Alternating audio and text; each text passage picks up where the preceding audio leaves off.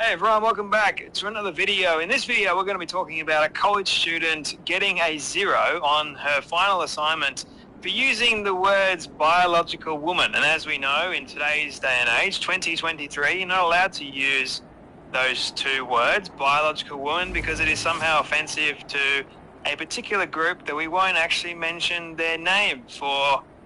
Well, I'm not going to use the word fear because I'm not afraid of them, but, well, you know, demonetization and everything. So he's afraid to say transvestites, trannies, or whatever the fuck you want to call it. The truth. He's afraid of demonetization. So he's lying to you saying he's not afraid, but he is, to not say the truth. But anyway, back to what he's saying. Everything else that goes along with actually using the protected class's name. Because that's not my words either, that is in writing by YouTube's harmful and hateful policy. So have a watch of, her name is Olivia, she's a college student. Have a watch of her explain what took place for her. A 0 on a project proposal in my class because I used the term biological women, which is apparently not allowed anymore. She even said it was a good project proposal, but I got a 0 because I used this term that's exclusionary and not allowed anymore, so. And I 100% know that this is like the most biased grade ever because my project is about transgenders competing in biological women's sports. How am I supposed to do my final project if I can't use the word biological women? But that's what my project is about. So Olivia used the term biological woman on one of her projects, which, funny enough, happened to be about trans people. So you can't, these days, you can't actually use biological woman. Now you've got to use cis woman instead of... That's very derogatory. To call someone cis. Yet these Fruit Loops get away with this shit. And we can't say the truth in reality. Something's gonna give and enough's enough. The bullshit and lies has to stop. Biology, because somehow biology doesn't exist nowadays. The denial of actual science and reality and reason, all those things that are really important to the fabric of a functioning and healthy society. No, you can't in fact say anything of that sort. You've got to turn it around now and say things that are less offensive or not even offensive to begin with. Biological... Less offensive to these people that have mental problems, but very offensive to real humans. Real men and real women. Let's get that factual straight. Remember, you may hate me, you may love me, I don't care. I'm blunt and to the point. Woman, for some reason, is offensive to these trans women. I'll be here. Somehow, like, they deny that biological women exist, which just goes to show you that they're trying to erase real women from the equation. If you deny that biological women do in fact exist, and you say that trans women are women, and you shout that to the top of your lungs, top of the hills, whatever, and you continually do it, which this particular senator, I won't show you the video because it will probably numb your brain, because it did for me and it hurt to actually watch. She was constantly saying on repeat, it was like there was something that just went wrong in the brain. She was just repeating, well, even though I don't think there's anything wrong with her to begin with, it's mainly the ideology, but she just kept saying trans women are women, trans women are women, trans rights are human rights, and all these constant phrases that we are bombarded with left, right, and center.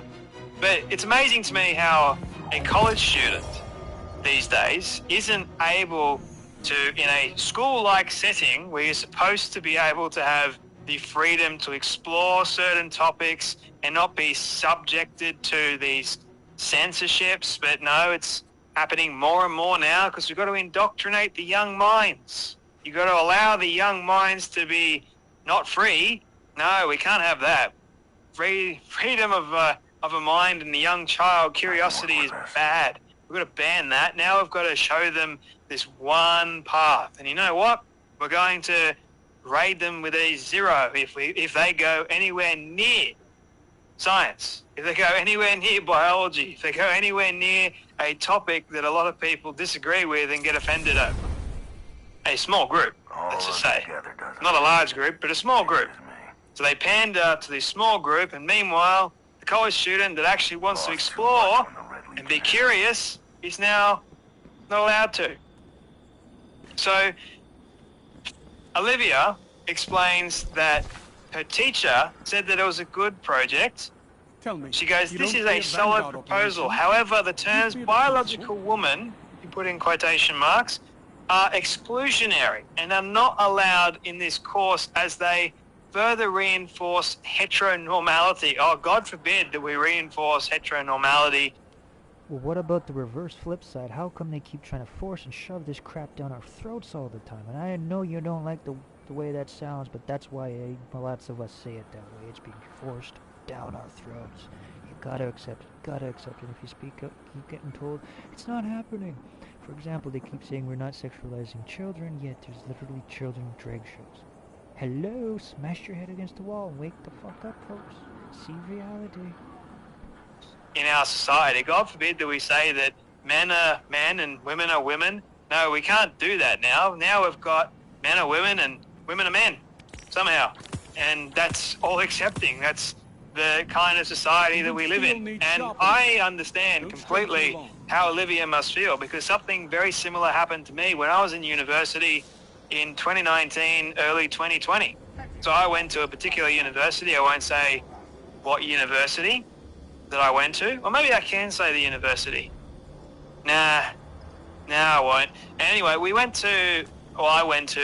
was studying to become a teacher, believe it or not. Like, I thought that I could help kids that are struggling and try and, share the truth in that respect. Because, education, I love it. I happen to enjoy education. But even when I was in university for a semester, I ended up leaving because I could not take the discrimination and the level of insanity that actually was taking place in the university.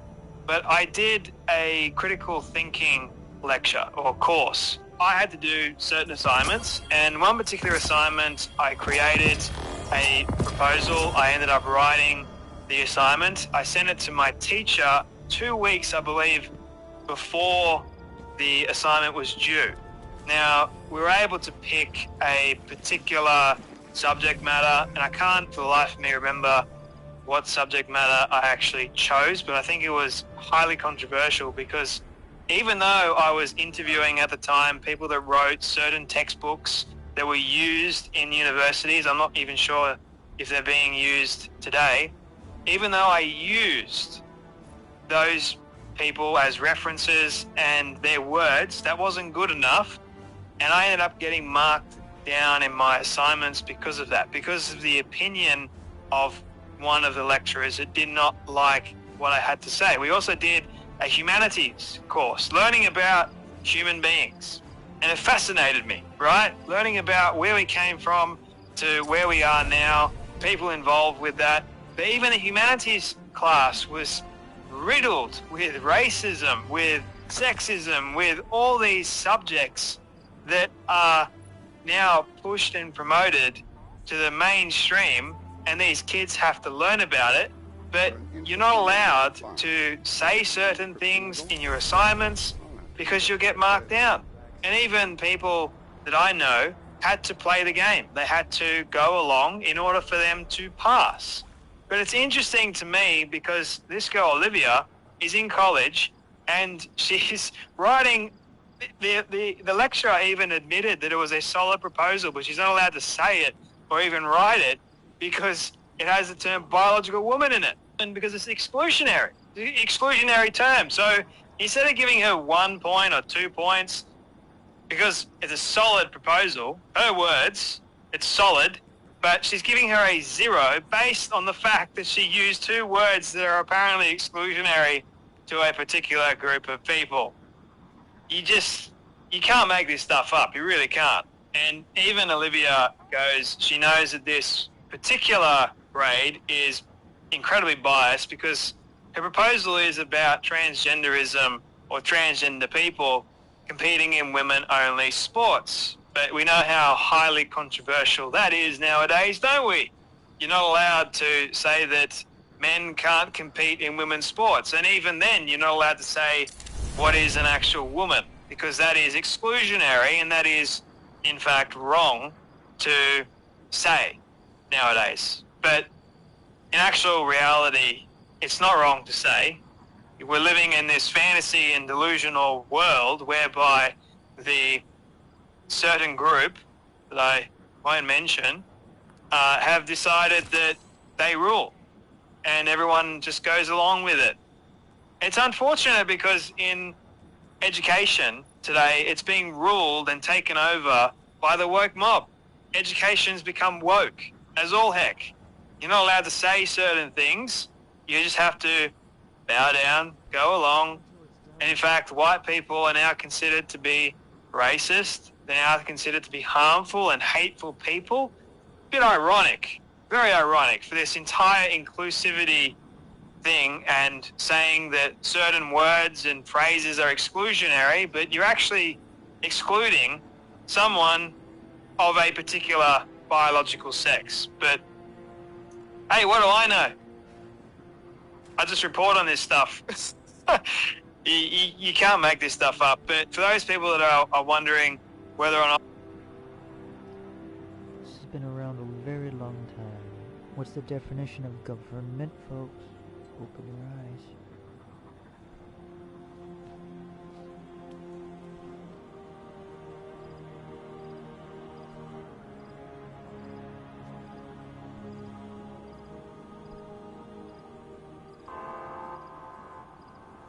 Today, I'm gonna take things slow. Hi there, welcome to my channel and welcome to my local woods. It's a beautiful morning. I just sat down here and I wanted to talk a little bit about a topic that I touched upon in my previous video. This is quite important. This is about freedom, or how governments now are working to limit your freedom or even take your freedom away from you. And I know some people, they really hate when I talk about this. They really hate that I even mention something like that. That's okay. If you want to stick your head in the sand so that you don't see what's happening, that's up to you. You do you. But the rest of us, we need to be aware of what's happening. Golden Age blueprint for interplanetary Central bank digital currency. It sounds boring. CBDC. That sounds boring too. Digital money. But it's not like Bitcoin. It is actually the opposite. We're talking about digital money that can be programmed and controlled by the government. Literally Bitcoin. Don't deny it, it's true. It's all frickin' the same. We have to go back to the gold standard. Because guess what? They just print shit out of thin air now. It has zero value backing behind it. It's all fiat. They will be able to decide when you use your money, on what you use your money. Let's say they don't want people to eat steak. So, sorry, your little quota or your little ration of steak this week, you spent that already. So no steak for you. Let's say they want people to not use their petrol car. Yeah, they can control that. They can limit that as well. It can be done by the push of a button. Let's say you're a little bit of a free thinker. You question the authorities. Oh, sorry, we're going to have to limit your access to your money. We're going to starve you out. This is something that many people will refuse to. They will call me names. They always do. You guys, go ahead and write your little comments. Call me whatever you like. I don't care. Call me a conspiracy theorist. It doesn't mean anything anymore, okay? So go ahead, do that. The banks are ecstatic about this. Of course they are, because it gives them a lot more power. They are going to work with the governments so that the peasants, the normal people, can be controlled. Even more than before. So I have printed out this article here. It's an interview with Chief Executive something of Information, Ramtin Mata, sounds French, but he's a Norwegian. He works in a Norwegian private bank, Sparebank 1 SR Bank. He's being asked here. I'll quickly go through this, okay? What's digital, what's a central bank digital currency? Well, the short version, he says, it's smart digital cash that can be programmed to a lot of cool things. Yeah, okay. And he is mentioning blockchain technology that I will not get into in this video. And then he says that... See, like I said, Bitcoin is exactly the same, because it runs off blockchain. Dun dun dun! People have been warning since a very long time. If you truly look back at the warnings of Y2K, we were warning you that technology is going to take over every part of your life. Hello, we told you.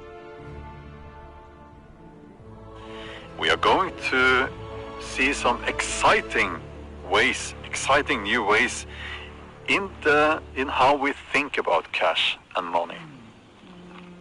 It's all exciting and smart, isn't it? For example, he's mentioning here smart contracts that can be tied to the money. And the interviewer here says, a smart contract?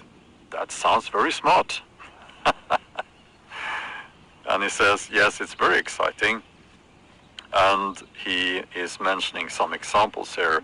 We can have, for instance, travel insurance that won't get into effect before you arrive at the airport. We can program the money, he says, so that they can't be used on betting or candy. Also, he's mentioning here that the money can be programmed so that they have to be used before a certain date, which will be handy if you... So it expires. Huh. Huh. If they want consumption to go up in society, right? And he says here, they have already tested that in China. That beacon of freedom and democracy, China, right? No, the CCP, Chinese Communist Party, and CCP Nerlitor. And the rest of the world is following by the WEF and WHO. So, don't think you're any better. Well, again, I'll say this yet again. What is the definition of government? So, and then he goes on here about China, that they started their pilot project in 2020, where some of the people employed by the state got their wages paid in CBDC. So it's happening, okay?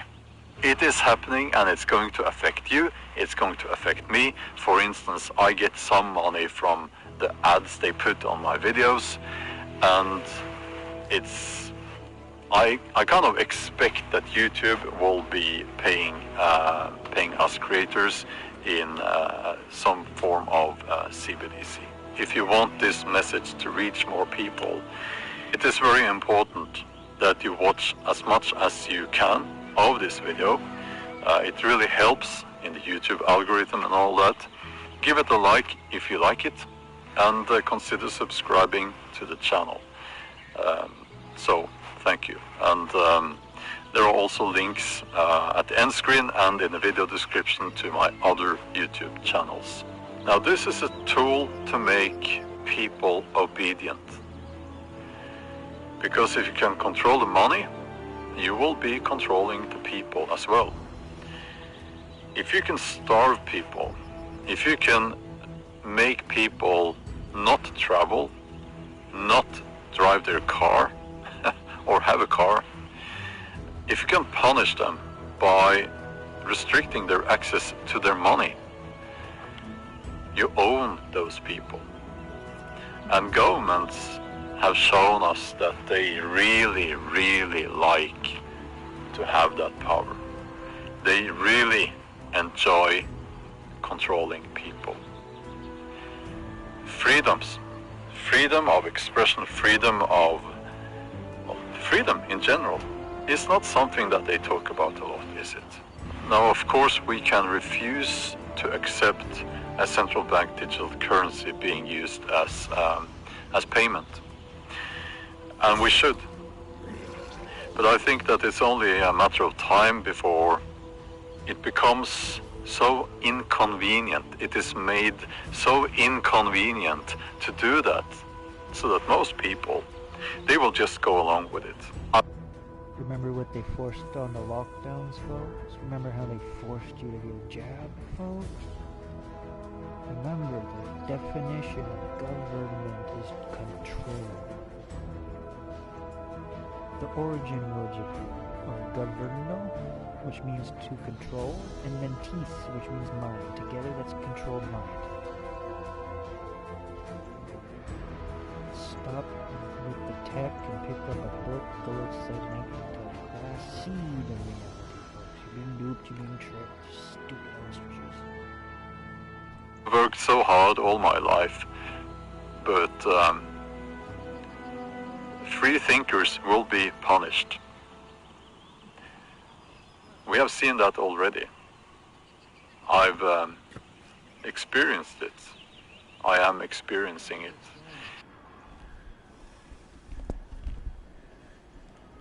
Absolutely true. Not even just him. Even me. All I've done is share a doctor reading word for word what the CDC and the WHO themselves told every doctor to do. All she did, read the words on the page. And they claimed I was apparently giving false information. How is that false when that's literally what every doctor was given? Smarten up, folks. Smarten the frick up, or you're just as dumb as a lemon running off a cliff because the one before you did.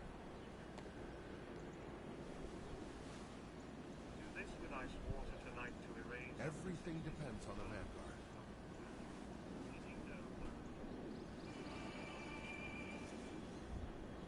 Kids are being led to believe, and parents are being led to believe that you should accept yourself just the way you are.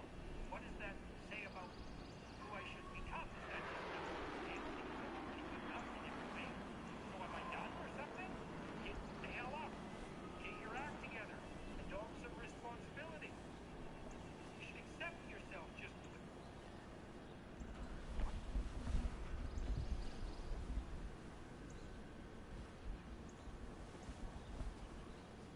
are. No, it couldn't possibly be that simple, could it? You should accept yourself just the way you are. What does that say about who I should become? Is that just now off the table because I'm already good enough in every way? So am I done or something? Get the hell up. Get your act together. Adopt some responsibility. Put your life together. Develop a vision. Unfold all those manifold possibilities that lurk within. Be a force for good in the world, and that'll be the adventure of your life. Kids are being led to believe, and parents are being led to believe that you can step in with these very powerful medications, these hormones, and you can deny biology, and you can pause biology. You can create a persona of the opposite sex without paying a huge price. That is the lie that's being told, that you're not going to pay a price for this. Oh yeah, there might be a few side effects. No. I mean, like a whole missing forearm, for example, and a penis that doesn't work, and sterility and lowered voice, and decreased bone density, and the increased probability of the development of cancer, and no evidence whatsoever that there's any mental health benefit, and all the trauma that you put your family through and all the regret that's going to emerge later in life when you find out that you're sterile, no ability to breastfeed, and complete loss of erotic sensation in the nipples, and et cetera, et cetera. You mean those risks, those trivial, by the wayside risks that are completely ignorable given all the euphoria you're going to experience when you put yourself in the hands of liars and butchers? You mean that story?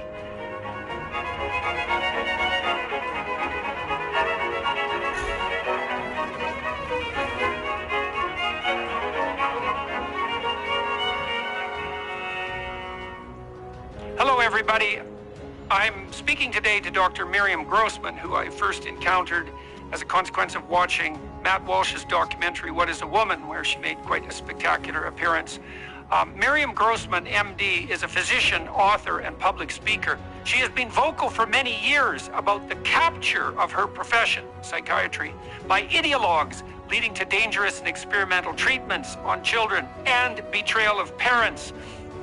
As I said, Dr. Grossman was featured in the Daily Wire's hit documentary, What is a Woman?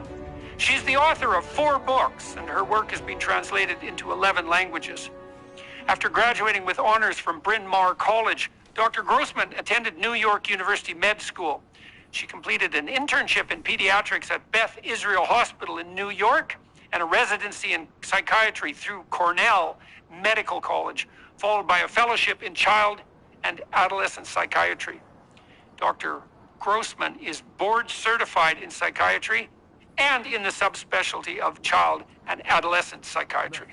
And so I thought it would be interesting, especially given our shared interest as well in clinical matters, because Dr. Grossman is a practicing clinician. I thought it would be interesting to have a further conversation. So that's what we're doing today. She wrote, "You're teaching my child what?" back in 2009. Which is pretty damn early, all things considered. And she has a new book coming out later this year. It's already available for pre-order. You can check that out in the video description. Be a URL link there. It's called... No, that's not early, all things considered. I remember it was, I think 2008, almost the 2009 school year. They were trying to force and allow men to go into the women's washrooms, and parents said no back then. So what the heck does he not remember about that? Lost in Transnation, a child psychiatrist's guide out of the madness. And so out of the madness, that's pretty forthright terminology, you might say. So why don't we start on the biographical side a bit. You started to become concerned about the issues you've been writing and speaking about, well, obviously before 2009, because you wrote a book in 2009, and that usually takes a year or two. And so you're an early observer of things going seriously sideways on the clinical front. And so let's go back to, well, the Okay, so if that's in the clinical front, how come I was in schools already by 07, 08? The decade of the 2000s. What were you seeing, and why do you think you were concerned about it when so many of your colleagues, my colleagues, are still not concerned about it, let's say? Yes. Well, what happened is that I was researching sex education and what young people are taught in their sex education. And I was doing that because I was working with students at UCLA at the time. And there was such an alarming degree of sexually transmitted infections and abortions and so on that I was curious to know exactly what kids are being taught about sexuality. And I was quite shocked to see what they were being taught, but one of the things that shocked me, I think more than anything, was I discovered this, I like to call it a belief system or an ideology of gender that kids were being told, that there's something called gender, which is separate from sex, and it's sort of like a psychological sex, and that a person can have a gender that's at odds with their physical reality, and that is normal and healthy. And wow. because that's so messed up. The word gender is a synonym. Sorry, I always sometimes forget it's a homonym. Synonym is sounds the same but different word. It's a homonym. It means the same thing, but with a different word. Gender literally means sex. Hello! No wonder why kids are so messed up today. In fact, it's wonderful to explore what your gender might be and so on and so forth, all the things that we know about that are being said right now. And that I mean, I just couldn't believe it. I couldn't believe that. First of all, it's not so. You cannot simply claim that you can divorce your identity from your physical reality, and all that is just all fine and good. That's dangerous, and I knew from the second that I saw it, I was very concerned about the destabilizing and confusing effect that would have on young people. I mean, right. I mean, we want, as you know, in psychiatry and psychology, we want people to have a stable identity. People want to know who they are. They don't want to be confused about who they are, and they certainly don't want to be confused about something as important as whether they're male or female.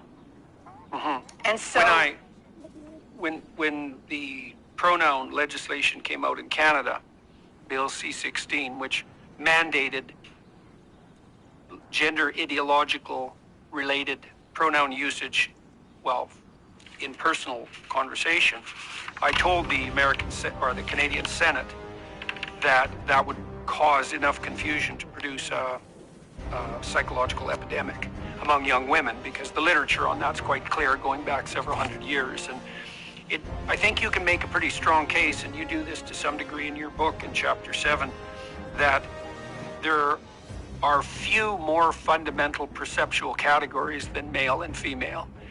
I think that category system might be as fundamental as up or down, or black and white, or light and dark. Those would be the only ones that I can think of that are at the same depth of cognitive necessity, perceptual necessity.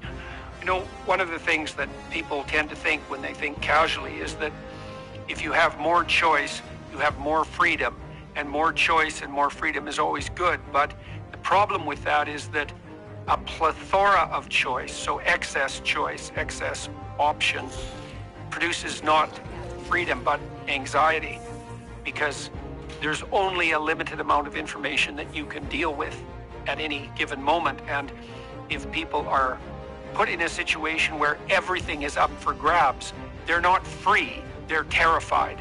And that's part of the reason, as far as I can tell, why rates of depression and anxiety among young people have skyrocketed in recent years, especially among young women, who are also the ones who are most likely to fall prey to psychological epidemics in general, and the one that we're in now specifically.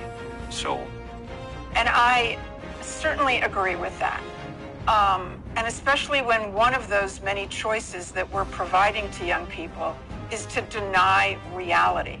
So it's not just that we're providing them with too many choices, you know, like when you walk down the cereal aisle and there's like 200 different kinds of cereal and you get dizzy from it. That's not what we're talking about. We're talking about one of the options here is to actually deny reality. And I would even go further than that. There's a celebration of denying reality. There's a celebration of being confused. Now, you'll note that in the, that LGBTQ includes that Q, and I think that's very important to look at.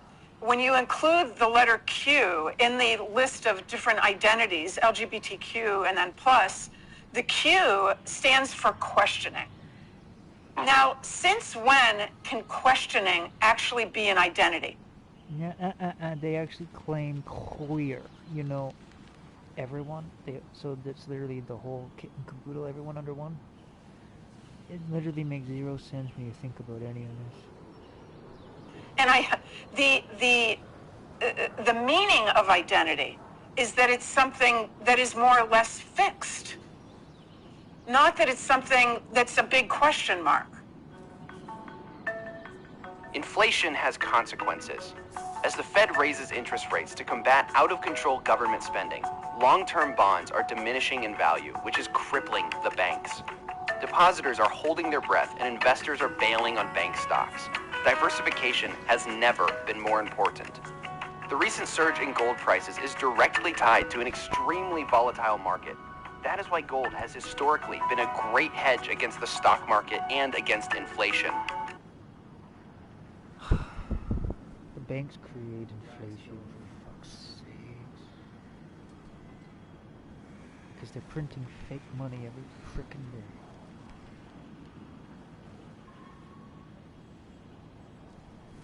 It would be useful to delve in. Specialists. That's Jordan. People don't really understand what an identity does. And we have lapsed into this idiot subjectivity that's predicated on the assumption that you are whatever you feel. Now, first of all, that's a very bad measurement from a scientific or clinical perspective, because you never rely as a good clinician merely on what people feel. You need multiple converging sources of evidence to make a diagnosis. But the second part is more relevant, which is that your identity is actually a framework of attentional prioritization and action that enables you to function well in the natural and social environments. You could say the psychological, natural, and social environments. And what you feel you are is not going to be a useful identity if it's not integrated with other people. You know, Piaget pointed out, for example, that developmental psychologists, that children have to integrate their ability to play in a social context. They have to negotiate an identity even when they're just playing a game with their friends. And identity itself is socially negotiated, which the lefties should know because they're all bang on about constructivism constantly. And so the idea that identity is only subjective and that it's only defined by what you feel is unethical. That's an unethical stance for clinicians to adopt, but it's also completely impractical because your identity is the game you play with your intimate partner, it's the game you play with your family, it's the game you play with your community. Like, you have to be nested socially at multiple levels of the social hierarchy in order to have a functional identity, and then to replace that with merely what you feel and to enforce that by fiat. Well, the only thing that could be more counterproductive than that is, as you pointed out, an identity that's only based on questioning, which is just a pathway to, existential angst and hopelessness. Well, we have to acknowledge that aside from being unethical and confusing, it's extremely dangerous because it puts. Yes. I mean, we have to always keep that in front of us. I spend a lot of time talking with families, parents, kids, and people who have been through this ordeal. And so I always have in front of me, Dr. Peterson, their faces and their words. And one of the reasons that I wanted to do this interview with you is to give those people a voice. There's a whole population of individuals, and I'm speaking here, people have already talked about the detransitioners, and you had Chloe Cole on, which was amazing. But I want to speak about a different population, and that is the parents of these young people who have fallen into, I'm going to say, this darkness and this confusion.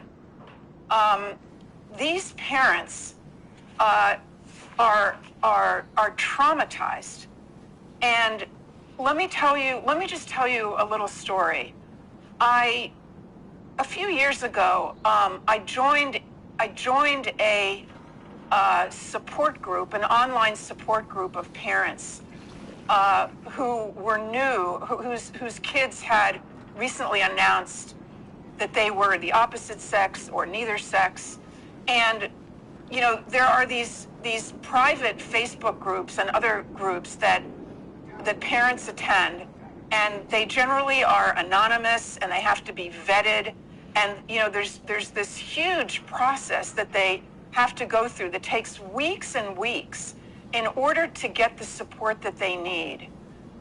Because our profession, the mental health profession, is not giving them, our profession is demonizing them. So they have demonizing, to go, you're saying demonizing the parents who are concerned about what's happening to their kids on the gender education front? Yes, the parents that will not immediately, jump into affirmation, and that are feeling very strongly that this is not, the real issue, that the real issue is that the child has underlying trauma or autism or anxiety or what have you. The real issue may be that the family has had a lot of, there's been crisis, or there's been losses or deaths or COVID or what have you. And the family is saying, look, my child is now saying that, that they're transgender, but I really feel that there's other things going on here. Why are you immediately giving us a referral to an endocrinologist? Let's go to reality. It's a lie to claim there's anything other than a man and a woman. It's a lie to claim a man can never become a woman.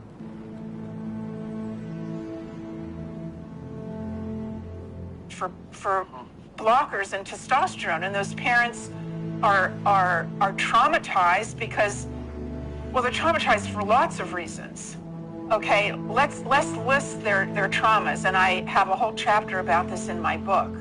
Because honestly, Dr. Peterson, I am so troubled by how these parents have been treated and are being treated by the mental health profession, by the medical profession, by the media. Yeah, well, the most common problem that I've seen emerge out of that is this. So the American Psychological Association announced in its guidelines for gender-affirming care that there were no valid long-term studies of the psychological consequences of transitioning, and they attributed that to the prejudice on the part of clinicians and researchers against the trans community, which is, of course, absolutely preposterous accusation, but be that as it may. But then 3 or 4 pages later, they said, well, the evidence is very clear that if you don't help people transition early, that their mental health outcome is much worse, including the risk for suicide. Now, both of those can't be true. We can't have an absolute dearth of long-term follow-up studies on the gender transformation front because of prejudice in the research field, and know without a doubt that youthful transition is the best pathway to mental health, which it most certainly and 100% is not. But that hasn't stopped idiot, coward psychiatrists, psychologists, social workers, etc., from saying such things to parents as, well, would you rather have a dead child or a live trans child? And so they put that at the feet of the parents, which is, well, if you object to this, then all you're doing is increasing the suicide risk for your troubled child, which is about as cruel a thing as you could possibly say to parents. I can't imagine something more manipulative, and also something so ungrounded in anything approximating clinical fact. Now, it is the case, perhaps, that a young woman who is troubled emotionally, who takes testosterone, might feel a momentary improvement in mood that's a consequence of the physiological effects of the testosterone. But there's no evidence whatsoever that that's actually linked to the gender transition process. Now, you don't see the same elevation in mood, by the way, as far as I've been able to tell from the research literature, in the case of boys who are transitioning to girls. And that also indicates that it's more than likely pharmacological. But it is the case that the medical profession, the counseling profession, has been enticed into this situation and also compelled by legislation, gender-affirming care legislation, to outright lie to parents about the relative risks. And you know, like I know, that these kids who are gender dysphoric, their underlying condition is something in the broader depression, anxiety realm, and that the gender dysphoria is only it's a variant expression of that underlying broader psychopathology. So if we look at what's happened in our conversation here just the past few minutes, we can see the pattern of what is happening on a broader scale in all these discussions, which is that we always return to the child. Now, I'm not saying, of course we have to talk about the kids. Obviously, we have to talk about the kids, but we have to talk about the parents and what all this is doing to families. It's a destabilizing, destructive event in the family. It's an ordeal that they'll have to go through for years and years. And, you know, the way that I'm going to describe it to you, I don't know if you saw the movie Gone with the Wind, but there's an iconic scene in Gone with the Wind, and I'm going to use the description of that scene to help you understand where I'm coming from. So the scene that I'm talking about is when Scarlett O'Hara is panicked because Melanie is going to have a baby. And she runs to find the doctor to help with the delivery of the baby. And she goes, in order to find the doctor, she goes to this, it's like a makeshift hospital on the grounds of a train station. And you see Scarlett O'Hara walking through this just massive area of hundreds and thousands of injured, moaning, bleeding soldiers, and some of them are dead, and a lot of them are being carried away on stretchers, and they're moaning and they're calling out to her.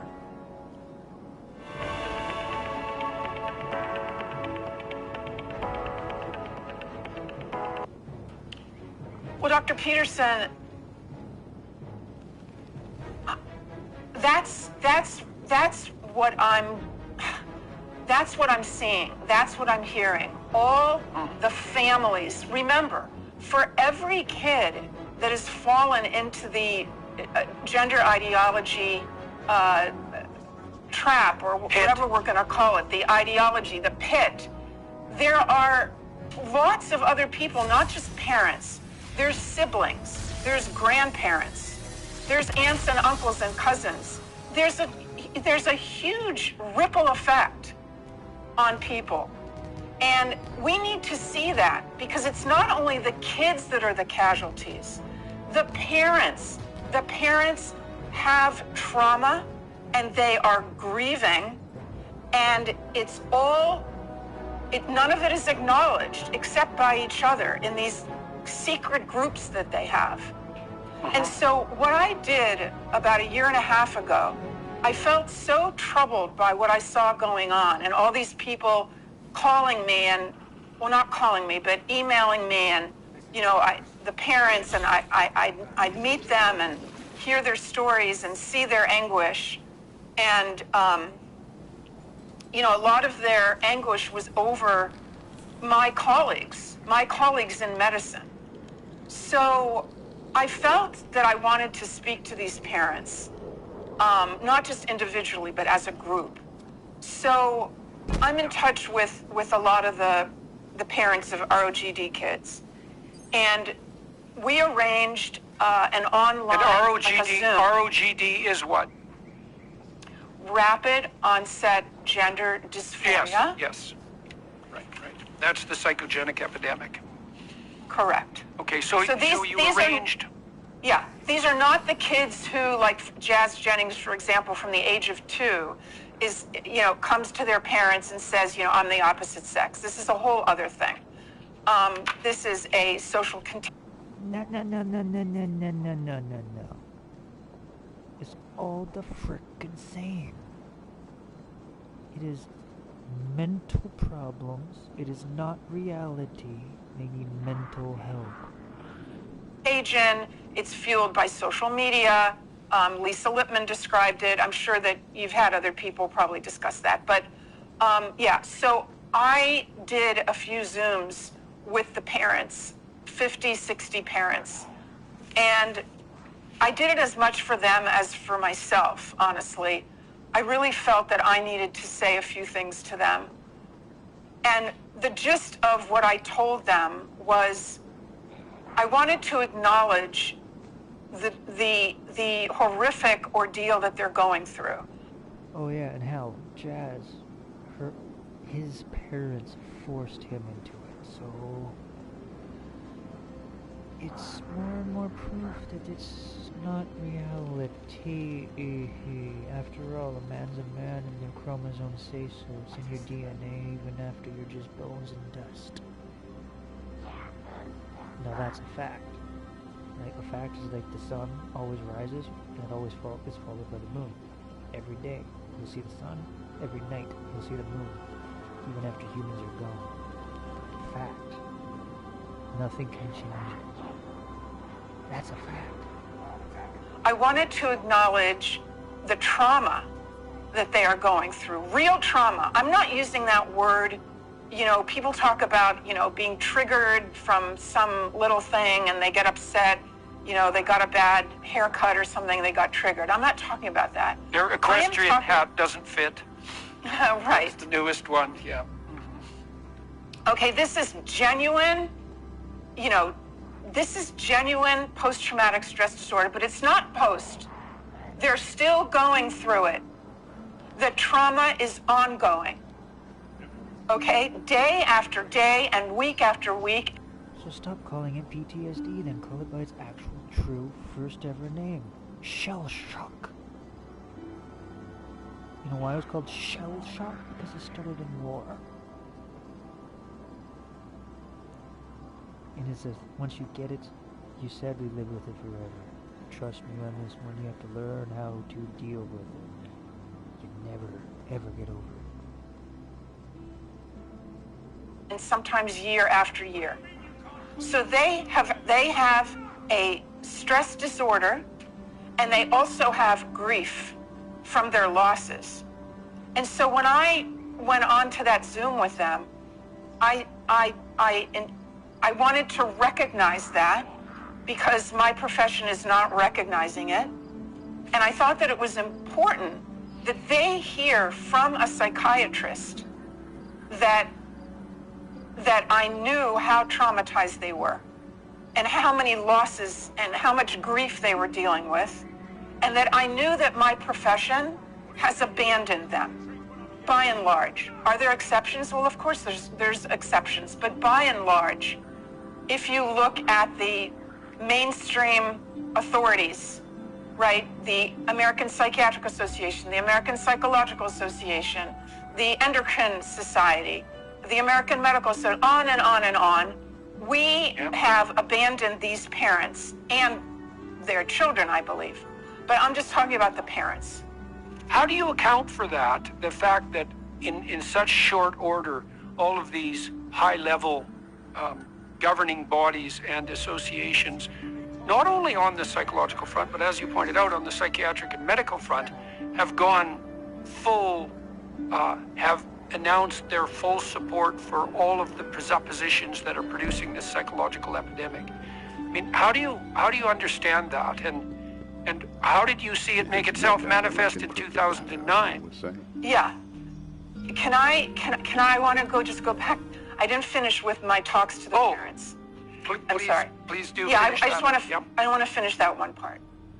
So, what I was looking at my screen, you know, at the grid of all the parents that were listening in, and I said to them that as a psychiatrist, I am acknowledging the ordeal, the terrible ordeal they're going through, and that they have experienced and are experiencing trauma.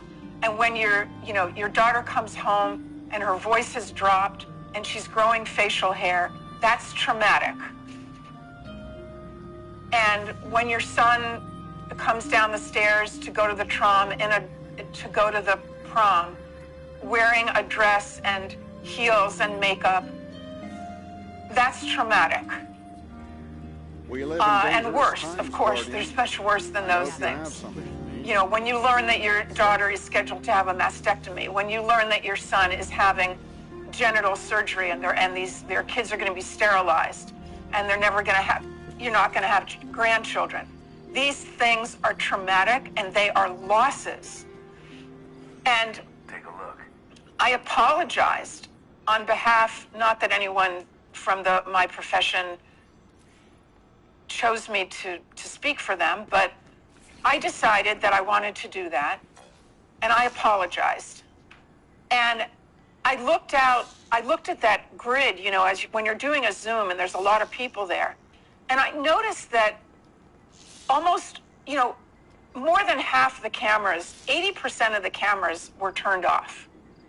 I could only see really a few faces. And at the time, I didn't know why that would have been. I thought maybe, you know, they're in the kitchen or they're busy, or I really didn't know. And then I found out later on, Dr. Peterson, that their cameras were off because they were crying. Huh. They were crying just to hear a professional, a mental health professional, say to them, yeah, you're traumatized. You are dealing with grief, with serious grief, just like the trauma of someone that went through a natural disaster or 9/11, just like the trauma of parents who are told their kid has cancer. No less than that. And in fact, more complicated than that, because your trauma and grief is not acknowledged. It's disenfranchised. And as you know, disenfranchised grief, complicated grief, is much more difficult to live with, to deal with, and to heal with. So when you have a terrible loss and grief, and you can't even share it with people at work, or maybe even your own family, and maybe your other children are endorsing the unreality and are using the new name and pronouns. Maybe even your spouse is. And so some of these parents are living with such deep loneliness in their grief. And I just feel a calling to speak out for those parents and to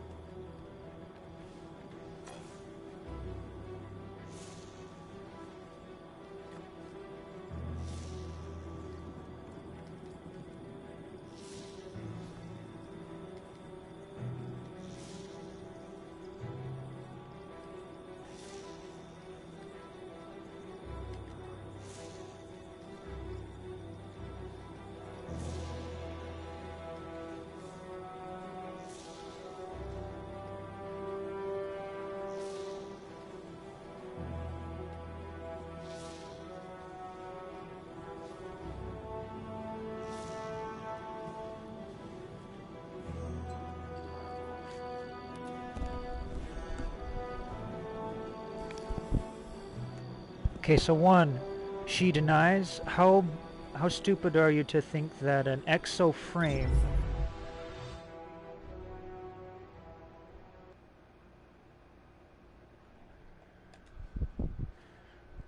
typical he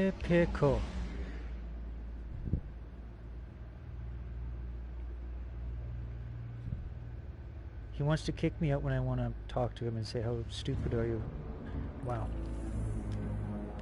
So read this, folks. Read this. This person's so frickin' stupid.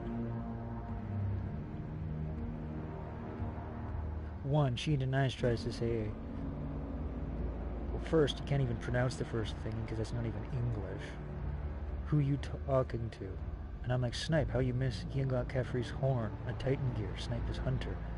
This idiot goes English. I'm like, I am in English. I accidentally sent it to Clan.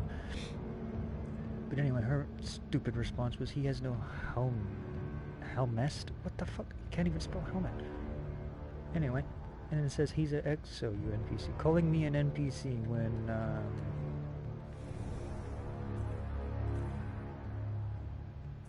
let me show you something.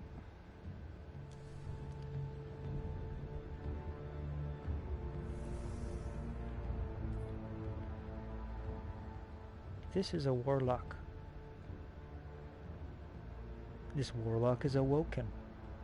My class is a warlock.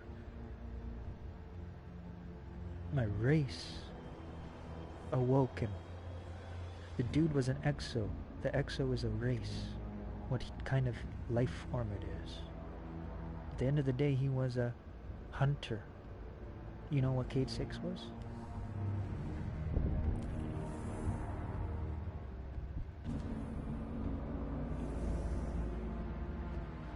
That's too funny. Way too funny. They call me an NPC. Well, they think an exo is a class. What's next? I bet they don't know about subclass. Your class, subclass. Class, subclass. Man.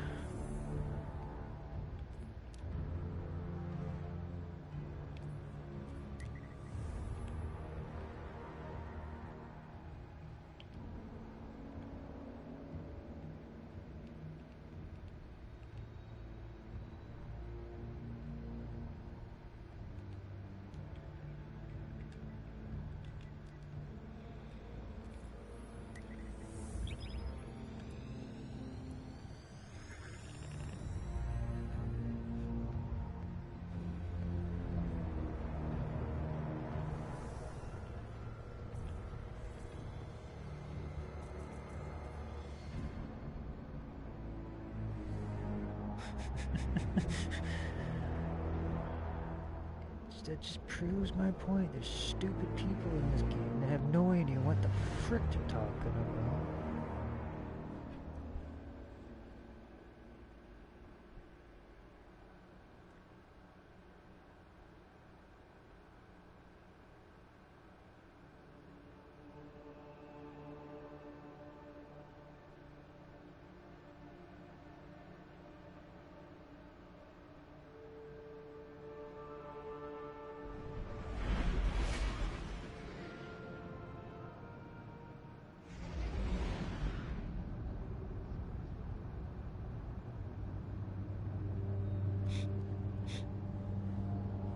Didn't even want to listen to truth. They just wanted to go silence and kick out. They must be some tranny. Oops, did I say that out loud? It's either that or they're a stupid lemming.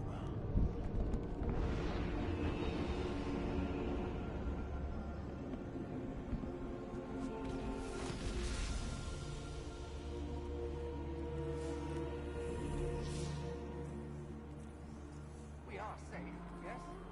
Yes.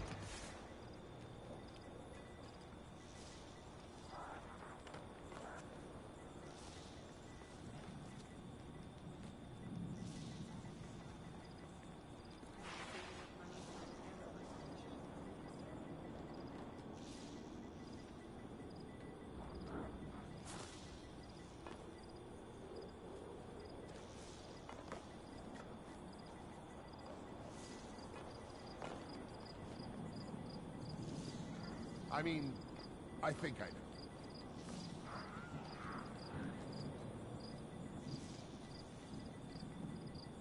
Are the archives finite? I wonder. Can a data set ever truly be complete?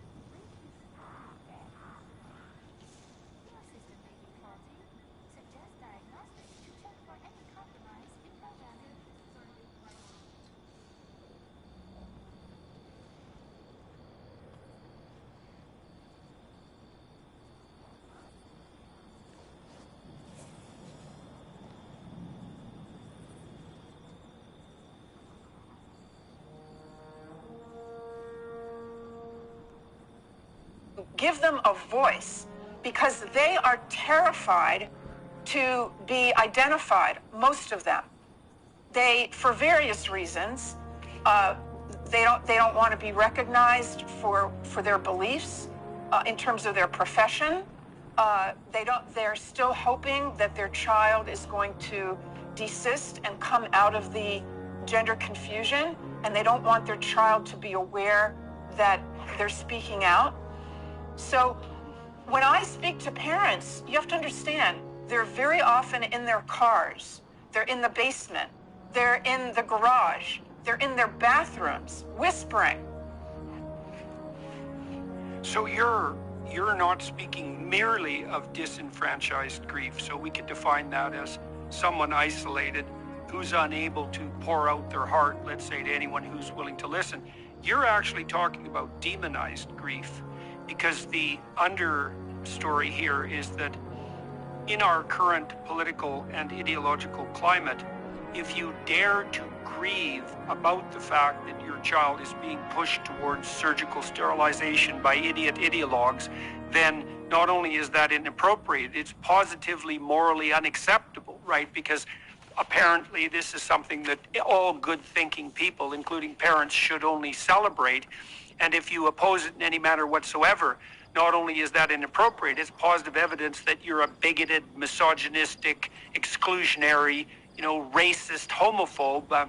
All the satanic adjectives you can possibly imagine are going to be dumped on you. So it's worse than mere disenfranchisement. And that you are the reason that your child's mental health has plummeted. Right. You are the reason if your child makes a suicide. It is your fault for not affirming that child immediately. And what I have in my book is how, advice for parents on how to deal with that. For example, if they have to admit their child to the hospital for a suicide attempt, how to talk with the staff at the hospital about this issue, when the staff is going to sit down with them, the treatment team is going to sit down with the parents and say, well, you have to affirm your child. This is why your child is trying to commit suicide. So I give parents very detailed advice on that conversation that they need to have with the staff at the hospital or with their therapist or at the schools. What I'm trying to do is to provide parents with the tools that they need in order, they're trying to protect their child not only against the ideology, but against all the institutions that we used to trust, our schools, our mental health, medicine, the field of medicine, hospitals, the list goes on and on. Those institutions that we used to trust, parents need the ammunition and the wherewithal and the confidence to be able to go to them and say, well, hold on a minute. Let me just tell you about A, B, C, and D. And I give them the information that they need. So there is no consensus on this issue. You know, parents and everyone is being led to believe that there's a consensus on this issue of how do we take care of these kids. There is no consensus.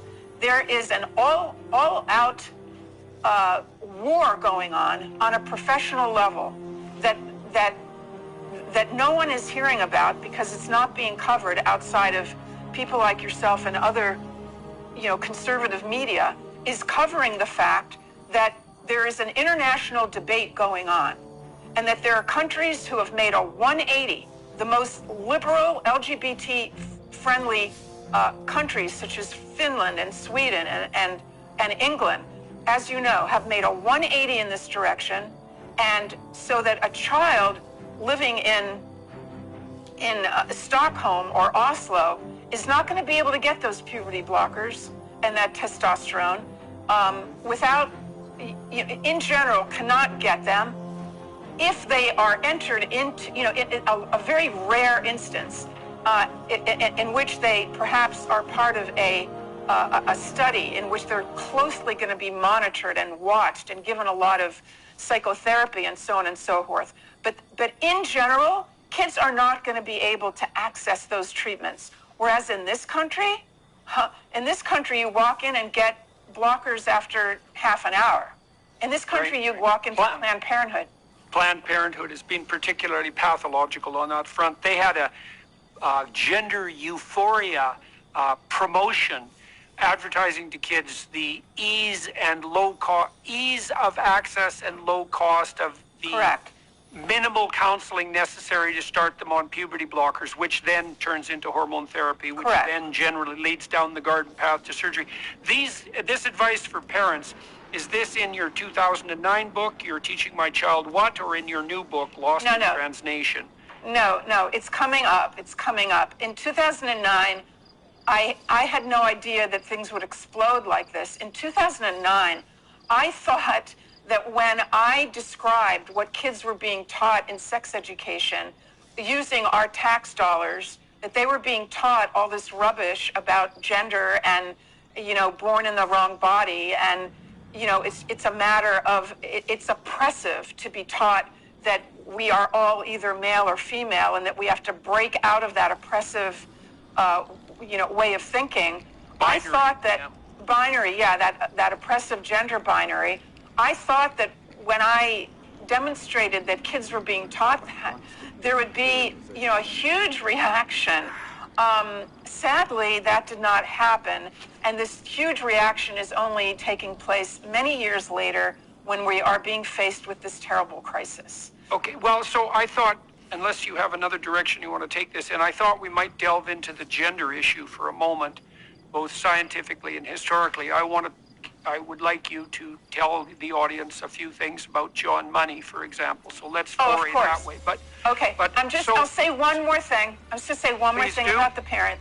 I'm very devoted to the parents. Okay, everyone is terribly concerned about the suicide rate among kids who are questioning or confused about their gender identity.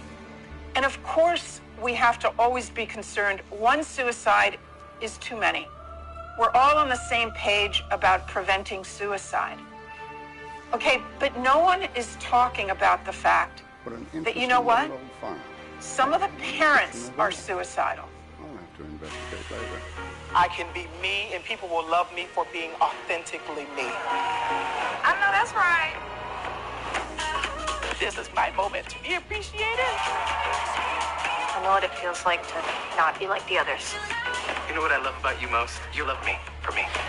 Yes! I am never giving up on us.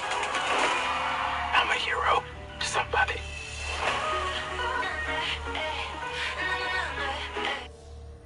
This is the #1 gift to this holiday season. The all-new BlendJet 2 portable blender packs so much power and innovation, it's 5 times more powerful than the original and can blast through almost anything. It holds 33% more with a 16-ounce capacity and has measurement markings right on the jar. With 16 beautiful colors to choose from, BlendJet 2 is the perfect gift for everyone. BlendJet 2 is amazing for making smoothie bar quality smoothies. It crushes right through frozen fruit and ice. Say goodbye to chalky chunks of protein. Toss in a banana to make your protein shake taste like a milkshake. BlendJet 2 whips up frozen lattes so good, you'll want to get out of bed every morning just to have one. Top your latte with a little whipped cream and chocolate and enjoy the coffee shop experience without the coffee shop price tag. Be your own bartender and impress your friends with mixologist-level frozen margaritas. Best of all, the BlendJet 2 cleans itself. Just add a drop of soap, water, and blend. Enjoy 15 blends per charge and recharge quickly with...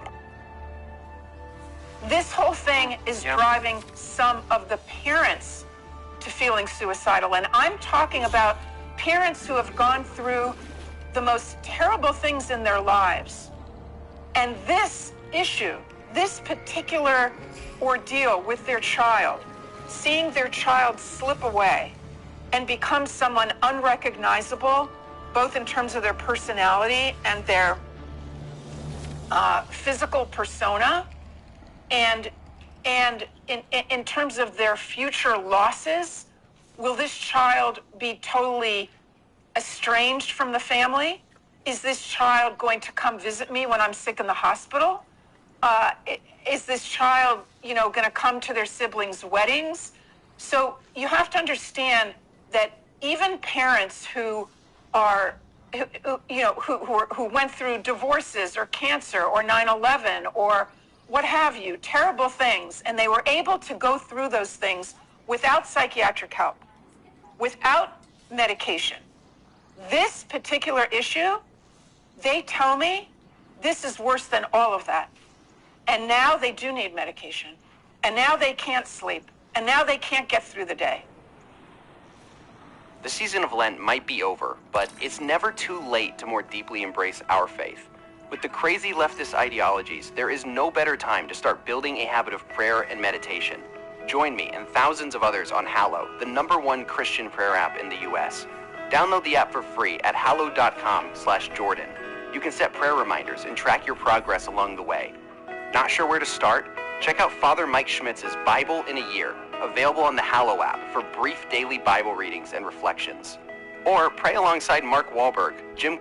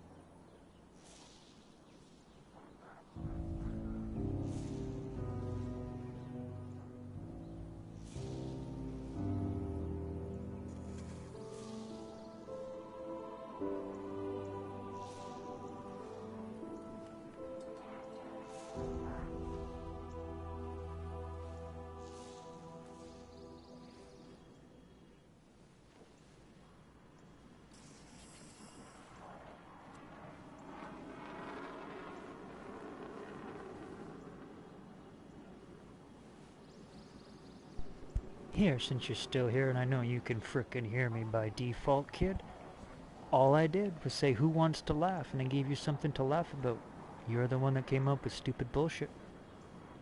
So yet again, how about you come into reality and some real smarts, dude? It's gonna take a lot to outwit me, folk.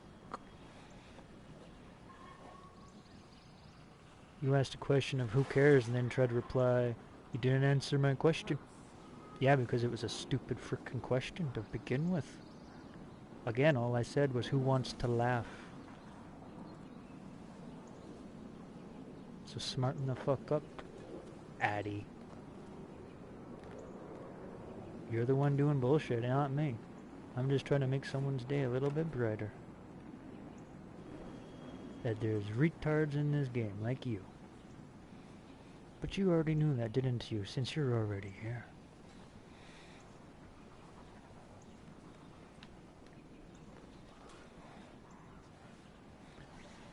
And he's gone. Good riddance.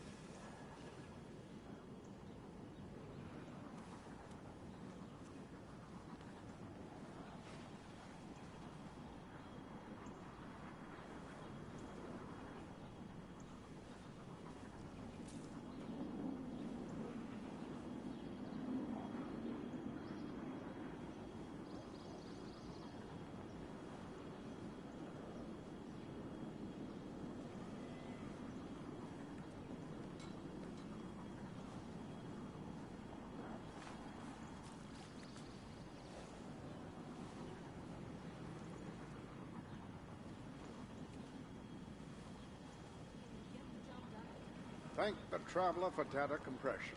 Now we're going to get it uncompressed.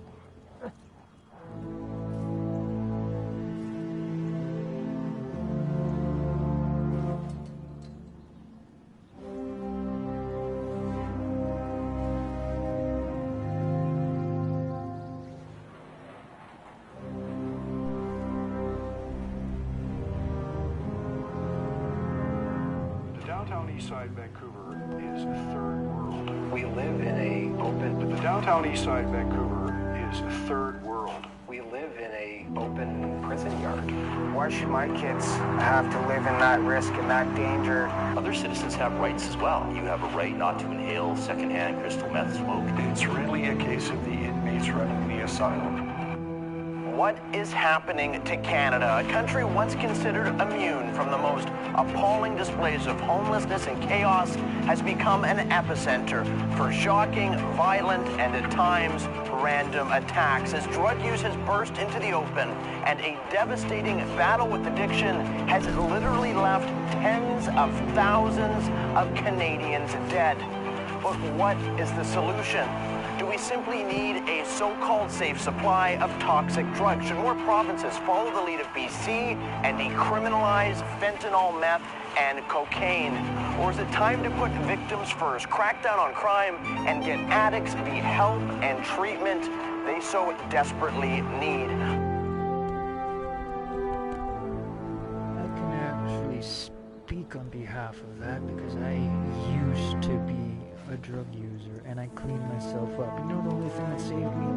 Rehabilitation. It's the only way.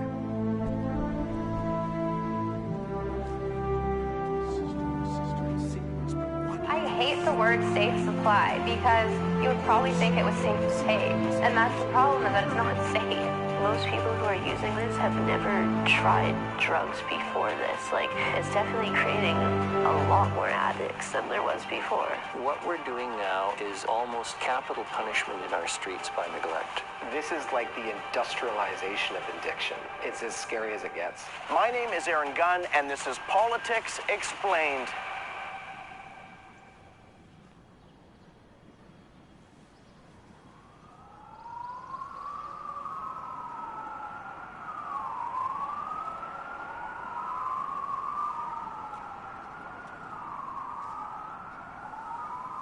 We begin with breaking news tonight.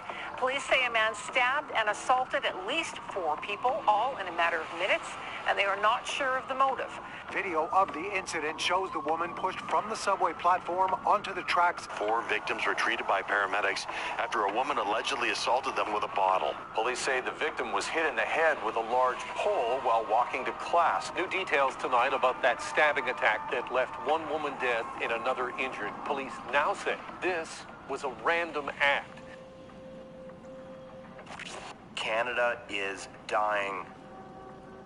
Our once safe city streets increasingly defined by chaos, robberies, assaults, homicides, reckless and random violence with no regard for age, gender, or, in some cases, apparent motivation of any kind. A deadly trend that since 2015 has seen violent crime in Canada increase 32%, a reality that has left many Canadians anxious and concerned. According to a recent poll, 64% of Canadians feel crime and violence have been getting worse, while in Vancouver, 40% of residents now report living in fear for their safety on a daily basis, and it's not hard to see why. A woman on a mobility scooter brazenly attacked, bus and SkyTrain passengers stabbed, and throat slit with a knife. And in March 2023, the shocking, random, and graphic murder of a father in front of his wife and young daughter in broad daylight outside of Starbucks on Granville Street. All part of a terrifying trend known as stranger attacks, which have increased 35% in Vancouver last year alone. But these shocking, violent, and random attacks are no longer exclusive to Vancouver. Toronto police say 16-year-old Gabrielle Magaloish was sitting on a bench at this Toronto subway station Saturday evening when a man approached him unprovoked. Magaloish was stabbed. He was rushed to hospital but died not long after. Don't let toxins build up in your body. Try this new smart patch instead. It draws out decades of built-up chemicals in the most bizarre way possible. When we saw it on Facebook, we thought it was bullshit. But when we dug deeper, the science actually made sense. Each foot pad contains powerful Japanese herbs that stimulate acupuncture points in your feet and can reduce... He didn't die from, like, being sick or anything. He was, like, stabbed in here, and he bled out? A day after the moving memorial to Gabriel's life, I visited the scene of his murder to talk to Toronto residents still reeling from the attack. You know, it's very unsafe. I've been here, I'm living here for many years, and that is the worst year I see this Toronto, that is the worst year. And when you see something like that, you feel in shock because it's, you never know what is coming. The randomness of it as well is just really disturbing. I don't know, as a young woman especially, it's like really scary. It's really upsetting because we're not that much older than him. One is far more wary, on the lookout. Very sad, 16 years old, for God's sake. No child should die like that. No adult should die like that. This is sheer sloppiness from the government. Yeah, it goes without saying that everybody should feel safe and not have to, get on the subway platform with fear of getting stabbed. Like, I feel like that's the bare minimum. But the murder of Gabrielle Magalhaes was hardly an isolated incident on the TTC. Canada's largest transit system has been rocked by shocking, violent attacks over the past year, from random shootings to a woman literally set on fire. I sat down with the former police chief of Toronto, Mark Saunders, to discuss how violence on the TTC and in Toronto more broadly has begun to spiral out of control. You were the chief of police. How does that make you feel to see what's kind of happened in your city? It seems like people are scared to ride the transit system. Yeah, the transit system is the lifeblood for so many people. And the fact that they are scared, it's just not good. They were talking about a ridership that at one point in time was 1.2 million, and it's now 860 something. It is a concern. It's a starting point of other things, and whatever you do, don't normalize disorder, don't normalize crime, because if you do, then it moves exponentially. And we're watching how Toronto is moving that way. And each attack leaves not only a victim, but cascading trauma and pain that can level communities, bystanders, and families most of all. Woke up in the morning and I had a Facebook message from my son Doug's partner. She wanted me to call her. So I phoned her and she told me that there had been a random stabbing in Chilliwack the night before, and then she told me that he didn't make it.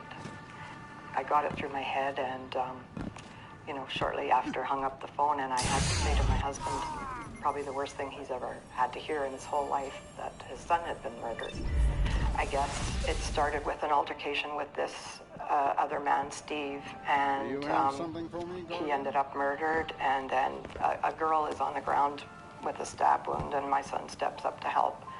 Now, there's a couple kind of shocking revelations reading about this particular case, but the one that still I come back to over and over again was the fact that this is an individual with a long criminal history. When I learned that this person had over 50 convictions, some of them with a knife. In his past, he'd been labeled a sexual offender, some of them with younger girls. When you have that many convictions, I don't understand how our justice system can allow him to be out walking the streets.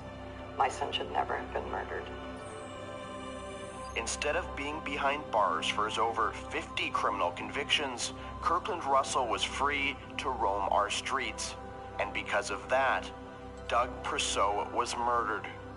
Even more shockingly, for the crime of stabbing Perceau 14 times with a knife and killing him while screaming out, "Why won't you effing die?" Russell received a sentence of only 8 years. Do you think 8 years in prison is justice for taking the life of your son? I'm pretty sure everybody knows my answer. Absolutely not. I mean, nothing will bring my son back, but 8 years certainly doesn't help account for it at all. It's almost a slap in the face. It is a slap in the face to my son, trying to help someone out, done absolutely nothing wrong.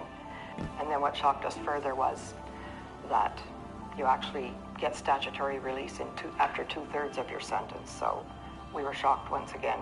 So he was let out in November on parole and sent to a halfway house.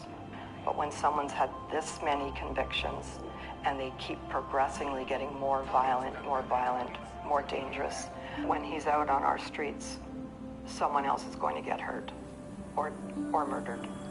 This disturbing trend of a repeat violent offender being released to our streets is unfortunately not an isolated incident. In fact, Jordan O'Brien Toobin, the man accused of killing 16-year-old Gabrielle Magalhaes, had already racked up dozens of criminal convictions himself, including for stabbing someone else just 1 year earlier, and was on probation at the time of the attack. Instead of being behind bars, he too was set free, and because of that, Gabrielle is dead. But just how common is it for our justice system to release dangerous repeat offenders like Kirkland Russell and Jordan O'Brien Toobin? And has Canada's justice system become little more than a revolving door? To find out, I traveled to Ottawa to meet with Larry Brock, a former Crown attorney from Brantford, Ontario, who now represents his riding as its Member of Parliament. I was just seeing more and more familiar faces in the criminal justice system being largely responsible for the most significant proportion of serious criminal violence in our community. A lot of stabbings, a lot of shootings, and frustrating aspect was they were continually being released. These so-called prolific offenders who are consistently arrested and then released are responsible for a majority of the crime across the country. The problem has gotten so bad in British Columbia that the mayors of the 13 largest municipalities wrote to then Attorney General, now Premier David Eby, literally begging the government to do something.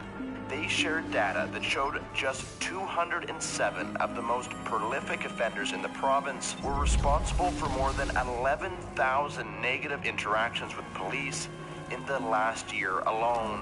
A catalyst for surging crime and violence that has not been limited to large metropolitan cities like Vancouver, but has also affected much smaller municipalities, including Victoria, Kelowna, and the once peaceful Vancouver Island city of Nanaimo. Recent numbers show severe crime up 44% here in Nanaimo. I don't feel safe. It's the first time I carry a knife now. I will pull this and it's an alarm for me to feel safe. I don't feel safe in my neighborhood. This is Kevin Shaw, an outspoken and longtime Nanaimo resident who's fed up with the skyrocketing crime and violence plaguing his hometown. It's gone from where we just had people freaking out, yelling and screaming, to needles, to knives being used, to machetes. A man who had been stabbed staggered into the mall. Bystanders rushed to help, trying to stop the bleeding, and did not survive. To axes being used just a few weeks ago, and now several shootings in just the last month. Residents rallied in Nanaimo Thursday following a brazen shooting over the weekend. It just exploded. A man came out of nowhere, grabbing her by the throat, and when she screamed for him to get off of her, he proceeded to grab her breasts. Aiden Ty's up here. You don't know who this guy is at this point, just a random guy. Not a clue. As an adult, Ty has been criminally convicted more than 110 times. Then he picked up a paving stone, and then next thing you know, he threw it at my wife, and he hit my wife right here while she was 34 weeks pregnant. We've had a bow and arrow that had a needle on it just a few weeks ago that was going to be aimed at somebody and shot with that needle on the end of it. I saw right over there a guy swinging around a machete. We want to feel safe to come down to our downtown. We don't want to have it taken and run over. If Nanaimo's downtown seems a little quiet, it may be related to how people are feeling about it. Among the downtown residents feeling less safe is Brian Rice. You've been broken into then? Yeah, many times. At one point, it was like literally every 6 weeks I was having a break-in. If you're struggling to meet your rent payment and somebody steals your kid's bicycle or your kid's bicycles, I mean, it's a bit of a crisis for you. People rarely say, gee, Len, I need the pothole fixed. They immediately want to talk about the street disorder. I use that term to describe all of the things that go on that are disturbing to people. And that is occurring a lot. In this one block area, Victoria Crescent, over the last month, 5 businesses have had their windows smashed. Just last night, right here at that 50s barber shop. And how has this location generally been over those past 16 years? The past 4 or 5 years, it really started to sink down and get really rough. And I've built it up for 16 years, and every little piece of this is a part of my personality. So to see it smashed and stuff all over the floor and stuff is very disheartening. It's just terrible. Security footage captures what police say is a drug-fueled rage in Nanaimo last night. The window was broken at 10 o'clock last night. The police got him because we could identify him. And the cop said he'll be out just after he goes to court in the morning after breakfast. You can talk to the RCMP, an officer right now, if he walked by. They could name off the top of their head who that small group of people are that are causing these problems. This small group of repeat offenders have frustrated police not only in Nanaimo, but across the country, who increasingly feel handcuffed by a system that simply isn't allowing them to do their jobs. There's a lot of frustration on the part of the police officers for the amount of time it goes into getting a charge before the courts, and they find that individual has been released and it commits another crime. They may be arrested at 8 o'clock in the morning, and they're telling police officers who arrest them, they're laughing at them, saying, I'm going to be released before you even finish your shift. And it's true. Which means if this is your 50th or 60th or 100th conviction for shoplifting, B&E, theft of auto, the chances of you actually going to jail for any significant time is almost nothing, zero. I had a conversation with a cop one night, and he said, you know, there's nobody more aware of this problem than the police. You know, he said, many of us got into the police force to fight crime, to protect our communities. And he says, we spend our time babysitting criminals. We'll have an individual who does shoplifting, and they'll have 50 to 60 convictions just on shoplifting. This is what the people you see downtown who are breaking into cars and doing residential or commercial B&Es, the theft from vehicles, this kind of stuff. Do people, do you think, kind of these repeat criminals think they can game the system? They have. They've been gaming the system since I've been a Crown attorney.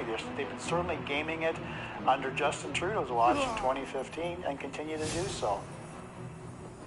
With Canadians living in fear and municipalities begging for help, how has the federal government responded? Has Justin Trudeau passed legislation to keep repeat violent offenders behind bars? Or by introducing Bill C-5 in 2021, has he elected to go in a decidedly different direction? There was 14 significant criminal offenses. Kidnapping, criminal harassment, discharging a weapon in the commission of offense, an armed robbery, trafficking in drugs, such as fentanyl. There were significant mandatory minimum penalties for those offenses. That's what the government took away. Justin Trudeau's Bill C-5, supported by the NDP, received royal assent in 2022, meaning that for the past year, 14 serious offenses carried no minimum sentences at all. But even more controversially has been another piece of legislation, Bill C-75. The Liberal government has tabled Bill C-75. This looks at changing the way that our courts work with the goal of getting to more cases faster and perhaps making the process less prone to discrimination. The federal government brought in a bill, I think it was in 2019, called Bill C-75. And in C-75, quite simply, it lowered the bar when it comes to judicial interim release. So made it easier for violent or repeat offenders to get bail. Is that right? Bill 75 was a bill that changed the nature of the criminal justice system. Judges were sort of dictated to consider release as the opening position for any individual, regardless of circumstance, regardless of the offense, regardless of the criminal record of the offender. It shackled the discretion of judges. It emphasized to Crown attorneys that we need to focus on releasing the accused. I love being a Vancouver police officer. I don't know if I could do this job today because I'm sure I would find it way too frustrating. So if you're taking a shoplifter and you've arrested this person 3 times or 4 times, and you learn that they've got 150 previous convictions, and you're filling out this report that takes you 2 hours, knowing when you're writing it, it's going to go to Crown, he's going to get bail, he's going to be out or she's going to be out in a matter of hours, and they're going to go back and do the same thing, possibly at the same store. So there is a frustration factor because you don't ever get ahead of things because the system doesn't allow you to prevent this occurring again. And it isn't just thieves, vandals, and other petty criminals that have been receiving bail en masse since the passage of the bill. In the past 3 years, individuals arrested for violent offenses who were then subsequently released were involved in 26 homicides and more than 2,100 assaults in the city of Edmonton alone, while in Windsor, violent crimes committed by those out on bail have increased by more than 400%. Since its passage and some of the bail reform, we've seen some very high-profile crimes, murders being committed by people out on bail. I believe the individual that killed the OPP officer was on bail. That individual ought to have been detained in custody, should have remained in custody. That was a completely avoidable tragedy, in my view.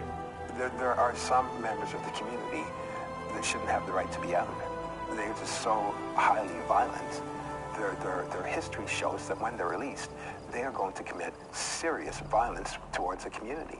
And by ignoring it, you're putting communities in harm's way. To illustrate just how incomprehensible the situation has become, data from British Columbia shows that since the introduction of Bill C-75, judges even granted bail 75% of the time to individuals charged with committing a violent offense who were already out on bail for another criminal charge.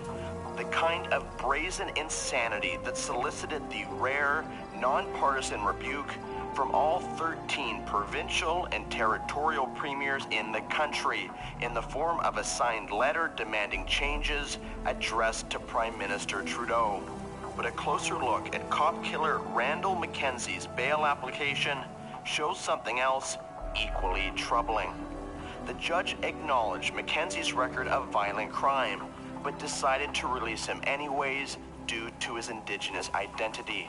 Part of a growing and controversial trend in Canada's justice system to weigh ethnicity and skin color against concerns of public safety.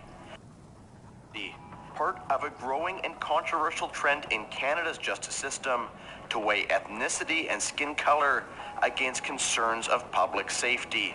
In Vancouver, police are now forced to take into account a suspect's ethnicity when deciding whether or not to handcuff them. While across BC, the NDP government explicitly directs prosecutors to weigh against pursuing criminal charges just because an offender happens to be Indigenous, an approach retired VPD officer Curtis Robinson strongly disagrees with.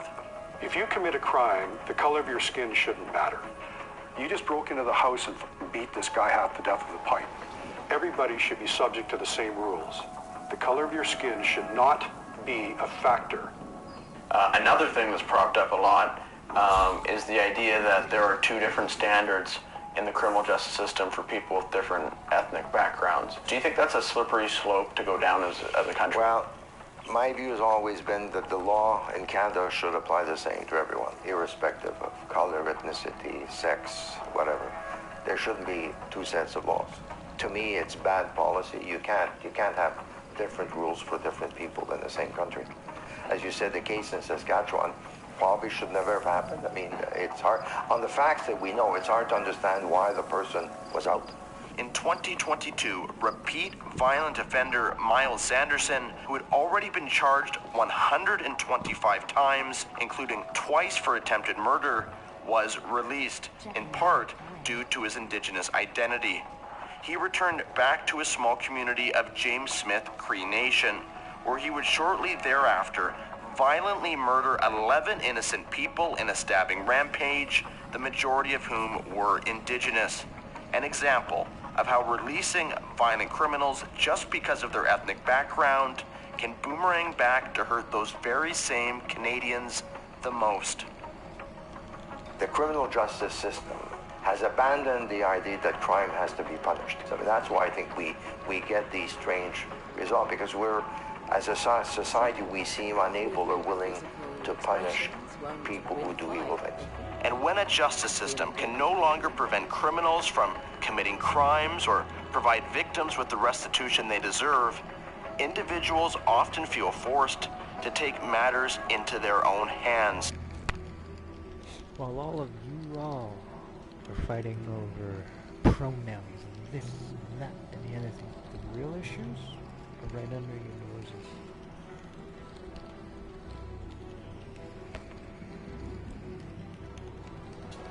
Clint Smith, a small business owner from Nanaimo, has had to deal with a crippling amount of property crime at the location of his business. One day, Clint received word from a friend that his recently stolen property had been spotted at a nearby tent encampment, with police either unwilling or unable to retrieve his property on his behalf. He headed down the embankment himself, along with a small group of friends. As I went down there, I point blank said I wanted no violence, no aggression, and I wound up shot in the hospital. And yeah, so that part, if you feel comfortable talking about it, obviously at some point, a gun came out from one of these individuals. Or Three different guns. Three different guns. Yeah, one was a pellet gun, one was a .22 rifle. You were shot with a .22? I was shot with a .22. There was a lot of .22 shots flying around all over the place. The biggest failure as a father and biggest regret as a family man is what I put my wife and my son through. Clint spent 5 days in a medically induced coma, undergoing 3 surgeries which saved his life. But 4 days later, after Clint woke up, his attacker had already been released on bail, and Craig Edwards Truckle, who had inexplicably only been charged with pointing a firearm, added another offense to his already lengthy criminal record. I don't think I can emphasize how crucially critical this has affected my family. My wife has been traumatized, my son has been traumatized. It's ruptured the community around me. I feel like I'm like an epicenter of fractures through our community. This shocking story and others have galvanized the community, banding together to form safety groups like the Nanaimo Area Public Safety Association. I met with a member of that group who watches over Nob Hill Park in downtown Nanaimo. Has this park had any problems itself? This park has had huge problems. Not when I was growing up. It was a safe place. Everyone, this was filled with kids and you just came home at dinner time kind of thing. Nowadays, your car gets broken into, petty crimes constantly. You can find people in your backyard sometimes shooting up. There's shady people, staying overnight here, tenting. The park can get filled with needles. You would not be able to leave your child or let your child go to the park. But it's not just parks where homelessness, open drug use, and anarchy have taken over. It's in much of the downtown. In Nanaimo, a city of just 100,000, there are an estimated 700 people suffering from drug addiction, currently living homeless on the streets. To get a sense of the scale of the issue in the city, I joined Nanaimo community safety officers as they conducted wellness checks downtown on those at risk to OD. It became immediately apparent that this small coastal city had a very serious problem.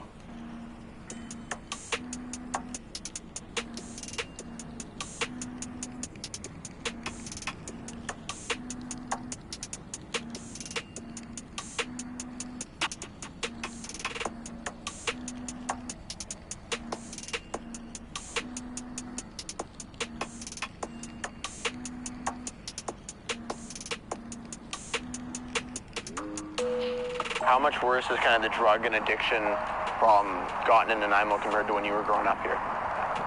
I can't even quantify how bad it's got. But it's bad, you know. Like I say, I'm born and raised here, and this is the worst I've seen the streets. And this right now, just to explain what's happening, you guys do this is a wellness check? Yeah, just a wellness check. So make sure people are okay. You know, do they need to be connected with our island health partners for a wound care?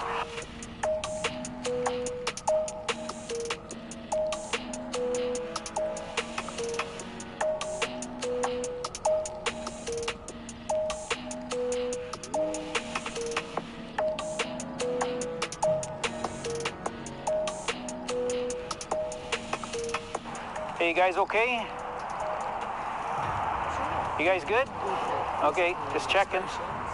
Nanaimo has eclipsed its highest annual total of overdose deaths in just 10 months. It's a terrifying trend taking place across the country, and it's killing an average of 17 Canadians a day. The powerful opioid fentanyl is the main driver. It's been found in the systems of 85% of people who overdosed this year.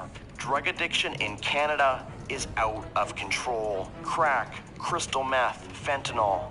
These dangerous drugs have ravaged Canadian communities, killing more than 6,000 Canadians just last year, including more than 2,000 from British Columbia alone, an increase of more than 1,000% in just 15 years. But just how addictive are these drugs, and what makes them so addicting? To answer that question, I met with Dr. Nathaniel Day, an addictions medicine specialist and former member of Alberta's Opioid Emergency Response Commission. Opioid addiction is such a terrible affliction. Like if you and I were evil and we were trying to mess up people's lives using a drug, an opioid's the perfect drug to do that with. If you take the same dose that makes you high today, for about 5 or 6 days, that dose will not make you high in that same way after that 5 or 6 days. And you'll need more.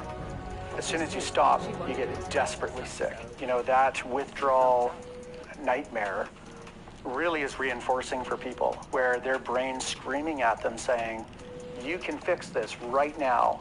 All you have to do is score.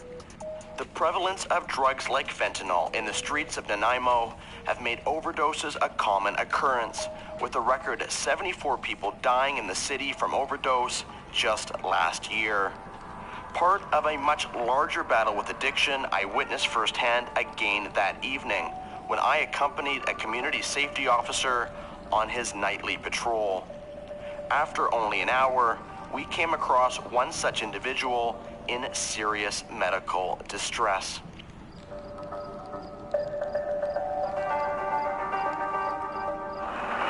For ambulance, please. Thank you.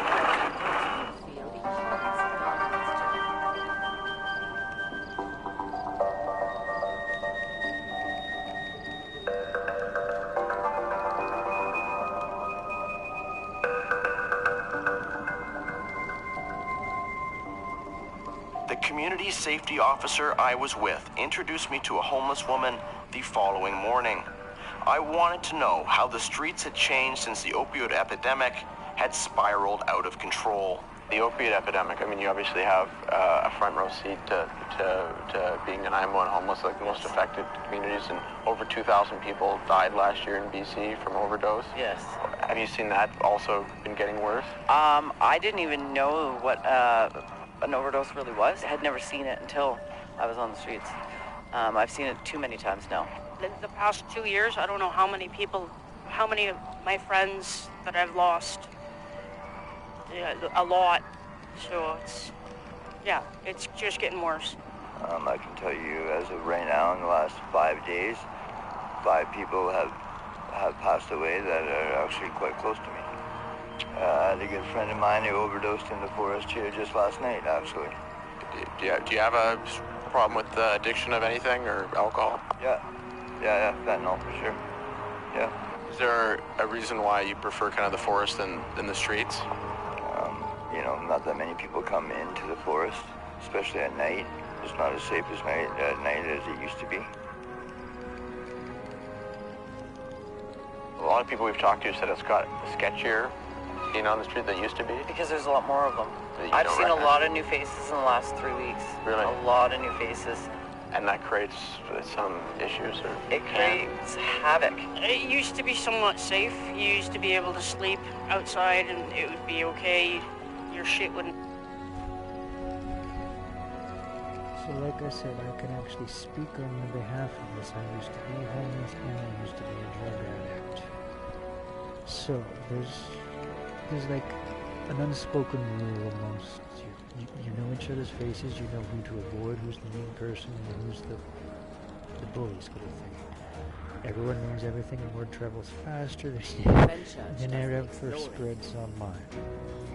And I don't know how that happens, but word of mouth travels so quick.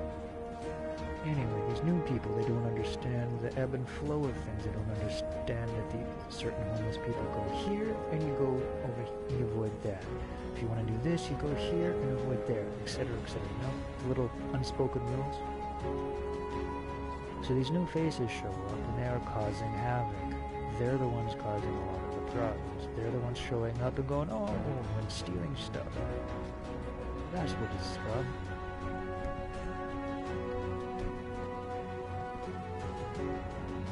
It's stolen. It's been the last, I'd say, Havoc. it used to be somewhat safe. You used to be able to sleep outside and it would be okay.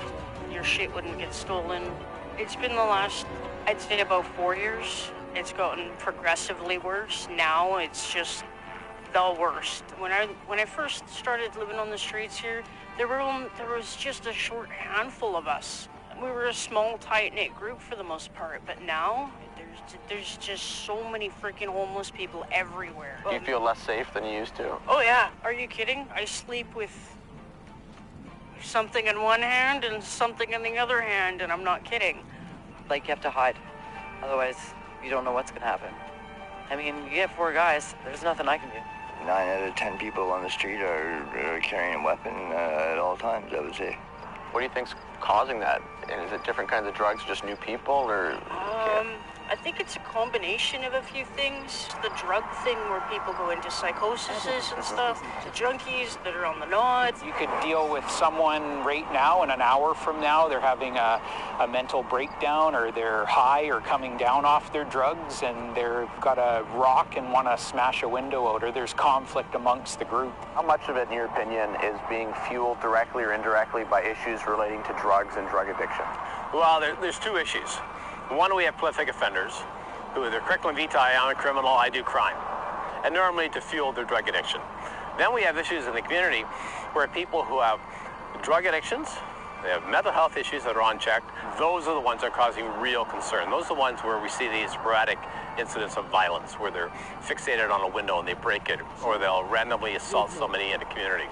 That's troubling. How much of that is directly or indirectly related to drug and drug addiction? I would say all of that.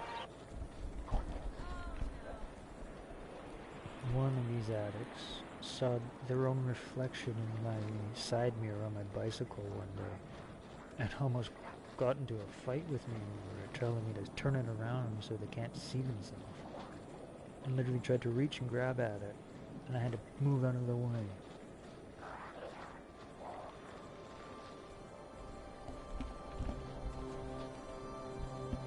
Searching. And when your cities have rampant open drug use, the chaos that inevitably follows is right out in the open for all to see. Random attacks are on the rise. Vancouver police are investigating an early morning homicide on the downtown east side. It is the same Tim Hortons where an employee had hot coffee thrown at her a week earlier. A disturbing murder on the downtown east side. He was found badly burned shortly after midnight. A stranger to her came up to her, poured some sort of flammable substance on her, and lit her on fire. The suspect allegedly stabbed our victim with a hypodermic needle. When it comes to lawlessness and drug-fueled chaos, there is still no place quite like Vancouver's downtown east side. I met with Leo Knight. Yeah. My old stomping grounds are always needed.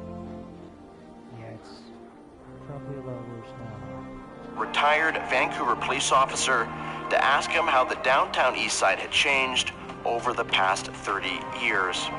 People did not live on the streets back in the day in the downtown east side.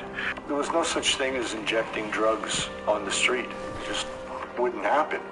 I guarantee you that if you go down the downtown east side right now, they're all drug addicts. The 100 East Hastings now is it's a zoo. It's the largest open-air drug bazaar in the world. Accompanied by rampant drug addiction and the mental health issues it brings, the downtown east side is a dangerous place. Marshall Smith was once a resident of the downtown east side before entering recovery and gradually rebuilding his life. Incredibly, rising to the rank of Chief of Staff to Alberta Premier Danielle Smith. At some point around 2004, sort of lost my career to drug use and wound up hanging up my suit and tie at the legislature and vanishing into the streets of Vancouver, where I lived for 4.5 years as a homeless drug addict. Obviously, those were very dark and difficult times in my life. As part of Marshall's role as Chief of Staff to the Premier, and because of his unique background and experience, he has helped spearhead Alberta's opioid response strategy over the past 4 years. A strategy that differs significantly from the one being pursued by David Eby in British Columbia and supported by Justin Trudeau. We're willing to work with provinces who want to move forward on different steps. We're having good conversations with British Columbia about something they want to do there. But they're specifically calling for decriminalizing drugs. Yes, they are. And we are looking at where to do that. British Columbia is looking about that, talking with that, and we are working with them to see how we can move forward with them in the right way. Keep that shit out of BC, I say. Drugs are illegal. Should be that way. They're killing you. They're poisons. They mess with your head. They really mess with your head. There'll be no one in front of you and you think you're talking to somebody. That kind of messed up. So how dare our Prime Minister do this shit? Just a proof, like I've said many times. What is the definition of government? To control.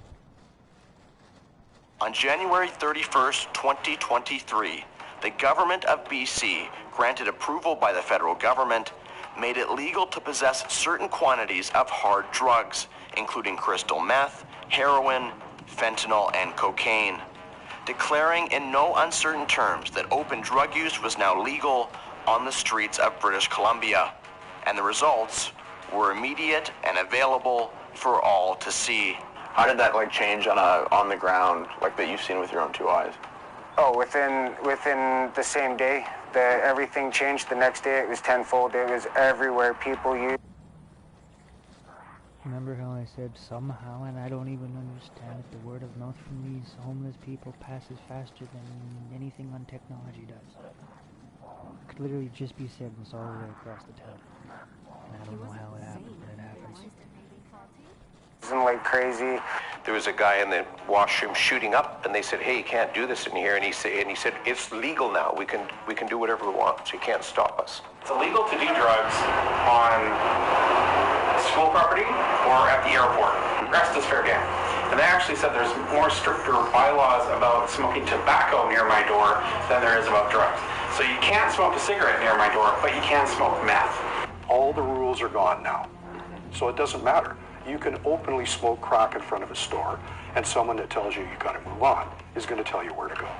Is it easier to ticket or dissuade someone from drinking alcohol openly in public than using some of these other substances? Well, we can actually do something. When somebody's drinking in public, we can issue a ticket for, I think it's $230 for consume in public. And where somebody is smoking a swell down. Really? Then how come where I live, I see so many openly drinking in public while they're using in public? And the cops walk on by and nod their hats. On a crystal meth or fentanyl, and it's under the 2.5 grams, there's nothing we can do if they're not within those sanctioned areas. Candidly, we know that the police for the last few years, pretty much everywhere, have not been charging drug users who had small amounts anyway. If I walk down the street at night with a beer in my hand, I could be arrested and fined. But if I'm taking crystal meth sitting on the bench in front of, everybody's favorite coffee shop, no big deal. Hell, one day I was drinking a can of Barks root beer, a silver can of root beer. I stopped at a cop and he harassed me and he thought it was a frickin' can of beer. Even though he read it, he still thought it was beer. So what the fuck? It's that kind of approach, and again, as I understand the concept, but I must say, just as a human being and a citizen, it ain't saleable politically. It doesn't make sense, and no one honestly believes it's going to reduce the number of deaths from the toxic drug supply. The only thing that does is empower the drug dealers and empower the gangs. Basically, what you're doing is you're giving them the ability to have under the legal limit, and that they just have to do extra runs for the drugs. But if police weren't arresting drug users for possession, why did Trudeau and the BC government push ahead with their plan to decriminalize drugs? Well, in their words, it's all part of their plan to destigmatize drug use across Canada, believing that this will somehow entice more drug users to seek treatment and recovery. Through this exemption, we will be able to reduce the stigma, the fear and shame that keep people who use drugs silent about their use. But is that actually true? My Being I used to use and I've recovered from it, and I have been clean for, let's see now, this will take a count it up.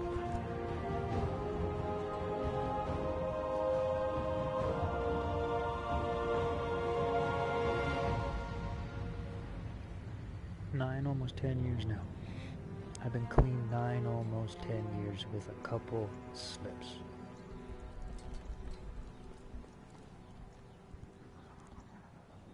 Experiences that they're, people who are struggling with addiction don't really care about the stigma associated with possessing drugs or using drugs. There is a certain narrative that if you say that's stigmatizing, one is supposed to inherently apologize. I should approve of everything. No one really believes that. It's a question of what do we stigmatize. The challenge is that sometimes shame and stigma are why people seek treatment. We have never had more. Exactly. We need to bring shame back into this world. It's the only thing. And you need to be rehabilitated. These people are being told, it's okay to keep doing what you're doing. Here, go on. No more going into jail. It's not wrong. Here, you're allowed to. It's allowing it to go on. Or success when it comes to treating addiction in our society than we have with addiction to tobacco. And we take a very strong approach, right? We tell people that they should quit. We tell them that help is available. We make that help free. We help them in their recovery. We expose them to the consequences of their actions. We stigmatize them, right? For what they're doing. But for whatever reason, the drug user advocates have gone a different direction with other substances. They started with this, what they call harm reduction, right? Trying to prevent the harms instead of preventing drug use. And I say the biggest form of harm reduction is preventing drug use in the first place. These people who sit in their little offices somewhere and have never dealt with an addict, have never treated an addict, have never talked even to an addict like I have, think that people don't go to treatment because of the stigma involved. Well, that's horse hockey. When someone's addicted, all they're capable of is thinking about how they get their next fix. The brain gets hijacked by the addiction. Harm reduction is like throwing in a life preserver, but leaving them in the river. Over the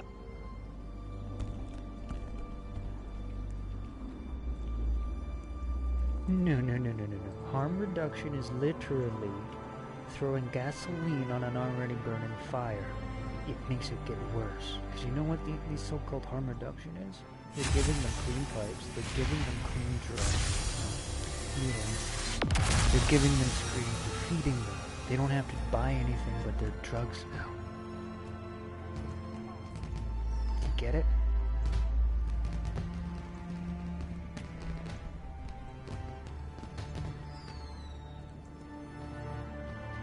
Past 20 years, drug prevention programs in British Columbia have been scaled back dramatically and replaced with what's known as harm reduction, ranging from the provision of naloxone kits to students as young as 15, to the distribution in at least one case of safer snorting kits at a high school on Vancouver Island. But in truth, these so-called harm reduction policies from government, along with decriminalization, are only just the beginning. Their real objective is something else entirely.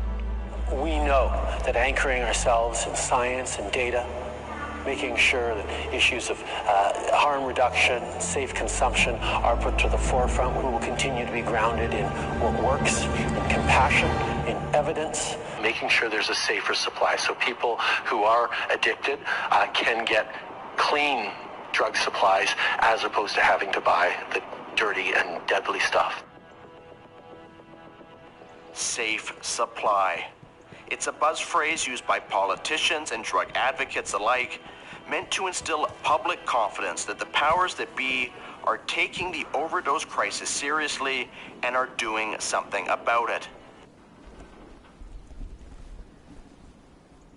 But none of them realize how dangerous the smallest amount of these drugs are. Nor do they realize that these users, every day, have to use more and more and more. Some of these drugs they're using is laced with shit. Laced with stuff where a micro dot worth of it will kill you instantly. So there ain't no such thing as safe when it comes to these dangerous chemicals that are killing you.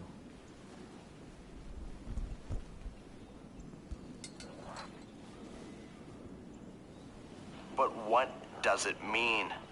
According to Health Canada, safe supply or safer supply refers to providing prescribed medications as a safer alternative to the toxic illegal drug supply.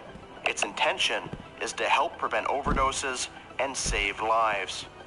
Now, at first glance, that sounds pretty good.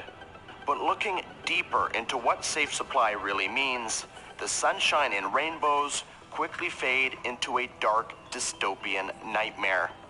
You're looking at what's intended to be British Columbia's first legal cocaine lab.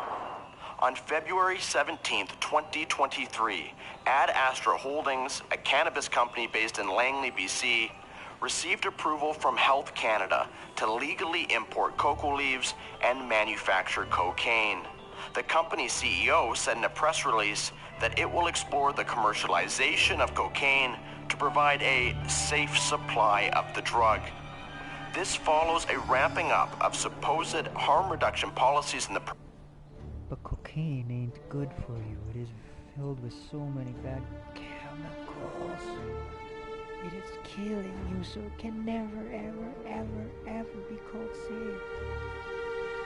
Province, even the launch of vending machines containing heroin substitutes, all under the guise of safe supply. But this isn't just happening in BC. I traveled to London, Ontario, the epicenter of the push for safe supply in that province, to meet with Dr. Sharon Koivu, an expert in the field of addiction and safe supply. I wanted to know exactly how long this has been happening in London and where it all came from. Safe supply started in London in about 2012. There were lots of people who were very vulnerable, particularly people that were identified as being vulnerable were street-level sex workers. So the initial thought was to keep people safe so they don't have to be selling their bodies to get drugs, was to give them a prescription. And the prescription that was decided on was Dilaudid. Dilaudid is the brand name for the opioid hydromorphone, a drug used in medical settings to reduce severe short-term pain. This hydromorphone, for people that don't know, including myself, Is this kind of a low-level opioid, or is this a powerful? No, it's a powerful addictive. No, that's powerful. It's like Oxycontin. It's just a very powerful opioid. It's similar to Oxycontin. It's a very powerful, very addictive opioid. Oh shit, I said it before she did. It's as if I know what I'm talking about a little bit about drugs, huh? Like I said, ex-user, sadly. A last-ditch pain medication, hydromorphone has found its way into the Safe Supply program. It's now freely prescribed by doctors to addicts as a theoretical substitute for street drugs. We are giving out huge amounts of a very highly addictive, very dangerous opioid narcotic. Look, Safe Supply is a marketing term. It's not a medical term. It's a term that was made in a boardroom with communications experts and advocates, and it's made. It sounds good. It sounds happy. Another golden age. To communicate to people the feeling of safety. It's not safe. You're referring to that as though it was safe, and it's not safe. I don't like calling it Safe Supply because it's not safe. But how different really is hydromorphone from other opioids like fentanyl? How powerful is hydromorphone and how addictive can it be? To find out, I met with a pharmacist in BC who wished to remain anonymous for fear of losing her job. Basically, the biggest one for Safe Supply is hydromorphone. Hydromorphone is like 20 times stronger than morphine. This whole term of like safe supply, like I'd like to know what the definition of safe is. There's no such thing as a safe opioid. Did you be concerned if you had family members or friends that started using this on a regular basis? 100%. 100%. Like, I would never take it. I would never tell one of my friends to take it. Funny enough, I actually did one time. My friend broke her ankle and she was prescribed hydromorphone for pain, but she was prescribed 1 milligram tablets. To compare that to the Safe Supply, the one that we prescribed was 8 milligrams. So she was prescribed 1 milligram for pain, and I even warned her on how addictive that can be. How many pills would you guess that you would dispense on an average shift? Probably 1,000 a day. 1,000? 1,000 a day. If 1 milligram of hydromorphone can be dangerous and addictive, you can imagine how dangerous the 8 milligram pills are that are freely handed out to addicts. But perhaps that is the point. Pharmacies are a business like any other, and they rely on a steady stream of customers. And with the addictive nature of hydromorphone, it's big business for these pharmacies. And that has led to some shady business practices. Can you also explain, there were some scandals in the downtown east side that you also saw about what was going on between the pharmacies? Yeah, so I think it's more prominent on the downtown east side because there's so many pharmacies. Like, you go down the street and you see, it's like Starbucks. You see pharmacies on every single corner. But when you're somewhere like Vancouver where there's so many different pharmacies, it's like, what makes a patient want to choose this pharmacy or the other pharmacy, right? A lot of the pharmacies on the downtown east side will provide like monetary incentives to their patients to come to their pharmacy. Essentially kickbacks? Yeah, like. And you saw that? Like it was? Yeah, like it was normal. And then pharmacies will offer more and more money because they want those people to come use their pharmacy, basically.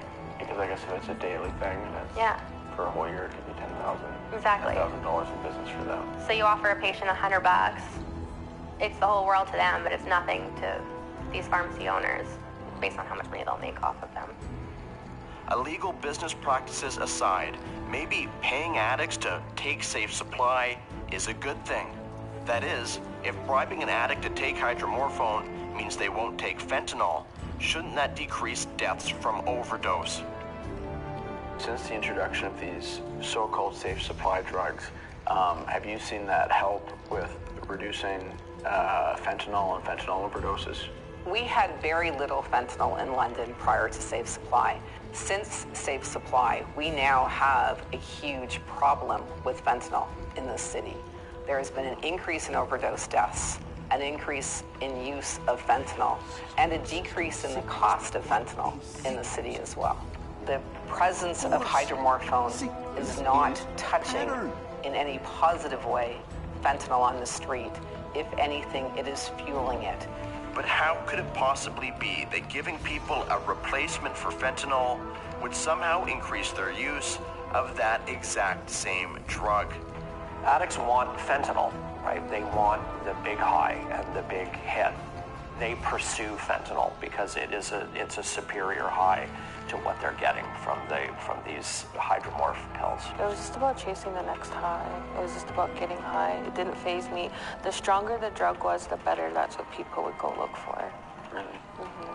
Because the stronger it is, the better. If you know people who are overdosing on that, that's the stuff that people want. Really? Because that's how, I guess, the quality is better when people are overdosing on it. Okay, well, that's the stuff I gotta get. I didn't even care, I didn't care about my life. Do you ever have any experience with seeing patients when it comes to this so-called safe supply of not adhering to how they were supposed to take it or not taking it at Every all? single day. Every single day. They're either recording data is easy. Injecting them, or they're taking all of them at once, or they're not taking them at all. And that's the not taking them at all is where I have the biggest problem. And why would they not be taking them at all? To sell them, to make money. And so they'll take their daily supply bottle that they get and they'll sell it on the sidewalk and they'll use the money to buy fentanyl. Right now, for example, I am seeing a patient who is prescribed 40 tablets of D8s that are allotted 8 milligrams every day. We have her on 9 in a day. That means she is likely selling 31 of the 40 pills that she is prescribed. What many Canadians might not understand about Safe Supply is that most addicts don't want to take the prescribed drugs like hydromorphone. Instead, they get prescription Safe Supply drugs with the purpose of selling them so they can purchase the drugs they actually want, like fentanyl. Yep, I knew a heroin user who was given the liquid form of it. Literally claimed Safe Supply. He sold it off. He sold all the liquid in it just so he could buy his drugs. And every time it was time for his new prescription refill, they only would get a new prescription if that bottle was empty, so if he had to, he would just let somebody get frickin' ripped off their tree trunk because he had to bring in that empty bottle. They ain't using the so-called supply. They're getting high on what they really want, and they're making money from it. And according to the BC pharmacist I spoke with, patients of her pharmacy don't even bother hiding this fact. I see it, quite literally see it, every day. I will see patients come into the pharmacy and they will pick up their prescription, walk out of the pharmacy, and hand a bottle of pills over to somebody and have a cash exchange and sell their pills. And how easy would it be for someone to walk over there and get easy? Yeah. Very easy. It's there's no control over the medications. My kids could walk around the corner and easily get it. People would be prescribed these medications, and there would be people waiting outside the pharmacy in one of the towns here. They would be waiting outside the pharmacy because they knew someone was going to eventually come out and sell their prescriptions. It's become so common to sell your prescription Safe Supply that dillies are like a type of currency now. Oh, you want a blanket? Okay, give me 2 dillies and I'll give you this blanket that I found. Or there's the monetary value of selling it. And most oftentimes, patients will sell their Dilaudids and then go buy something stronger. It took us about half an hour on East Hastings Street, and we were able to buy 26 tablets. We're told this is hydromorphone, also known as dillies, also known as Dilaudid. Total price, $30. A little more than $1 a pill. I almost feel like sometimes I'm like, this has to be a joke. Like, this isn't happening, right? Like, it's like even people know, like, I'm going to go wait outside of this pharmacy and that person's going to go in there and get their dillies and then I'm going to buy it. And it like almost makes a joke of what we're doing. It makes a joke of the pharmacies. It makes a joke of the clinics. Anybody knows that they can just sit outside a pharmacy and buy it. You could go sit there right now and watch it happen. It's very, very in the open. They don't even try to hide it. Far from trying to hide it, sidewalks around the Safe Supply pharmacies, like this one in Nanaimo, had it all out in the open. The remnants of consumed or traded Safe Supply littered the streets. A phenomenon that anyone living close to one of these pharmacies in a Safe Supply province can tell you is a new feature of Canadian cities, no matter their size. I read an article the other day in Nanaimo, I think it was, where they just found, routinely pill bottles littered all over the place from addicts getting their supply and dumping the bottle and selling it. Colin Middleton, a resident of downtown Nanaimo, lives a block away from a Safe Supply clinic and pharmacy. After moving to Nanaimo from Calgary, he started to notice a pattern in the garbage littering his street. Late last year, I was just kind of picking up trash on the sidewalk outside of my house. And I came across, a label. I picked it up, looked at it, I was like, I didn't know what hydromorphone was. Why would somebody peel off the label? So then in January, I found another one. I was like, okay, this is a pattern now. But before I knew it, I had over 80 of them. One day I went into the pharmacy, I said, look, there's obviously a problem here, and you need to deal with this. And the pharmacist sort of said, like, there's not really much we can do. Go talk to the doctor, tell them what you think, or like take it up with the province or whatever. But it's only been since then that I've come to understand that our medical profession already knows this is happening as a way for, quote, safe supply of opioid medications getting into the street supply. Shockingly, a handful of doctors that prescribe Safe Supply are not only aware that the hydromorphone is being diverted, they seem not to care. Best case scenario, the doctor will be like, okay, that's not right, let's discontinue it. This patient clearly does not need it for themselves. It's not safe, let's discontinue it. But I've also had situations where I've told the doctors that the patients are selling the medications and they don't care. And I have had doctors tell me, well, that's okay if they're selling because that means that somebody somewhere is getting a safe supply. So it's just crazy how something that was supposed to be meant to help people, what I'm finding is the people that are buying these pills, it's like sometimes people who have never even tried opioids. And what bothers me the most is that I see like young kids coming and buying these pills. The hydromorphone is ending up in the high schools now. And it's become so normalized in high schools that you can walk around in high school and just ask for dillies. Really what the Safe Supply is doing is it's just creating the next generation of people who have opioid use disorder. This is a 16-year-old girl currently in recovery from hydromorphone addiction. When did you first hear about hydromorphone, or what kind of names are people using for it on campuses? So obviously being young, I don't know too much about what everything's called, what the professional names for, let's say what it is. So it would be dilly or Dilaudid and stuff like that. Nobody ever really calls it hydromorphone or anything like that. And when did you first hear about it? Do you remember, or when did you first notice people using them? Or I'd say when I started grade 10, beginning of grade 10, so beginning of last year, it almost destroyed my life. Thanks to our own government introducing Safe Supply drugs like hydromorphone into street circulation, it has now never been cheaper or easier for children to get their hands on highly addictive and deadly opioids. Are people using it, you think, even younger than grade 10? I see 14 and 13-year-olds using hydromorphone. Sometimes even 12-year-olds. It's I hate saying it out loud because it's you almost don't want to believe it. It's. The person was seen at one point while was homeless. A child run away from her foster home, become addicted to drugs. News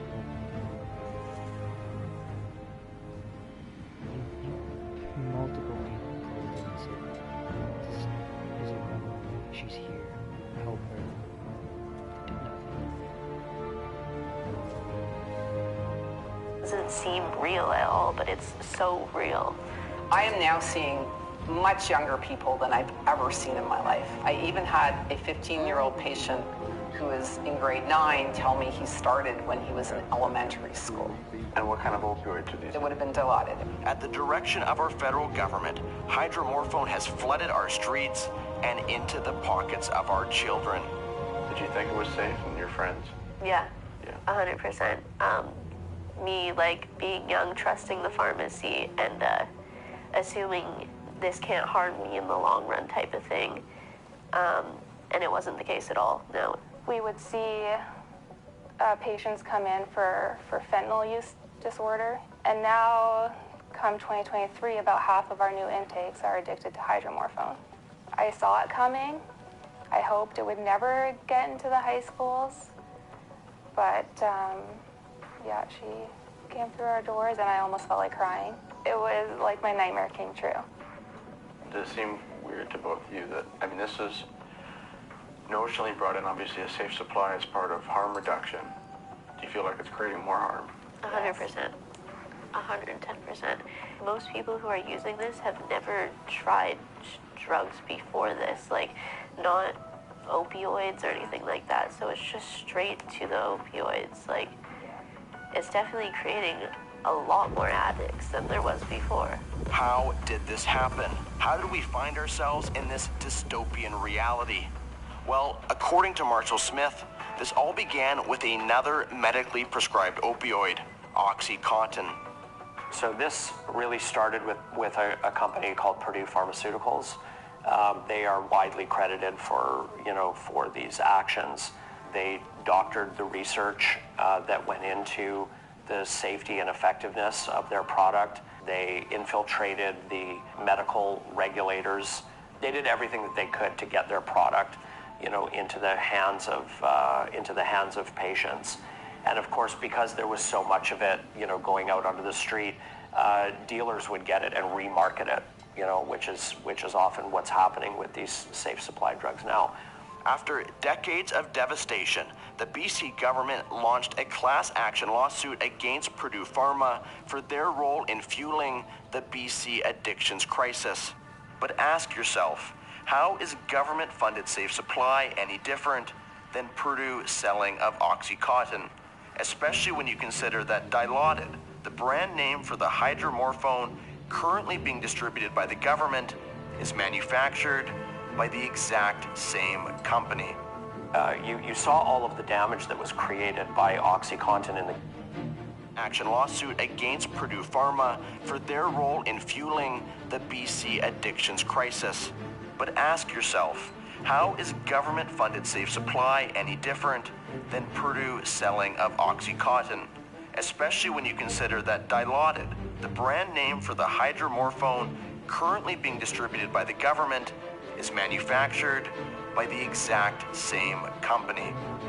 You saw all of the damage that was created by OxyContin in the community. Hydromorph is 2 to 3 times stronger than OxyContin. Stronger than OxyContin, for sure.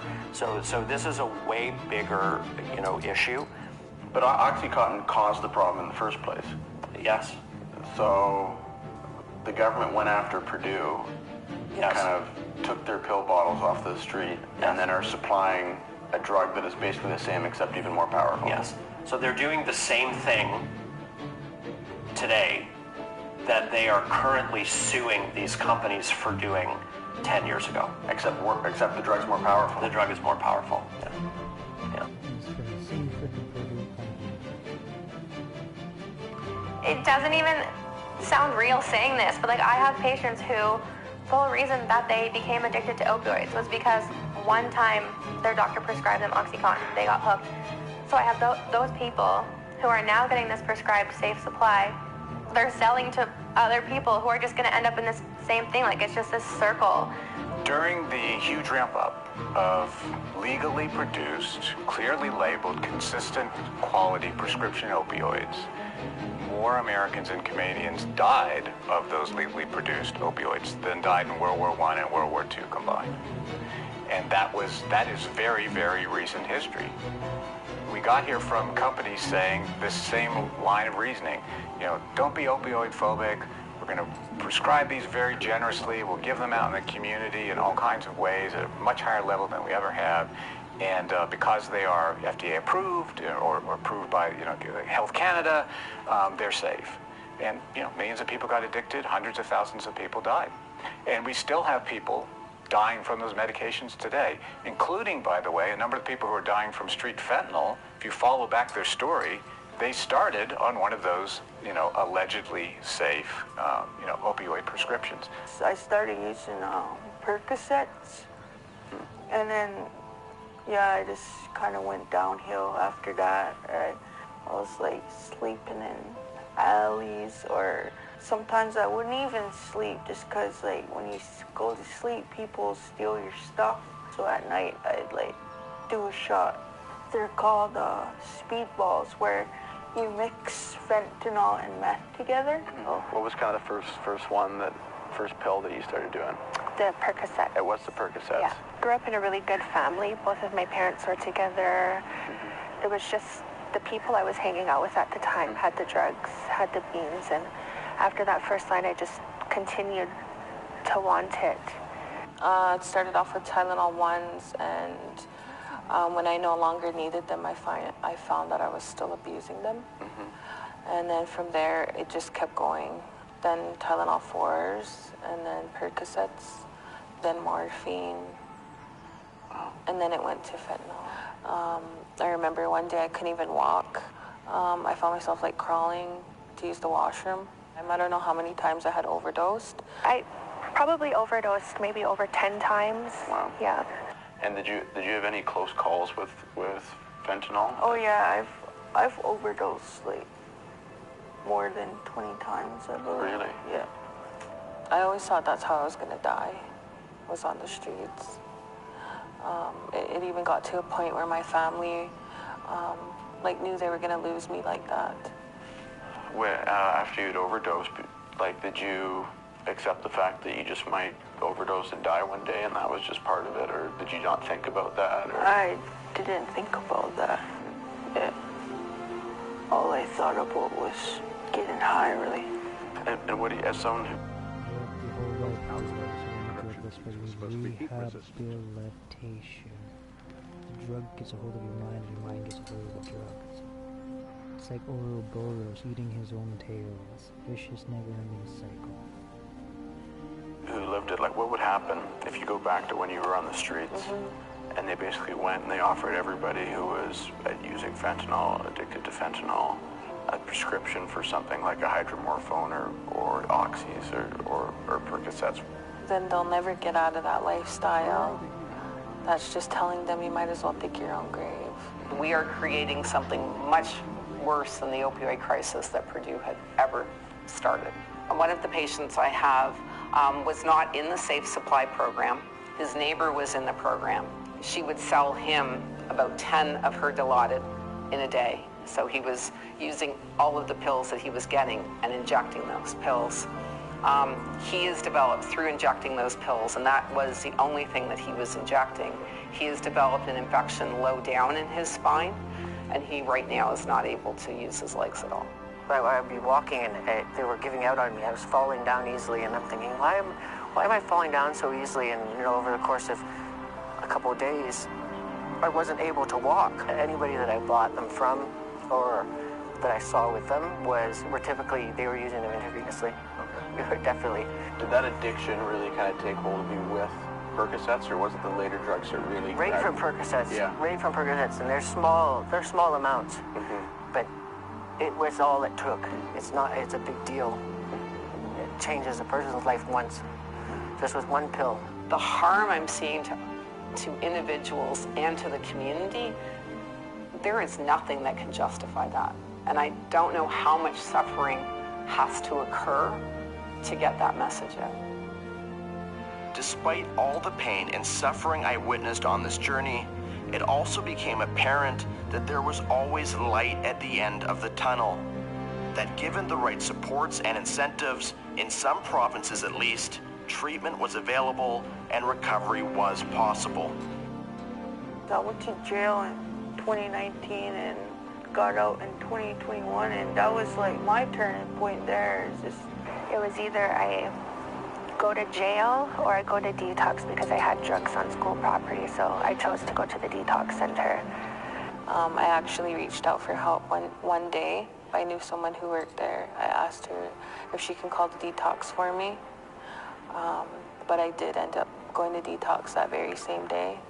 These women were fortunate enough to have access to treatment and detox through Alberta's recovery-oriented system of care, a treatment-centric approach to combating drug addiction that has been introduced and greatly expanded over the past 4 years, and that stands in stark contrast with the strategy of other provinces of simply handing out free drugs.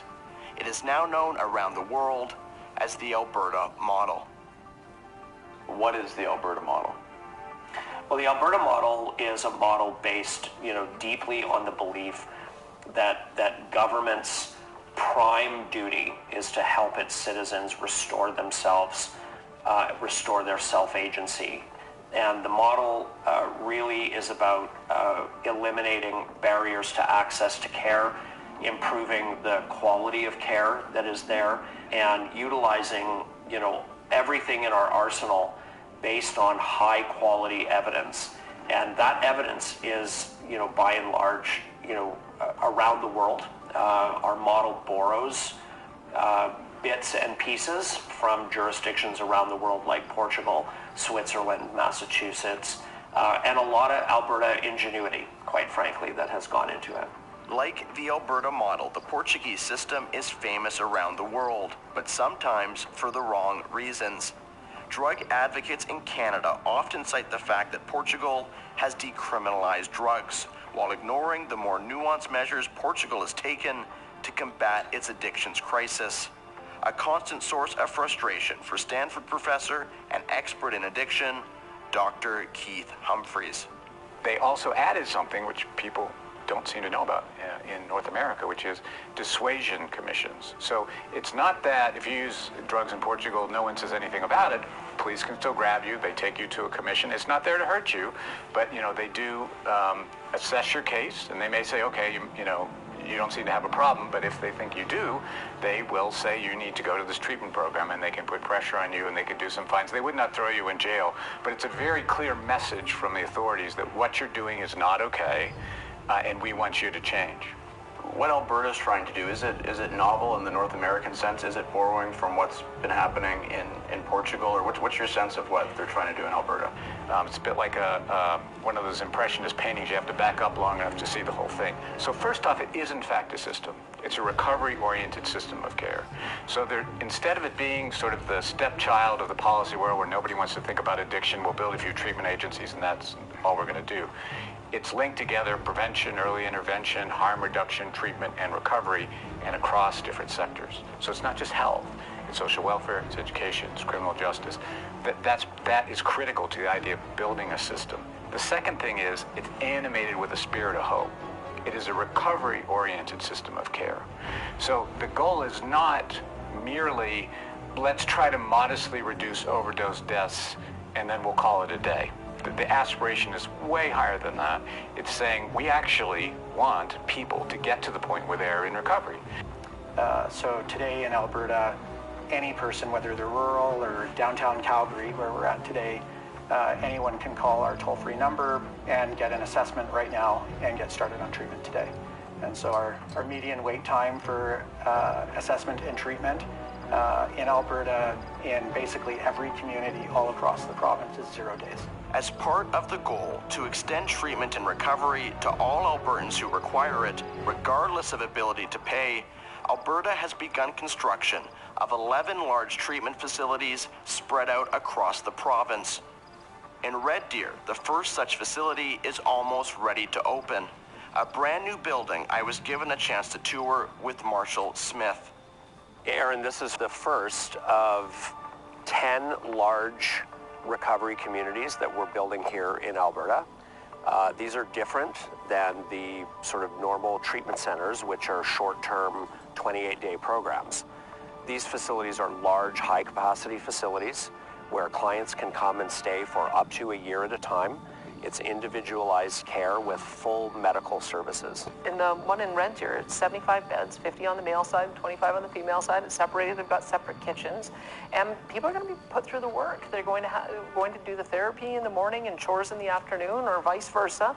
They're going to have to learn how to cook, learn how to take care of themselves, learn how to take care of the facility, learn how to do some community gardening. Maybe we'll end up seeing some kind of farmer's market there, and we'll be coaching people through how to develop the life skills so that they can get their individual agency back, and then setting them on a pathway where they can pay it forward and help others. Rehabilitation. The only outcome to succeed. I think that is a much more inspiring vision than simply watching people slowly killing themselves, which is, I think, what the alternative approach has been. We won't give up on people. And they are healing communities. But things are done in groups, right? And they live a very structured day. In contrast to the pure housing model, where people come in and they get a hotel room and that they can continue to use drugs in their hotel room, and there's no structure to that. I would say that can be very dangerous.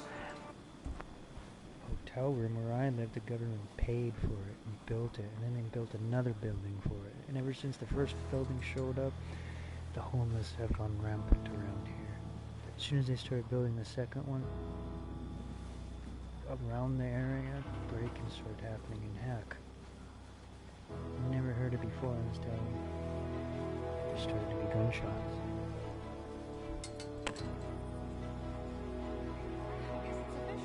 And 75% of fatal overdoses occur at home on the living room floor.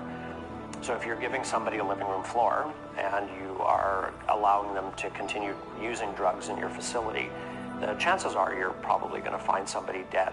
Instead of warehousing addicts in hotel rooms like the BC government, these Alberta treatment facilities aim to build recovery communities. Sure, well, we call... BC is not just sending them to hotel rooms, they're building their own buildings for them and allowing them to use them.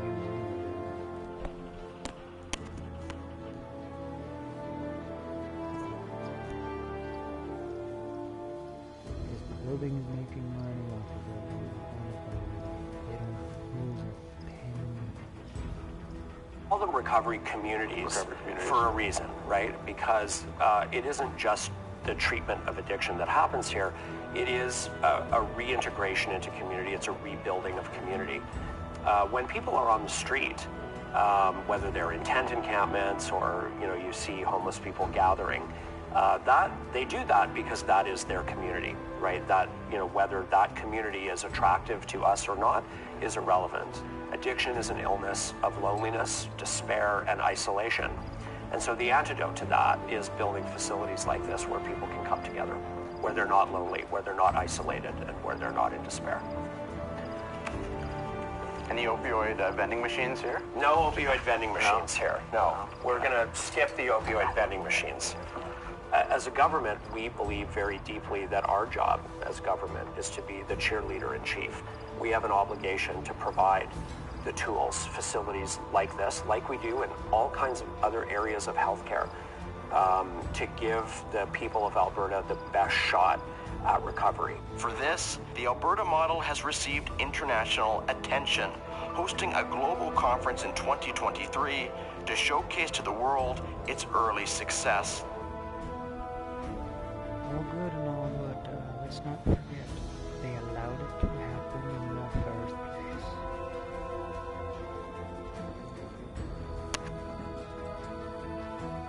Over the last decade, we've seen the issues of addiction, homelessness, and public safety grow and affect every community in Alberta. Something definitely does need to be done in the criminal justice system, and you're bringing something that hopefully will get worldwide and fast. Now in Alberta, first jurisdiction, I think, anywhere in North America. Any Albertan, any time of day, anywhere you live, free of charge with no waiting list, can receive treatment on demand. Join TonyBet and enjoy the widest selection of bet types, the highest odds for popular sporting events, and fast, hassle-free withdrawals. TonyBet. Play with confidence. someone came up to me and said, I thought... Calling all Autobots. Roll out. Don't watch the new one. It's destroying the actual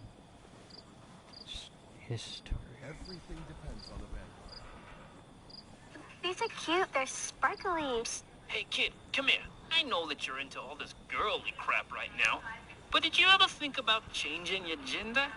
My mom says I'm not supposed to talk to strangers. I'm not a stranger. I'm your pal, Bullseye the Target Dog. And it can be our little secret. We don't need to tell your mom or dad. So what do you say?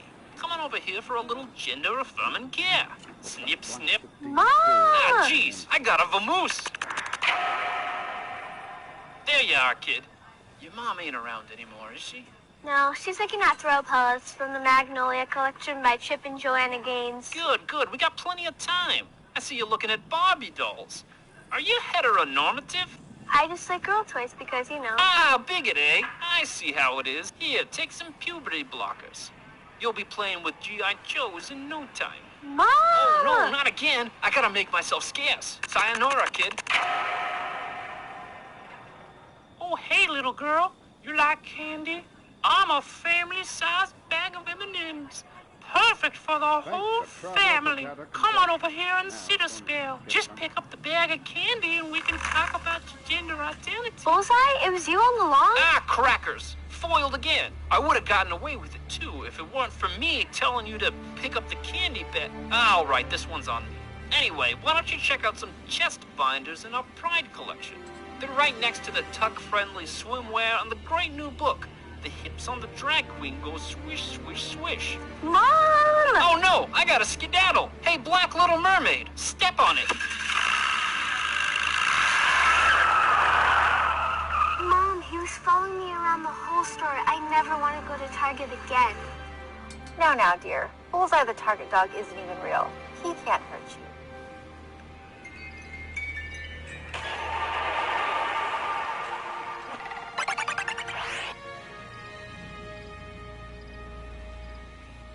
Miss Murray, thanks for joining us. Fuck off, YouTube. I'm not even touching the button.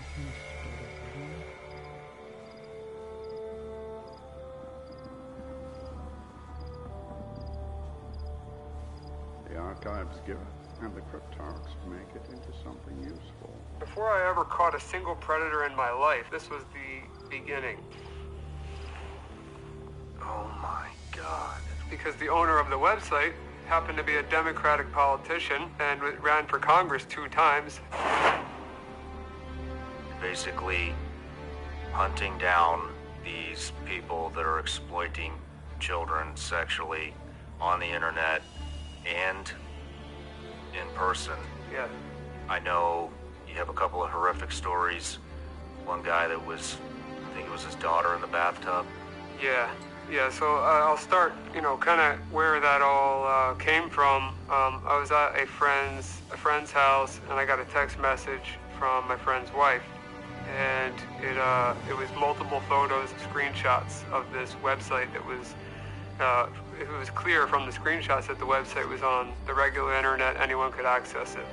And should I name the website? Yeah. It was. It's no longer up, but it was rapey.co. So rape. .co. Then that website went down, and it ended up being rapey.to, like T as in Thomas, O as in Oscar. So I see this website, and I see the content in these screenshots that my friend's wife sent me. She doesn't know anything about computers, but she has kids herself, and she was like, "Can you do something about this?"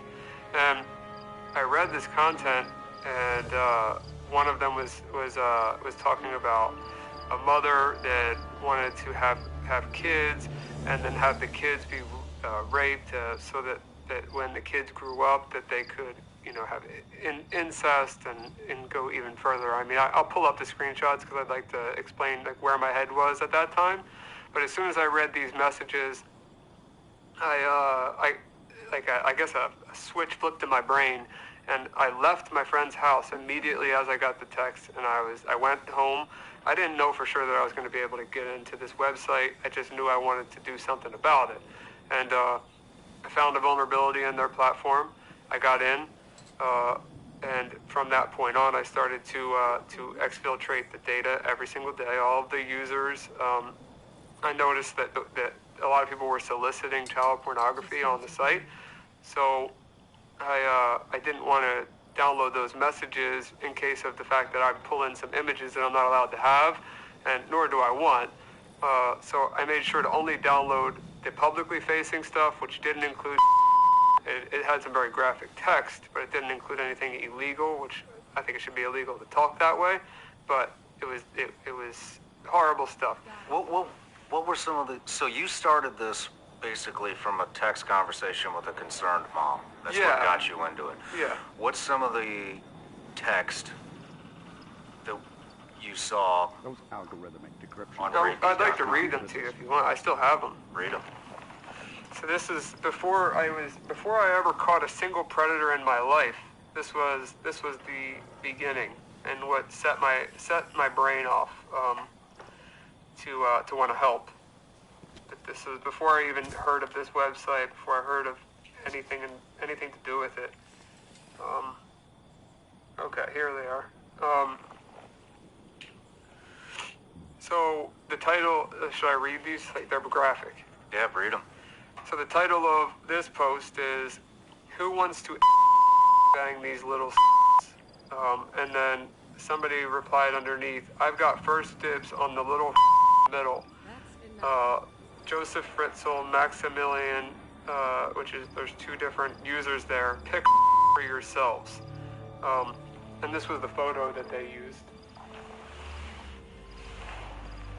Oh my God. That's just one of three. Three text These girls look like they're 6. Very young, yeah. And then there was that one story where I told you about the fires of the assault.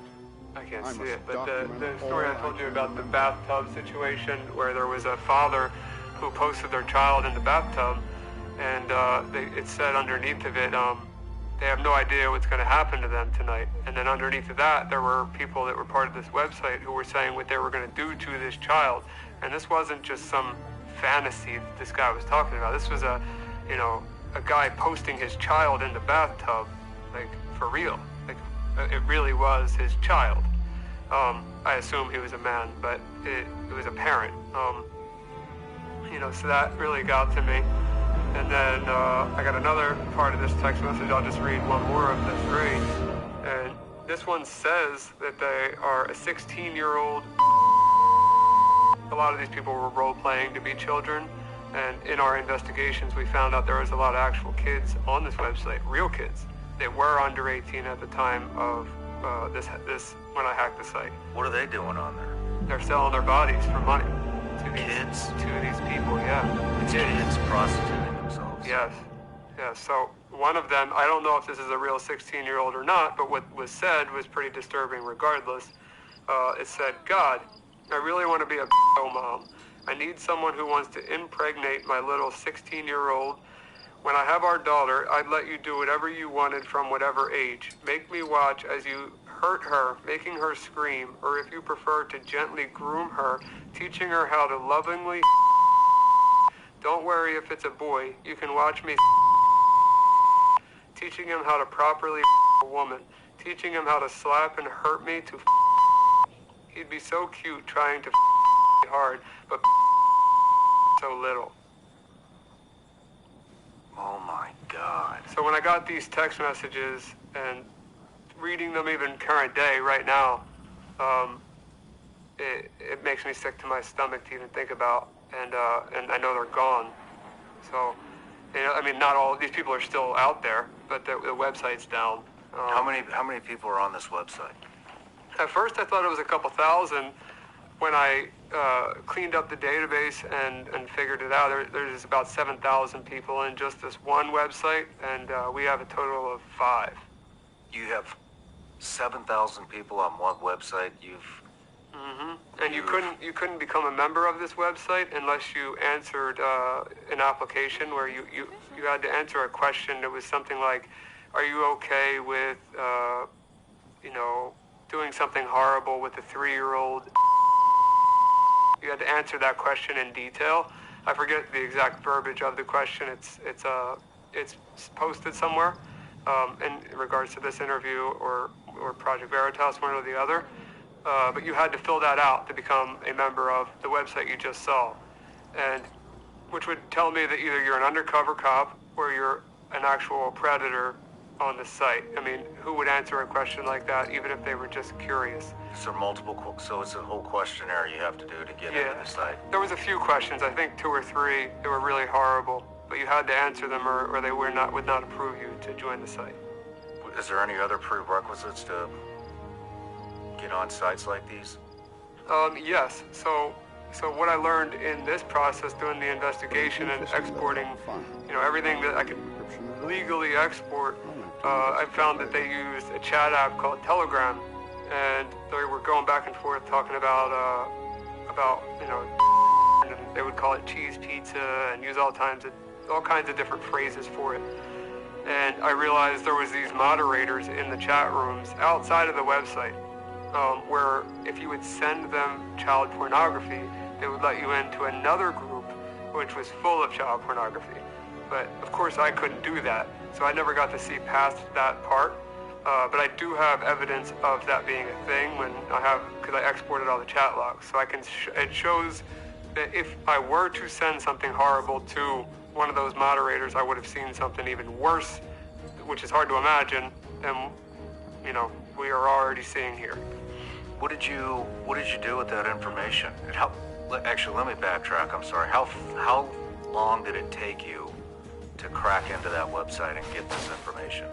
I wasn't sure, like I said, when I got the text messages, and I wanted to try to my goal was to just take the site down, and I knew I could make that happen because it was on the clear net, regular internet for anyone to visit. I knew I could do that, but I didn't know if I could actually get access to their server. Once I found the vulnerability, maybe an hour, 2 hours at the most, if I could remember correctly. It wasn't long, and they never found out they were hacked. So to this day, they never found out, and they will never find out. I mean, unless somebody in that database is watching this, now you know. I have your data, and we will find you. So I actually recommend you come forward so we don't have to make the story up for you. What did you do with this information? So, as soon as I got the information, I thought it was a slam dunk. I thought, like, these people were going to jail. I thought that maybe I solved something that the FBI or somebody was, working on for a long time. And I instantly went to the Exploited Children tip line, and I submitted, saying who the owner of the website was, that I had access to all the data, and that they were welcome to have it, basically. Then I reached out to a bunch of news stations, and talked to a ton of reporters, and all of them were super excited to talk to me. What news stations? Sun Sentinel, Daily Mail, Business Insider, Fox, some influencers, Ronan Farrow, Candace Owens, they both didn't read my messages. But as for the news stations, I had full conversations with the reporters. They knew what they were getting themselves into. They were very excited about reporting on it. And once it got back from legal, they weren't allowed to report on it. And I said, well, okay, if you're not allowed to report on the illegally obtained material that I have, just let parents know that this website exists, and whatever you want, but just keep whatever illegal out of it. I just want parents to know that this website exists. You don't need to put my name. You don't need to put the material that I obtained. Nothing. Every single one of them completely disregarded me. I sent a lot of those notes over to Project Veritas with some evidence of that, but not a single person until now has done anything about this. Not any conservative media, not any liberal media, because unfortunately that's the day and age we live in now, right? None of them would touch this. No. None of them want to be involved in saving kids. When I say I tried so hard, and nobody wanted. Do you remember Epstein Island and that book and how it was talked about Gates and a whole bunch of other big names, and then all of a sudden, swept under a rug. And his wife is the only one charged with apparently trafficking children to nobody. And you wonder why they did nothing. To do anything. So what wound up happening with the information? So... Law enforcement didn't want to get involved either. No, so I called my attorney locally, and then I called an attorney in Virginia, because the owner of the website happened to be a Democratic politician and ran for Congress 2 times. His name is Nathan Larson, and I'll explain more about him in a second. But I talked to a lawyer in Virginia because I knew that's where he lived, and I wanted to see what I could do from there. So the lawyer in Virginia basically told me she didn't know what to say. She never heard of anything like this. The lawyer in Florida reached out to the local task force to let them know that I had access to the information, and then as well as, doing that tip line.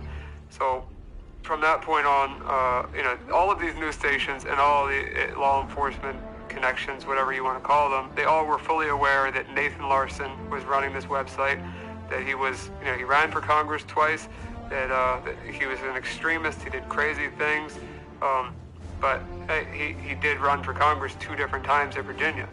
So I thought that they would take that seriously. Well, completely ignored. Completely ignored it. Project Veritas gave me access to some of the stuff you guys are working on together, and in one of those videos, you're reading a quote from Nathan Larson. I'm going to read it right now. This is from Nathan Larson, Democratic politician that ran for VA Congress multiple times, ran a website for pedos to discuss their dark intentions and fantasies. Here's the quote. It's not enough to kids and take their innocence. You also need to reproduce the next generation with them.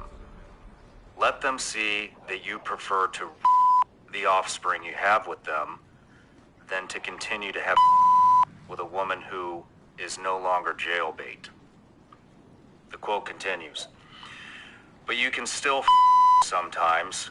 Just let her know, though, that what you love her for the most is producing with you a fresh, new, young girl, and that this is her main value and contribution had.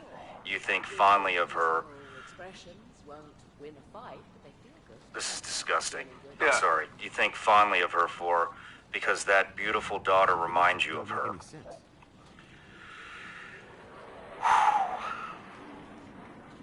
It's unimaginable. It's like, how do people think this way? An only sane reaction is to have your blood boil. And so we need to hold you back. But there's so many people that think this way that it's alarming is the word for it. I don't know how else to put it. It's way more people than you'd think, than you'd like to believe. Code words, pizza and cooking, and cheese pizza stands for child pornography. Yep.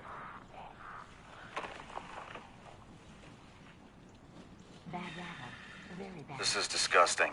Yeah. It gets only worse than that. It's really bad. How much worse does it get? Worse. I mean, people. This is a person talking about it, and it makes me uncomfortable just as much as it makes you uncomfortable. But these people, what they're talking about, they're doing. This guy isn't some guy with a bunch of fantasies. This guy got arrested 6 months after. Nobody did anything about it. And, like I said, I try my best. He gets arrested 6 months later with a 12-year-old at a layover at an airport after he raped and kidnapped her. So not only did he talk about it, he did it. And he got caught. As for some other people, I don't know how much more I can go into it, but one guy we're investigating, as of 2020, which is after I submitted the data, he got in trouble for doing something horrible to a child as well, became a fugitive, and I think they eventually got him. But, we're not even close to through the list yet, and, we got a lot more people to expose, and They're not just talking about it, they're doing it. Let's backtrack real quick because you kind of breezed over what happened. So, the guy with the daughter in the bathtub. Yeah. What happened? That guy with the daughter in the bathtub, I don't know where he went. He's part of the database. I'm talking about the guy that got arrested in Denver. Oh, that's Nathan Larson. Okay. So Nathan Larson, he got arrested 6 months after the fact. After I hacked his site, after I submitted it to the authorities, to all the news stations, he gets arrested with a 12-year-old girl and gets arrested for kidnapping, and I don't think he got charged with rape, but he got the kidnapping charge. Nathan Larson then went to federal prison for that, and, you know, the website went down, and, you know, he sat in prison for, I forget what the sentence was, but it was quite a long time. And to my knowledge, when you're a person like him, you are going to be you're going to be separated in a federal prison from the regular inmates. And, you know, spoiler alert, but Nathan Larson's dead, and the reason why he's dead is due to starvation. The news says that it's suicide. If I had to guess, the inmates that were, you know, responsible for feeding him just let him, you know, starve to death. And I believe he deserved every second of that pain. You and me both. Yeah, if you think that these assholes are doing it to children, criminals in jail don't like it either. They'll turn that molester into their own bubba and give them a taste of their own medicine. So there's been five other sites that you've cracked into. So when I hacked Rapey, Nathan left backups of his previous websites on the same server. So it really only took one site to get all 5. How many names altogether? Got it. I can't give you an exact number, I'm not sure. I bet it's tens of thousands. Hey everybody, I'm Sean Ryan. Click here to subscribe to the Sean Ryan Show YouTube channel. Biological materials.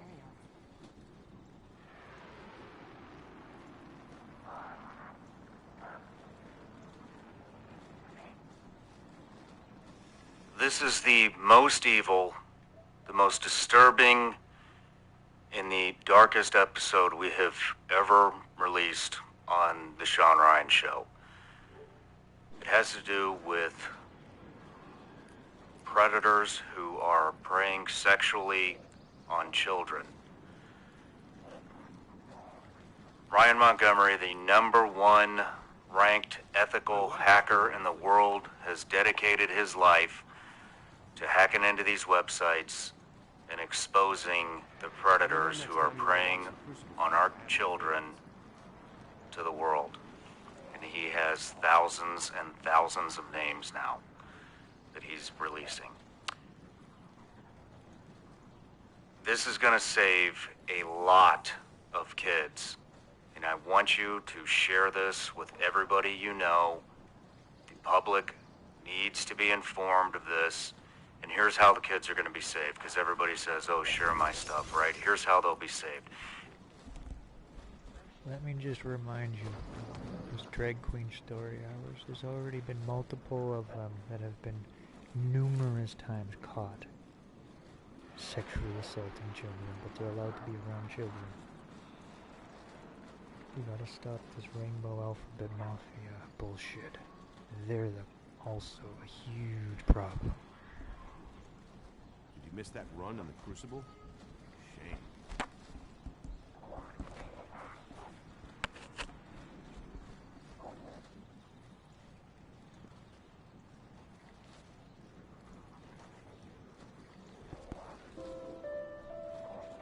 They have children giving money to strippers that are trans.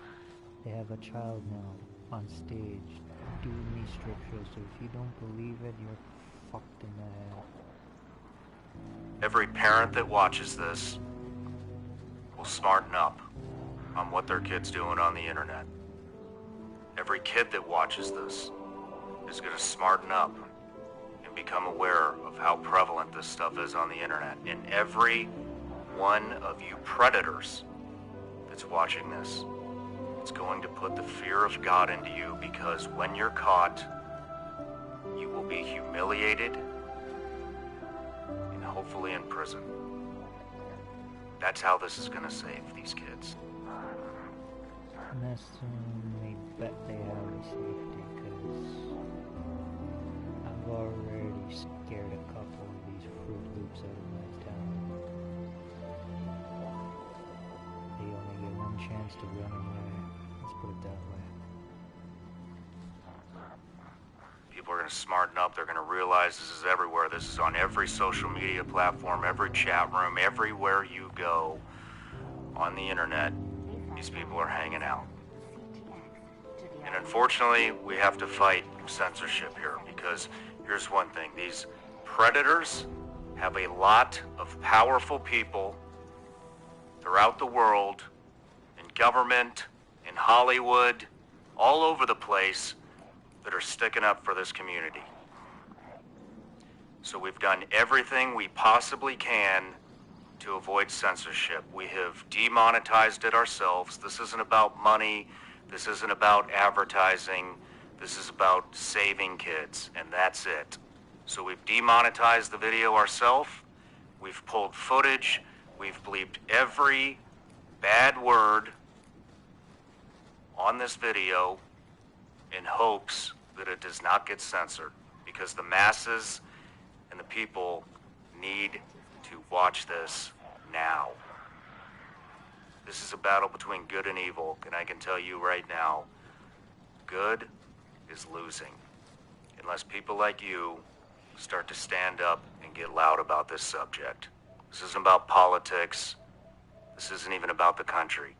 This is about kids all over the world. This is happening. Warlock just passed out right Please pay attention. Shouted something, then Share this with everyone you know. If you want to see the unedited stuff, it'll be on my Patreon, and it will be on Rumble in a few days. In Patreon, like I said, we demonetized this one. You alone are who's making this possible. So thank you for the support, because if it wasn't for you, this wouldn't be happening. With that being said, I want to just say, Ryan Montgomery, I'm real proud to know you, man. And it was a real honor to have you in here and get this interview and educate the world on what you're doing and how these predators are reaching our kids. And it's an honor to be your friend. Thank you. One last thing. If you did get anything out of this, please take 10 seconds out of your day and go to Spotify and go to Apple Podcasts and leave us a review and tell us what you got out of this. That helps the algorithm push these episodes farther and get more reach. This is a subject everybody needs to hear. Thank you.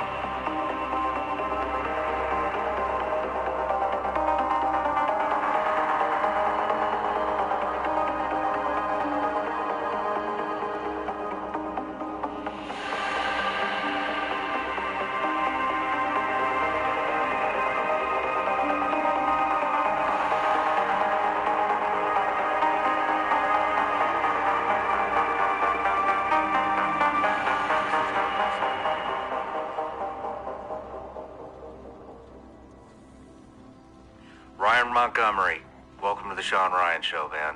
Thank you for having me. It's an honor to have you.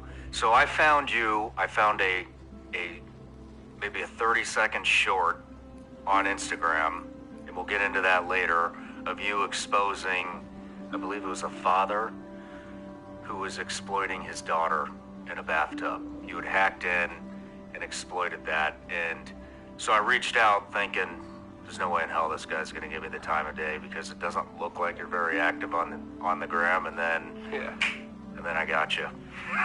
So I'm just super excited to be here interviewing you right now. Dude, you are doing amazing things, saving who knows how many kids. You know, I mean, if you think of the impact of what you're doing, you know, we'll get into it. You'll never know the full impact of how many kids that you've saved by kids smartening up about what they're doing online, parents smartening up about what their kids are doing online, and these pedophiles, you're going to put the fear of God in them. Oh, for sure. And so that's the goal. There's going to be less of them preying on these kids. So, anyways, we'll get into all that stuff. I just wanted to say how excited I am about this. Likewise, I'm very excited to be here, and it means the world to me, and especially that the reach that you have, the amount of parents that will be educated based on some of the stuff that we talk about here. Even if we save one kid, it's worth it. Yes. So let me give you a little bit of an intro here. You're the #1 ranked ethical hacker in the world. You're a serial entrepreneur, cybersecurity professional, and now a child safety warrior with your company, 561 PC. Not my company. 561 PC is not a company. My company is actually Pentester, which is a cybersecurity company, pentester.com. 561 PC is an organization that I created with my friend Dustin Lampros, or Scrappy. He's a professional MMA fighter. We'll get into that soon. And your goal, protecting children and trying to make South Florida and the world a better place by catching one child predator at a time. That's a damn good goal. You go by 0 Day on Instagram. You're like a modern day vigilante. Just some stuff about your hacking life. 0 Day, code for a discovered security vulnerability with 0 days to fix the flaw. That's the meaning of it. 19 plus years hacking. You're self-taught, no college, no formal education. You claim to have imposter syndrome. You mentor and teach others on how to learn this trade. You've made money from working with Amazon, PayPal, and Facebook. And you say that hacking is the best decision you've ever made in your life. Sometimes you hack up to 10 hours a day.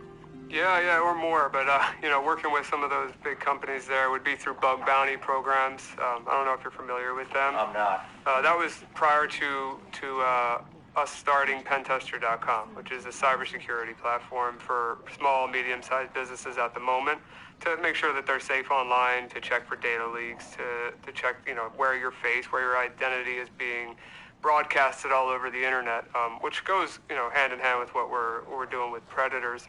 And sorry, got mixed up there. That's enough. It's all good. While you're thinking, every guest that comes on the show gets a gift. Mm-hmm. Thank you very much. Oh, wow. There you go. Go ahead, open it up. Got Vigilance Elite Gummy Bears. That's right. Made in the USA, legal in all 50 states. Gummy bear. Right now. And, wow, how did you find out about this? We researched you. Wow. So I know you love Ritz cheese crackers. You eat, chicken tenders every day at noon at Burger King, and Campbell's soup every night before you go to bed. I quit the Burger King. Now I'm on to Chick-fil-A at 12:30. I do eat Ritz Bits cheese crackers every single day. Campbell's chicken noodle soup. Actually, I walked 2 miles last night to Walmart. I could have Ubered, but I walked 2 miles last night to Walmart to get one single can of Campbell's chicken noodle soup, and didn't realize there was a microwave in the hotel room. So I even contemplated putting the metal can on the iron to heat it up, so that I could eat it last night. You walked 2 miles for a can of Campbell's soup to heat it up on an iron. For a 99-cent can of Campbell's soup, yep. Incredible. Well, if you come here again, I'll have that wait in your hotel room for you.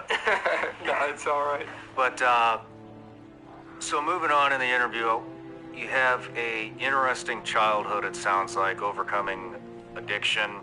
I want to get into your childhood, how you got into hacking, some of the stuff we can do to protect ourselves from hackers, what hackers are capable of, and then the second half of the interview, I want to get into all the stuff you're doing, catching these predators. I think that's very interesting. This is going to be one of the most informative interviews I've ever done.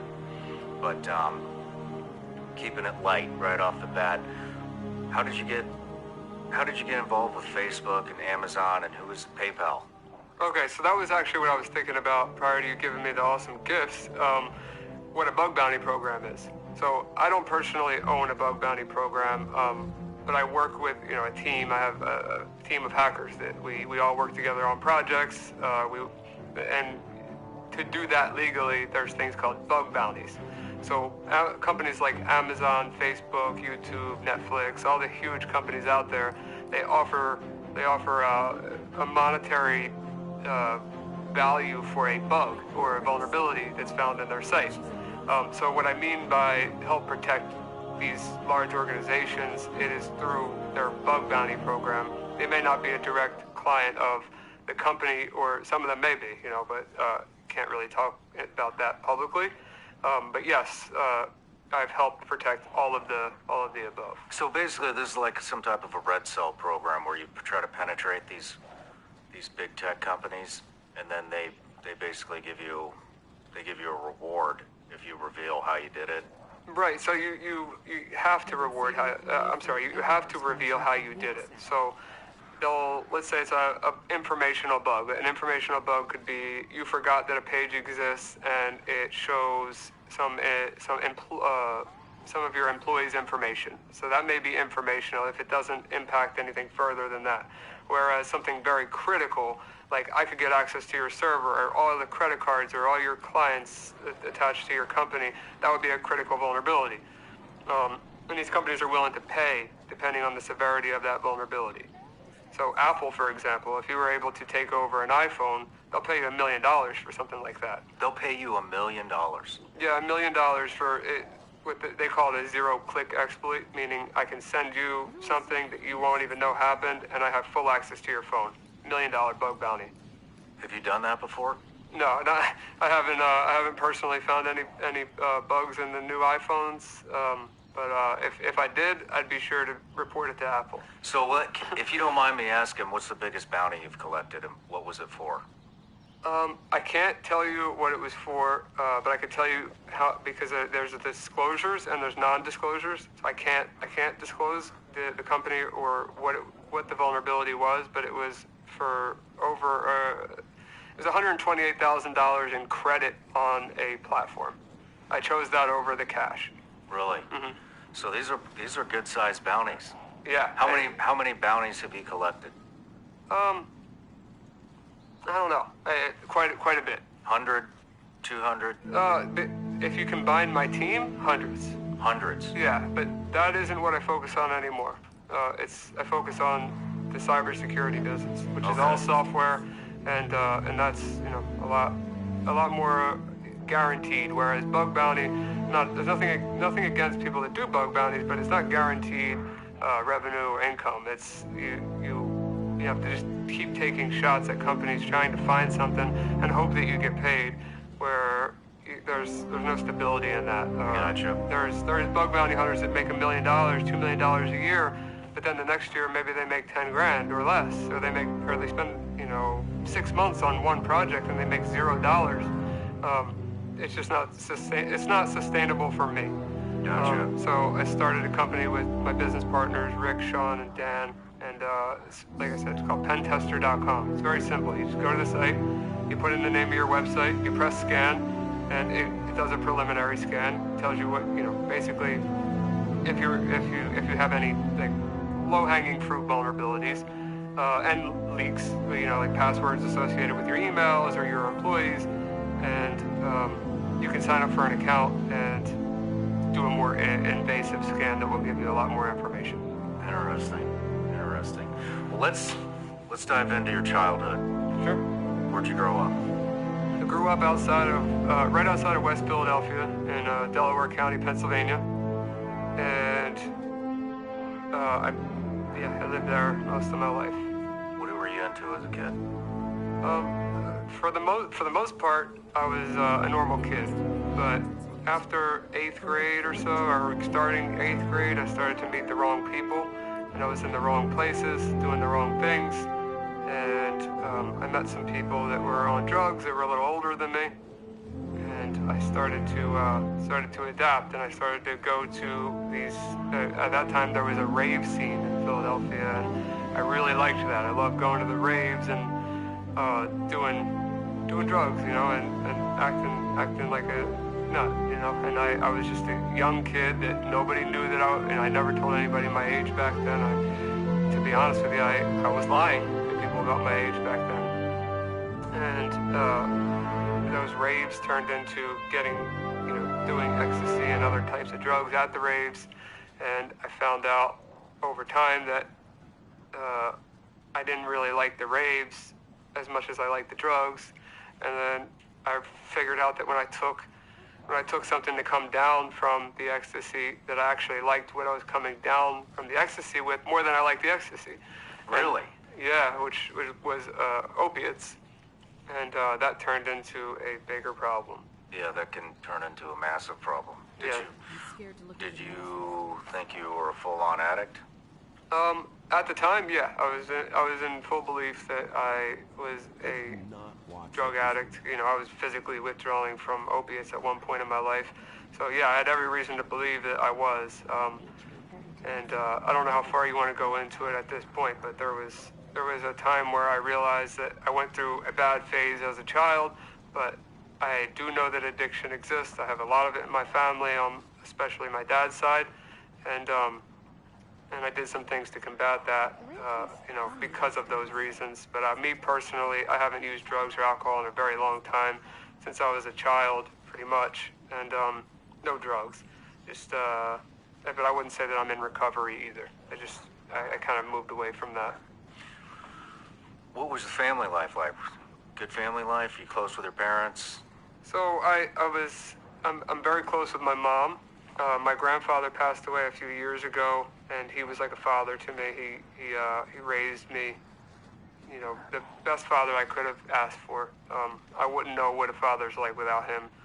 And he passed a few years ago, and it was very rough, but I was blessed to be there. I was with him when he passed, and he had a great life, and was a great man. My mom is absolutely fantastic, has been supportive with me even at my absolute worst, and I put her through hell. As for my dad, he's been in and out of my life. During this interview, while we speak right now, he is currently in jail for something stupid this time. It was, drinking. I think he had an open container of alcohol, and he stole some stuff from Kohl's. But my dad and I have some stepbrothers and sisters that I love, and he, when he's messed up on drugs and alcohol, he's not the best dad. So yeah. We go on and off talking to each other. So from what I understand, you're a high school dropout. I am, yeah. What grade did you drop out? Going into 10th grade. Going into 10th grade, so you have up to a 9th grade education. Yeah, technically, yeah. And you are the #1 ethical hacker in the world. How did you get into hacking? It kind of just happened because I was very young, and it didn't just happen. I mean, there was a lot of stuff that happened in between it. But when I was very young, my grandparents had a computer at the house, and I don't know if you remember this, but back in the day, AOL used to send floppy disks in the mail, and they give you a trial. And I remember the shape of the floppy disk, and I remember seeing the front of this desktop that my grandpa, I think he brought it home from work or something back then, and I remember seeing the shape of the floppy disk, and there was a little icon of it on the desktop computer.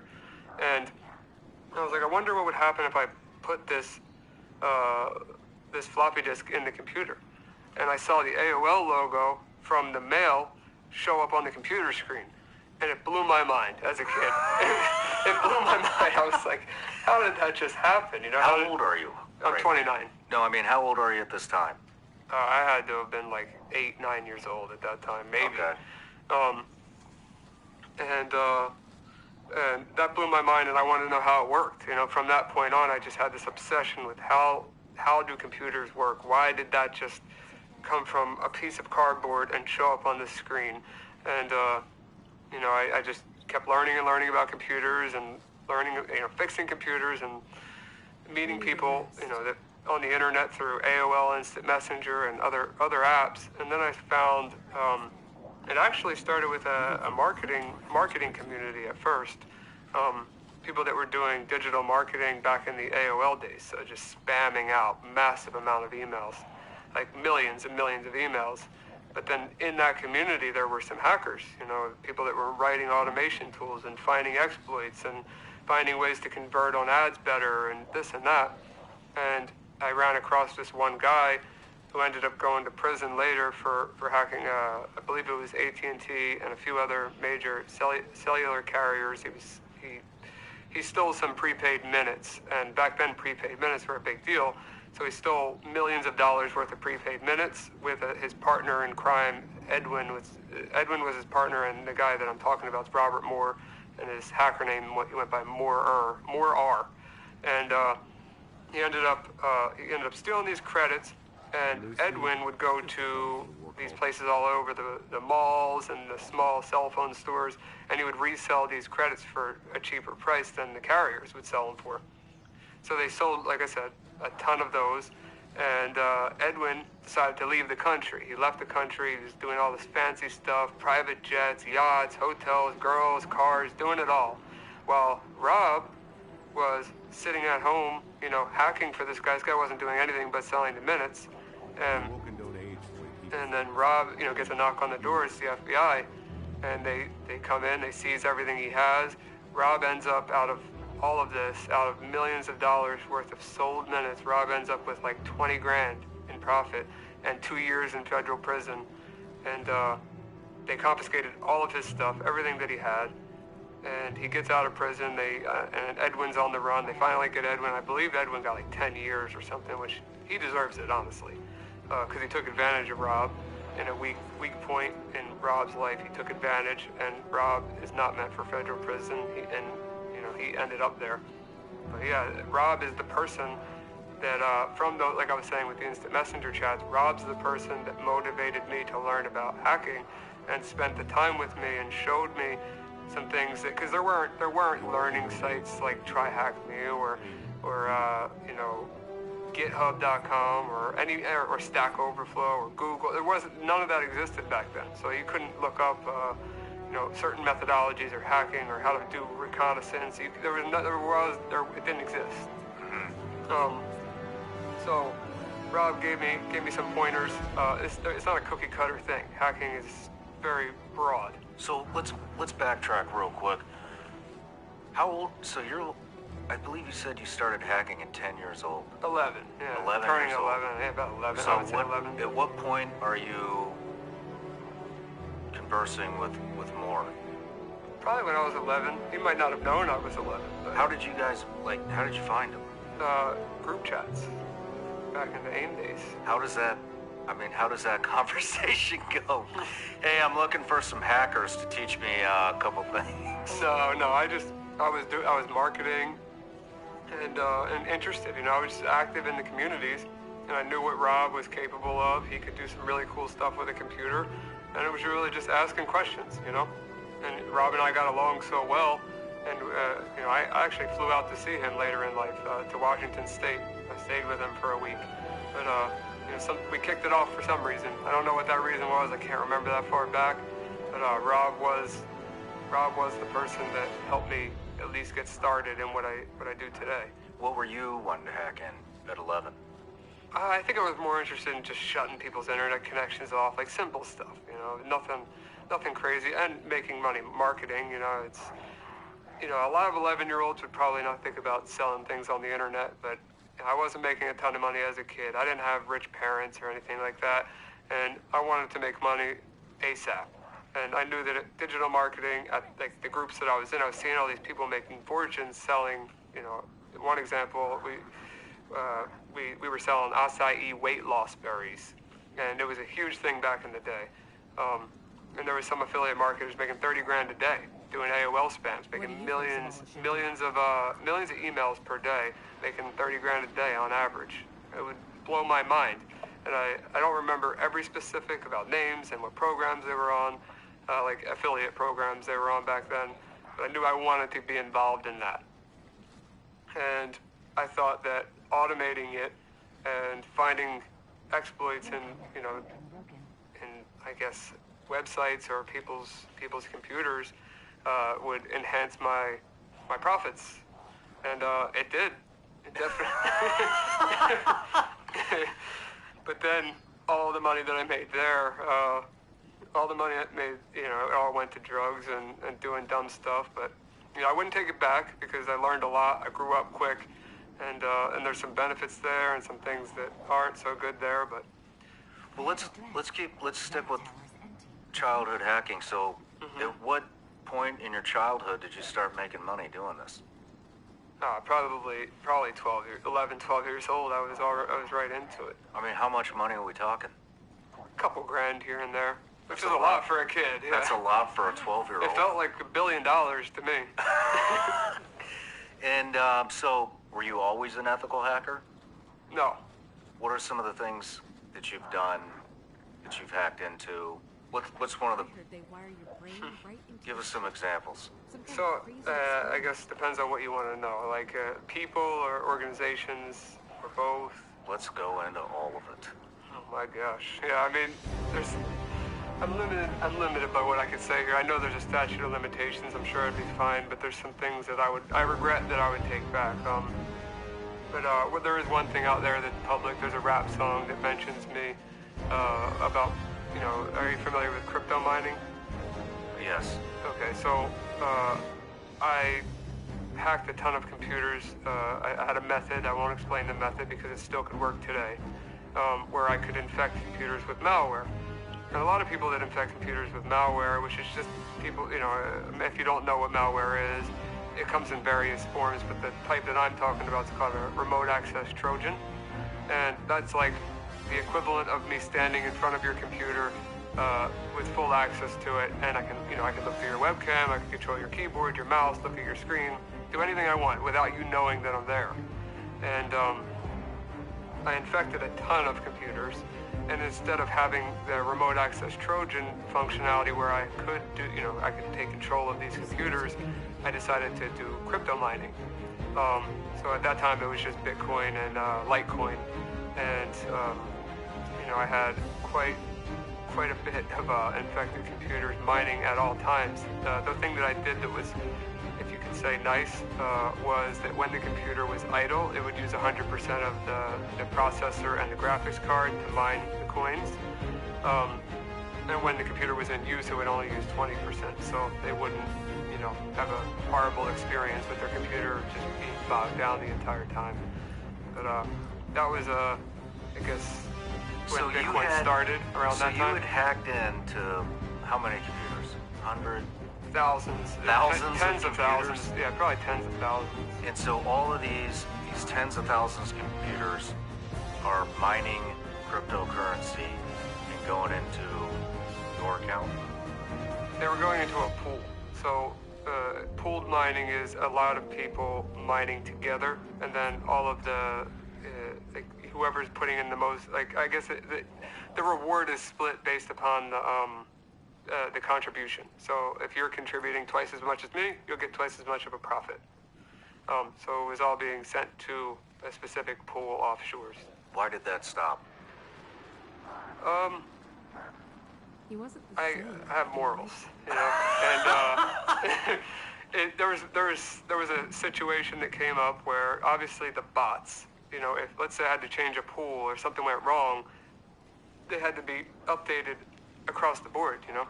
Every single bot would have to be updated to be pointed at a different address.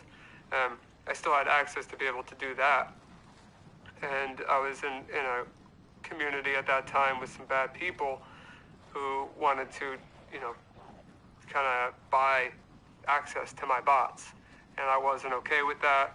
And it kind of lined up perfectly with another business opportunity that I had in life, where I kind of just said, you know what, screw this, I'm done, not taking the risk. You know, if I get in trouble with what they call a botnet, if I get in trouble with this botnet, I'm doing a long time in prison, and it's not worth it to me. I can't get in trouble. And I stopped. I stopped on my own will. I didn't get caught. There was people that knew about it. You know, hackers, they may not have known it was me. Now they know it's me, but at the time they didn't know that it was me. But no, I didn't get caught, and I'm past the statute of limitations. I didn't hurt anybody. Maybe your power bill went up a couple cents, but that's about it. Yeah, that was the extent of that specific hack. Was that the one that was that the hack that changed you, that turned you into ethical, or was there? I would say I would say yeah, because around that time I switched to doing cybersecurity and starting the other businesses that you know we're going to talk about. I would say yeah. I never really thought of it till now, but I would say that's when I became an ethical hacker rather than a gray hat or a black hat hacker. What is a gray hat hacker? Gray hat is in between. So somebody that, like, for example, if I went to your website, I hacked your website and I sent you an email and said, hey, I found a vulnerability in your site. You could call, you know, the FBI and say, hey, this guy just hacked my site and I didn't give him permission, or you could say thank you. And that's a gray hat hacker. And a black hat? Black hat just, you know, takes over your website, tells you, hey, you better pay me or I'm releasing all your information or deleting your site, and here's all the information about you and your wife and your family and everything, blah, blah, blah, blah. Black hat hackers are, you know, they're kind of ruthless. So, you're in the cryptocurrency business, being a hacker, or you were, is this the way of the future? Are we going to, what do you think? What's your opinion on this? Yeah, I mean, cybersecurity and keeping yourself protected on the internet is the future. If you're not paying attention to that now, and you're not seeing your browser that's warning you, the TV that's warning you, the constant news, the constant ransomware notices. I mean, if you haven't heard about the active breaches right now on all of these major websites, and you're not doing anything about it, you really should start. Because it is the future, and it's only going to get more intense, and it's only going to get more dangerous, and everything that you have, like, you know, is attached to the internet. Everything. I mean, unless you live out in the middle of nowhere with no internet connection, I mean, even the power in your house is controlled by a remote switch. You know, like, what if I turned off your power for a week and you live out in the middle of nowhere? You really have to take your security seriously. That's just a random thought, but it's a possibility. I'm glad you brought that up, but I actually meant cryptocurrency. What's your opinion on cryptocurrency? Is it here to stay? It's very volatile. Very volatile. I think the Bitcoin's here to stay. Do you? Yeah. Are you all in on Bitcoin? Can't confirm or deny. Would you like to see Bitcoin? I would love to see Bitcoin hit the moon. I mean, it's doing well at this moment. It's around 30 grand. But I would love to see what it was projected to be at in the 100,000s, and possibly $1 million a coin. You think that's possible? Absolutely. I mean, it was, when I started, it was only, you know, maybe a couple dollars at the most per coin. Damn. Well, what brought you to South Florida? I started a marketing company to help people get into drug and alcohol rehab. And for anyone that's familiar with that topic, they're going to think, okay, well, he had a marketing company. He was doing a thing called patient brokering, which is a felony. And I was not doing that. I didn't even know what that was at the time. I just knew I could generate leads from the internet. And I started this company called The Treatment Source, which was just a website. They filled out a survey, and the survey would bring them to a 1-800 number if they had mental health or substance abuse. They changed the term, substance use issues. And I would then send those patients or clients to a drug and alcohol rehab in South Florida. And I was generating a ton of clients and doing really well with the internet marketing campaigns. And one day I get a call from a guy who says he was like, hey, you won't come to Fort Lauderdale Airport right now. And this is like, you know, right when I'm waking up. And I was like, yeah, I will. Like, I was just, you know, he thought I was joking. I called him a couple hours later. I booked my flight, and I was like, hey, I'm at the Fort Lauderdale airport. He didn't believe me. And he picks me up at the airport, and, you know, he was blown away that I even showed up there. But, you know, I had just like a week's worth of stuff packed with me. And when I got back to his house, we were talking about, you know, like the rehab business and, you know, the marketing and all the intricacies of the industry. And we became good friends at that point. And you know, I was thinking, well, why don't I start a rehab? You know, like maybe I could do this myself. If I can generate the business for a rehab, maybe we could do it together. So he was like, yeah, well, I own one now, obviously, because he was one of my customers at that time. And he decided to sell his shares in his rehab and use that to to invest into one with me. And we started a treatment center together.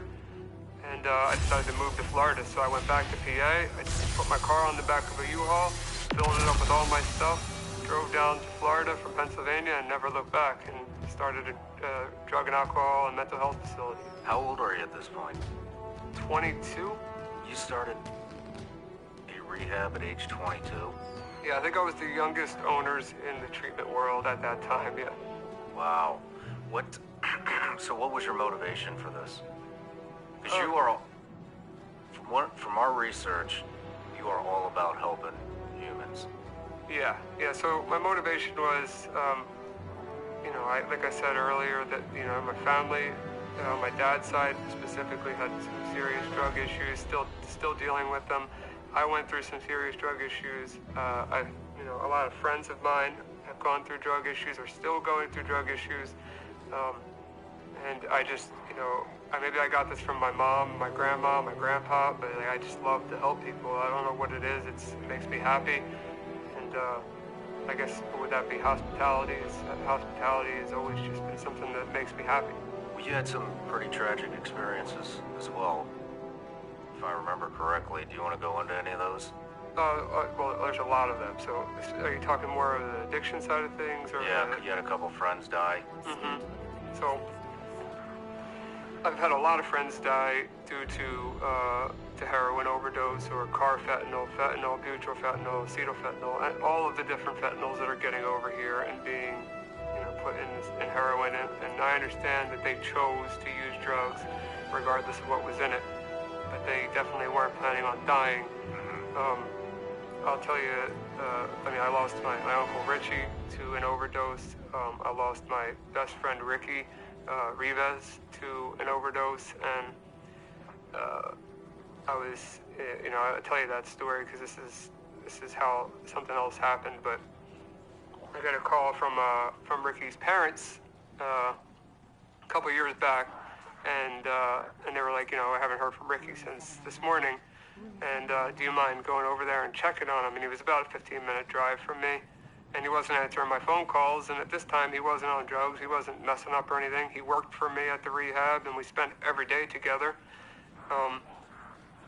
So I go to his condo. I walk in the door, and you know, I look to my left and I see him in the bathroom, and he had his face up against the vanity, and you know, he was wearing his shorts, and I saw that he had a needle and a spoon, and just, you know, it didn't look good. So I ran over and I tried to wake him up, and he wasn't waking up. So I called 911, and I'm running down through the elevator to go to get. I didn't think anything was wrong with him, so I didn't bring Narcan upstairs or anything. Like Narcan's what saves opiate addicts from overdosing. So I ran to my car, I grabbed that. 911's telling me what to do. I get back to the room, and you know, they told me to take him off the toilet and put him on the floor, and his body was still in the position that it was in when I saw him sitting there, and his face was sideways from being on the vanity, and I'm still in denial at this point. I gave him the Narcan in his leg.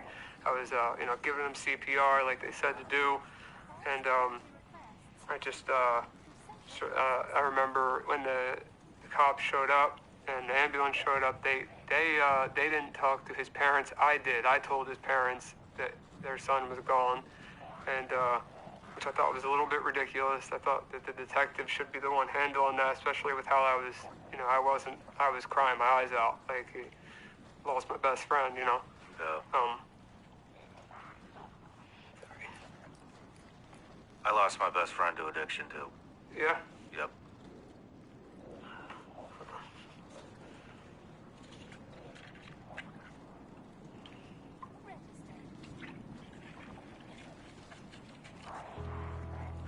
The fleet took losses. Oh. That wasn't to say how bad. Yeah, my best friend, he was a SEAL. I worked with him at the agency. He experienced a lot of trauma. Became addicted to opiates for injuries, and that just became, straight addiction. They cut the pills. He went to heroin, and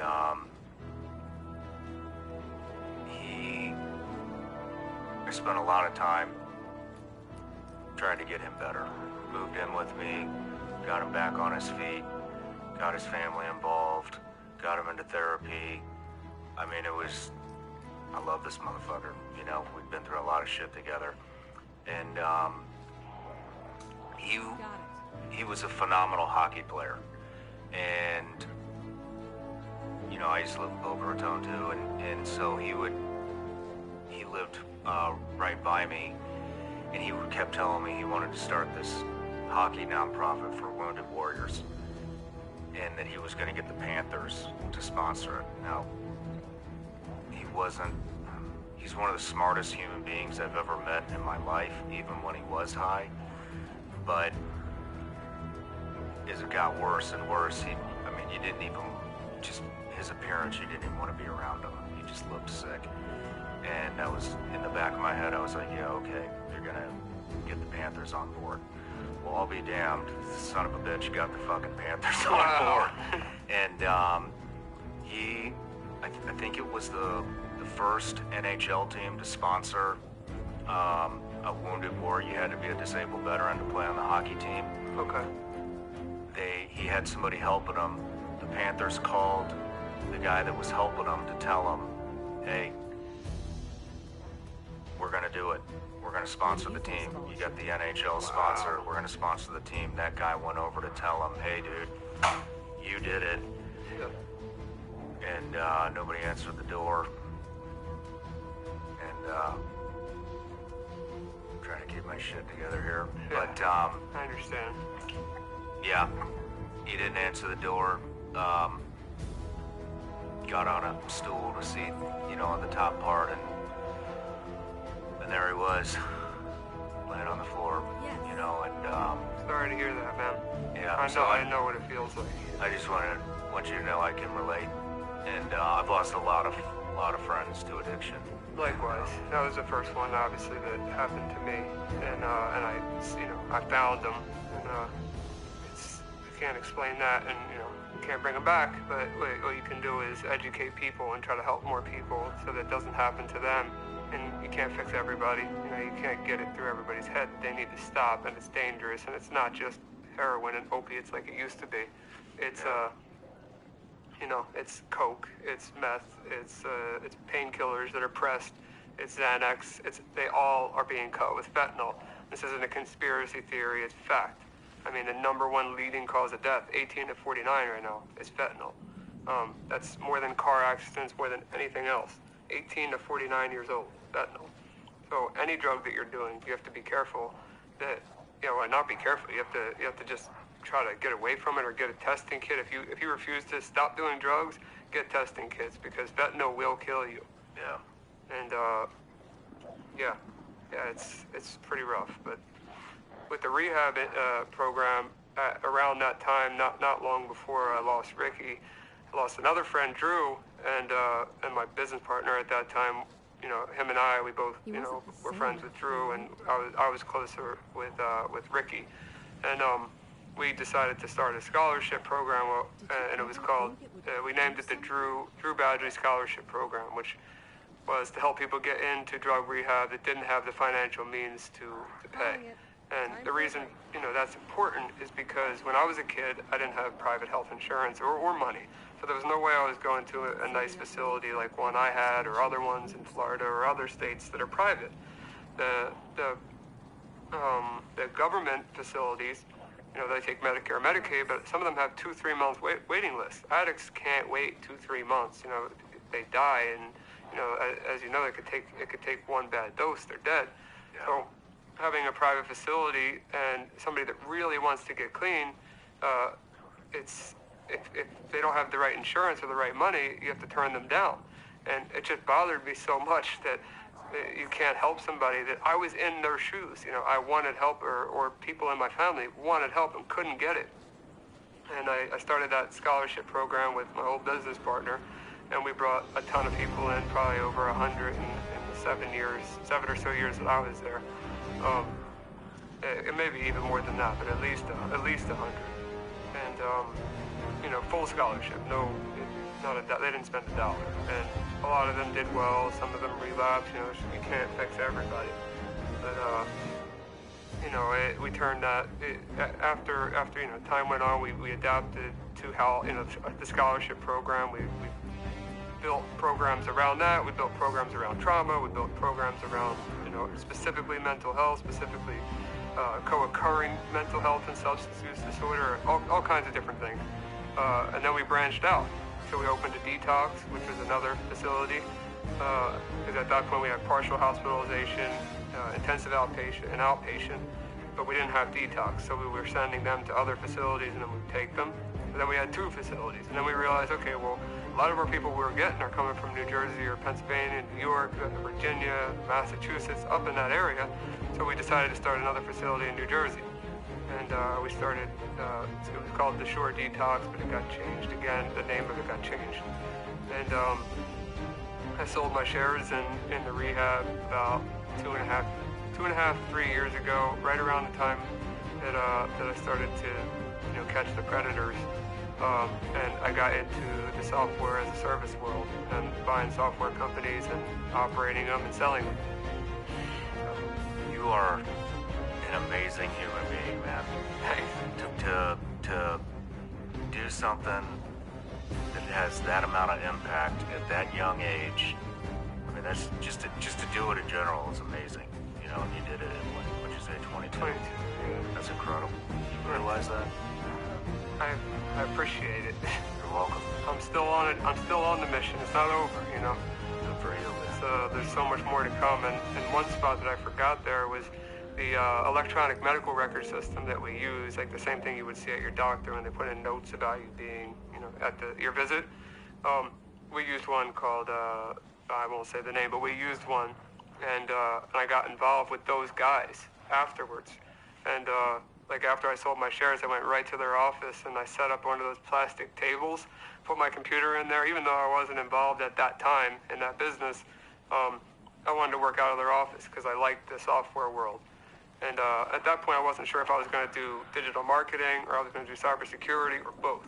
But being around them every day, I was like, yeah, I got to do it with them. So I got involved with their businesses, and then we decided together we're going to do a ton of software companies. And that's where we're at now, like I said, with pentester.com and many more. But that's the one that makes the most sense to talk about here today. Well, let's take a quick break, and when we come back, we'll dive into that. Okay. Cool. A woman just passed out right where you're standing. I want to tell you all about this new meat delivery service I found called Moink. What I really like about Moink is, according to Chinese, U.S. food supplies means they're not moving around freely. 80% of the antibiotics consume livestock. Their livestock is 100%. They are free, grass finished. So, guys, check them out. Moink. Keep America farming going by signing up at moinkbox.com/SRS. Right now, listeners on this show get free bacon in your first box. It will be the best bacon you will ever taste, but it's only for a limited time. It's spelled Moink, M-O-I-N-K, box.com/SRS. That's moinkbox.com/SRS. Ladies and gentlemen, this episode of The Sean Ryan Show is sponsored by HVMN's Ketone IQ. Ketone IQ can help you with energy, focus, appetite control, endurance, and recovery. And one thing, get the energy and focus you need throughout the day. I take this supplement before my morning workout. A great supplement for all.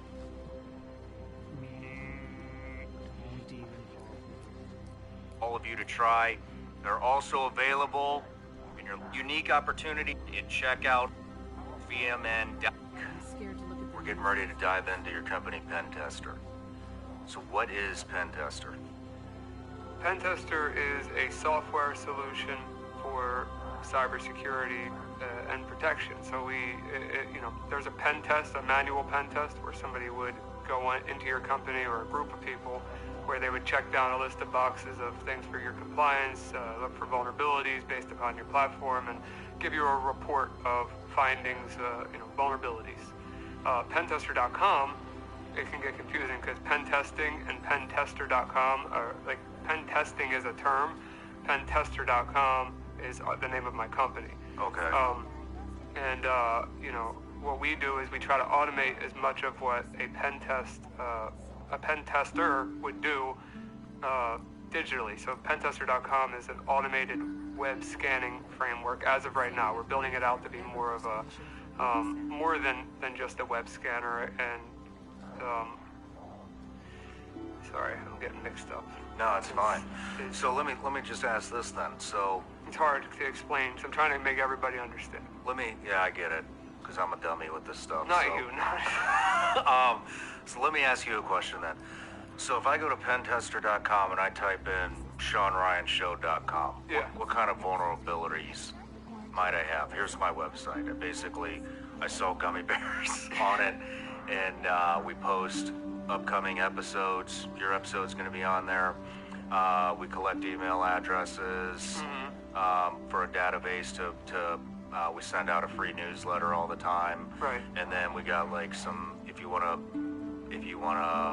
apply for a job here, every once in a while we'll post that. They can run their resumes. We just did a thing where we're looking for a new video editor for shorts, and they're sending in a bunch of, we're having a competition for it, but for a website like, and we have advertising inquiries. For a website like that, it's run off Shopify. What kind of vulnerabilities would I be looking at?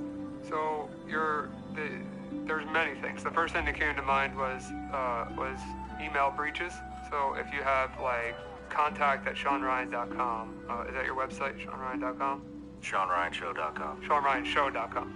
So contact@SeanRyanShow.com, or Sean Ryan at the website, or anyone that works here. I can look up that domain with Pentester and see if it's been involved in any breaches, or if it's been involved in any botnet traffic where it's scraped all of the cookies and passwords from people's browsers. Okay, hold on. What is botnet what? Tracking? Traffic. Botnet traffic. Right, so let's say you were infected with some type of malware, and that person grabs from your Chrome or your Safari all of the saved passwords and all of the sessions, like a website. To be signed into a website, you have to have a session. So if I took that session and replaced mine with yours, now I'm mute, without a password. So some of that stuff gets released on the dark web, or it's Tor. I like to call it Tor, T-O-R, the onion router. That's what the dark web is. But it gets released there, and sometimes on the publicly facing web.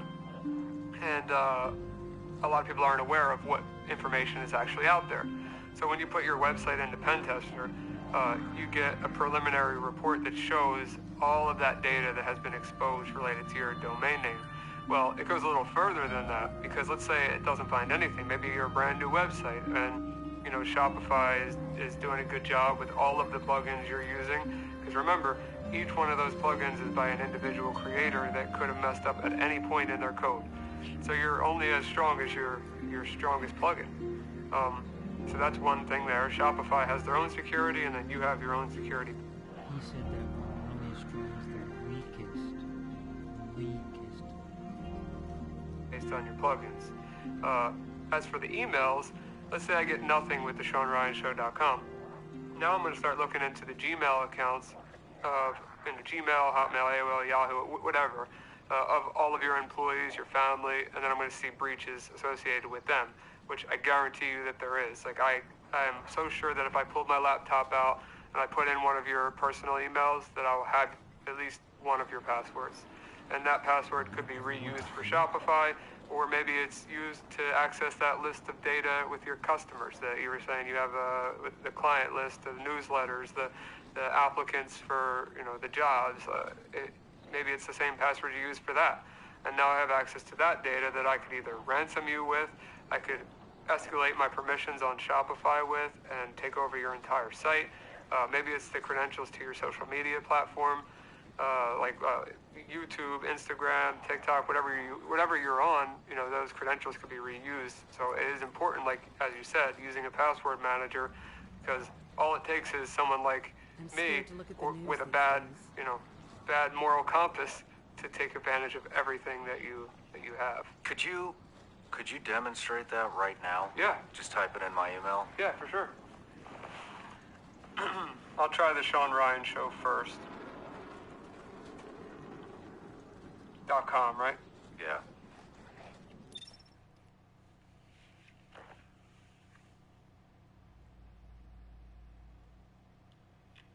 Okay, so we have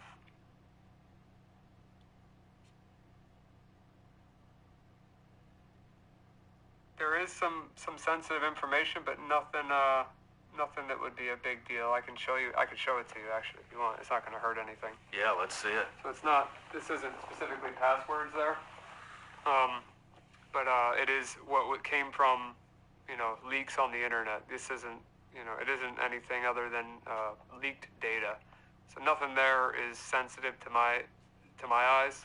So we're doing a good job. For the Sean Ryan Show. But if you throw in one of your Gmails there or something, any other email that you may be using for a long period of time. Just type it in here. Yep.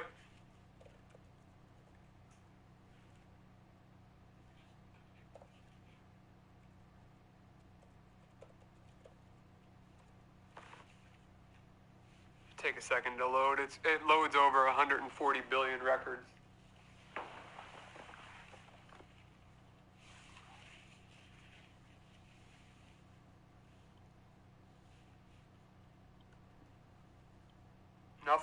Nothing on that website. There's 2 E's supposed to be there? Yeah. I would assume so. No shit.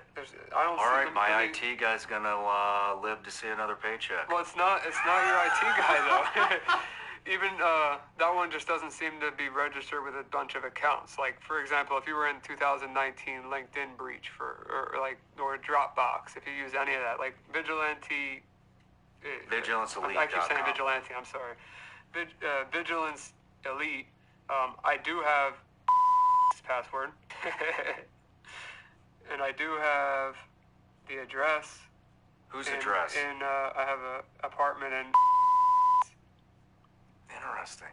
I have an IP address for. I have an address in where we're at right now, with the zip code ending in 64, and a phone number ending in. All that shit's on there? Yeah. And I have a lot more than that if you want to take a look yourself. Oh yeah, let me take a look. Yeah, I'm halfway through it, but you can scroll up and down. How do we clean this up? You can't. You just got to change. You got to change the information if you don't want it there. There is. Once it's online, it's there forever. There's no way to get rid of it. Okay, so what? Oh my gosh. So that's why small and medium-sized businesses that don't realize that they're a target, they're more of a target than they think. They get attacked because they either have exposed credentials out there or they're using old technology, and they just get grouped in with a ton of other people that are, similar targets. A lot of them don't realize they need to take their cybersecurity more seriously. And Pen Tester, this is kind of like a shameless plug, but for $50 a month, it's worth the money. We are the cheapest, to my knowledge, in the cybersecurity world, and we're not only giving you a software solution, but we're giving you a hands-on, manual confirmation for anything that we're not sure of. So for $50, if someone would have offered that to me prior to being a hacker myself, I was a little kid, but let's just say I wasn't ever, I'd be more than happy to pay $50 a month for something like this. This is just one of many things we offer. Okay. This So is my website safe for customers? That's up to you to decide. I mean, I haven't ran a scan. This is just a breach check. Oh, that's just a breach check? Yeah. Yeah, and we have more records than literally anyone else on the internet. So we're going to be able to tell you more than most, most people. Some people are going to have access to these private databases that we have, as well as the public ones. But if you download certain other competition websites that say, sign up for other competition websites that say that they offer breach protection or the leak protection, breach or leak protection is what they'll say. They don't have a database as big as ours. I'm sure of it. I mean, I'm very confident in that. And this is without running, like I said, this is without running a scan. So, I'll keep the computer ready for when you want to see a face, but I'll show you how wild that can get. Let's do that. Oh, you want to see it? Yeah, let's do it. So, describe what you're going to do. So I could do my face, your face, anyone's face that you want to do. You just tell me whose face. Yeah, we can do my face. Okay. It's going to be a lot of pictures of you, obviously, because of your podcast, but... So basically what you're doing is you're taking a photo of me. It's going to do the facial recognition and find every image on the internet that has my face in it. Yeah. Whether I'm tagged in it or not. Yes. Like it's strict. You could find my face in the middle of the Super Bowl stadium. As long as it's on the internet. So yeah, let me take a picture and send it to myself.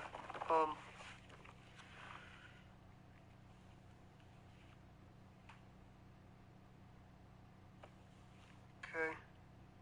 So I took a picture of your face, and you can see it's just a picture that this has never been on the internet, right? That is a really good-looking man right there. Amazing. So I uploaded that to here. So you took a picture. Yep.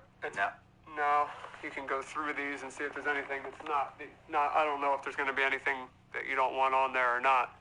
But if you click them, it will give you a link to where that picture's hosted at.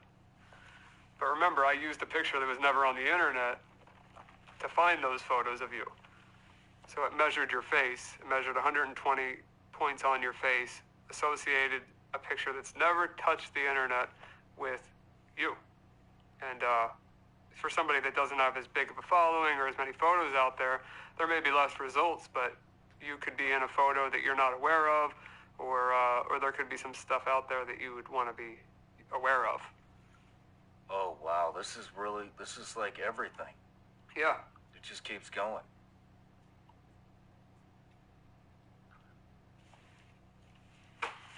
Cool stuff.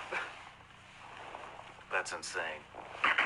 Like most people, you'd be crazy not to pay $50 for that as a business. It's just getting that messaging in somebody's hands, in somebody's brain. When they look at the website or they see an ad for, hey, are you taking your cybersecurity seriously? And then they run their website through a light scan. They see, here's some breach credentials. Here's some pictures that we found on your site. Here's some vulnerabilities. And you have an option to sign up for free, which you get your preliminary report for free. And then you have your option for $50 for a small business. And you just say, you know what, screw it. I don't need that. I can't comprehend why you wouldn't want that. So, yeah. Damn. Let's talk about the dark web. So I hear a lot about the dark web. Well, yeah, it's a buzzword. Drugs on it. You can find child pornography on it. It sounds like it's just the black market, the new black market, correct? Yeah. So I've heard about it. I know about it. I know it's all stuff you shouldn't be doing. But how do you get on it? Where is it? Okay, so the dark web itself isn't a marketplace, like what you're thinking. So the black market, or whatever you want to call it, once you're connected to the dark web, Tor, the onion router, what I was explaining before, you still need to know where to go to visit these horrible websites. And they're like, imagine a very long string of letters and numbers, and the website, instead of .com, it'd be .onion. You can't visit those websites in a regular browser. You have to do that while you're connected to the onion router, which you could download at the TOR's website. And then you could go to a thing called like the Hidden Wiki, and the Hidden Wiki will show you all different categories of these websites with a link to them. and there's marketplaces. There's horrible things on there, like you said, for kids, and even like murder for hire. There's counterfeit money. There's fake IDs. You know, there are all kinds of different websites that do horrible things. What is the Onion Router? So the Onion Router is a tool, an open source project that was created to anonymize your traffic on the internet.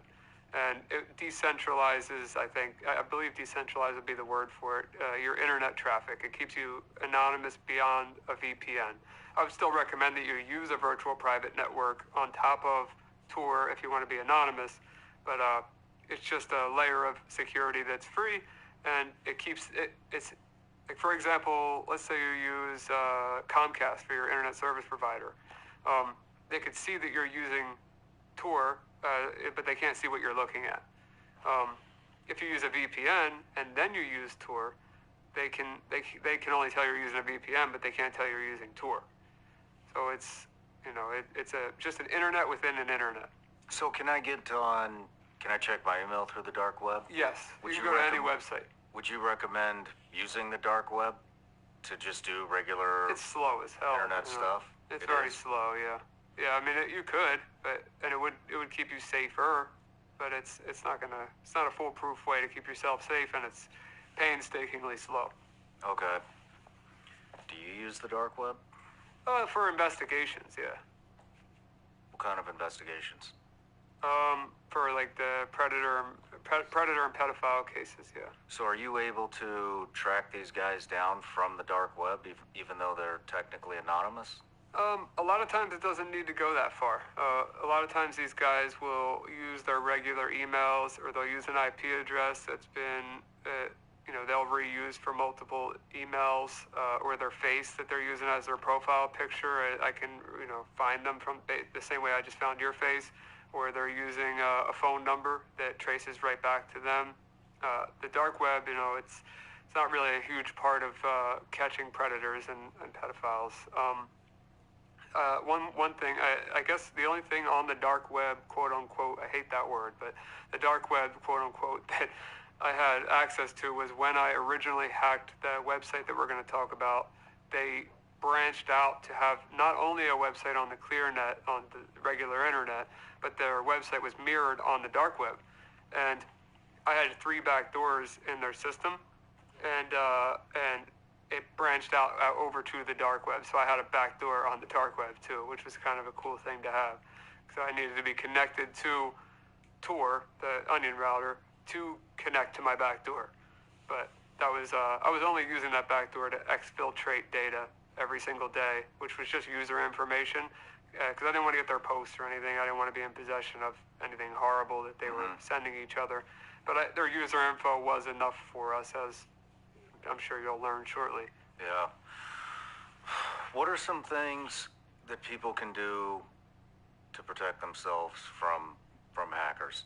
Let me rephrase this quote. Let me back up. What are some vulnerabilities? Just let's go through all the things that you personally could hack if you wanted to. I mean, it's countless, but I could give you some major daily things. Absolutely. Let's talk about some of the devices. Those devices you have right here. Let's talk about all the stuff you can hack into. Sure. And then we'll get into maybe how we can prevent that a little bit. So I guess we'll just start with a daily routine. You wake up in the morning, you make your coffee, or maybe you take your phone off the charger, and you check your phone in the morning. You might check your email. You got to make sure every email that you have while you're half asleep is coming from a real person. It's not a phishing email, someone pretending to be a company that they're not, stealing your credentials. Then you go outside to your garage, you get in your car, and you have to make sure that there's nobody out there listening for your car key frequency while jamming your car, so that they could steal your car later or access your car later. And then when you go hit your garage door button, that somebody doesn't capture that frequency on 433 megahertz. And those rolling codes have already been broken for most of the models. So then you get in your car and you're driving to your office or to your kid's school, doing whatever you want. And you know, you could get out, you let your kid out to school, and now somebody, as you walk into school, just skimmed your back pocket and stole your credit card information. So, I mean, all of that, plus, you know, anything remote, infrared, like a TV remote, it goes for projectors, audio devices, ceiling fans, very simple stuff, along with access control badges, anything sub-gigahertz, like the key fobs or remote controls for anything, parking gates, so much. Everything. Everything. I mean, everything, anything with a battery and a connection or remote connection in any type of way where it reaches the outside of that device is hackable or has been hacked. What are these devices here? This is a water bottle. So this right here is a Flipper Zero with some custom modifications, and it does a lot. So this is just a proof of concept device. But when you start to add your own little additions onto it like this, may enable, for example, Wi-Fi. I'm not going to hack your Wi-Fi, but I'll give you a little example of what I can do. I'll just do something.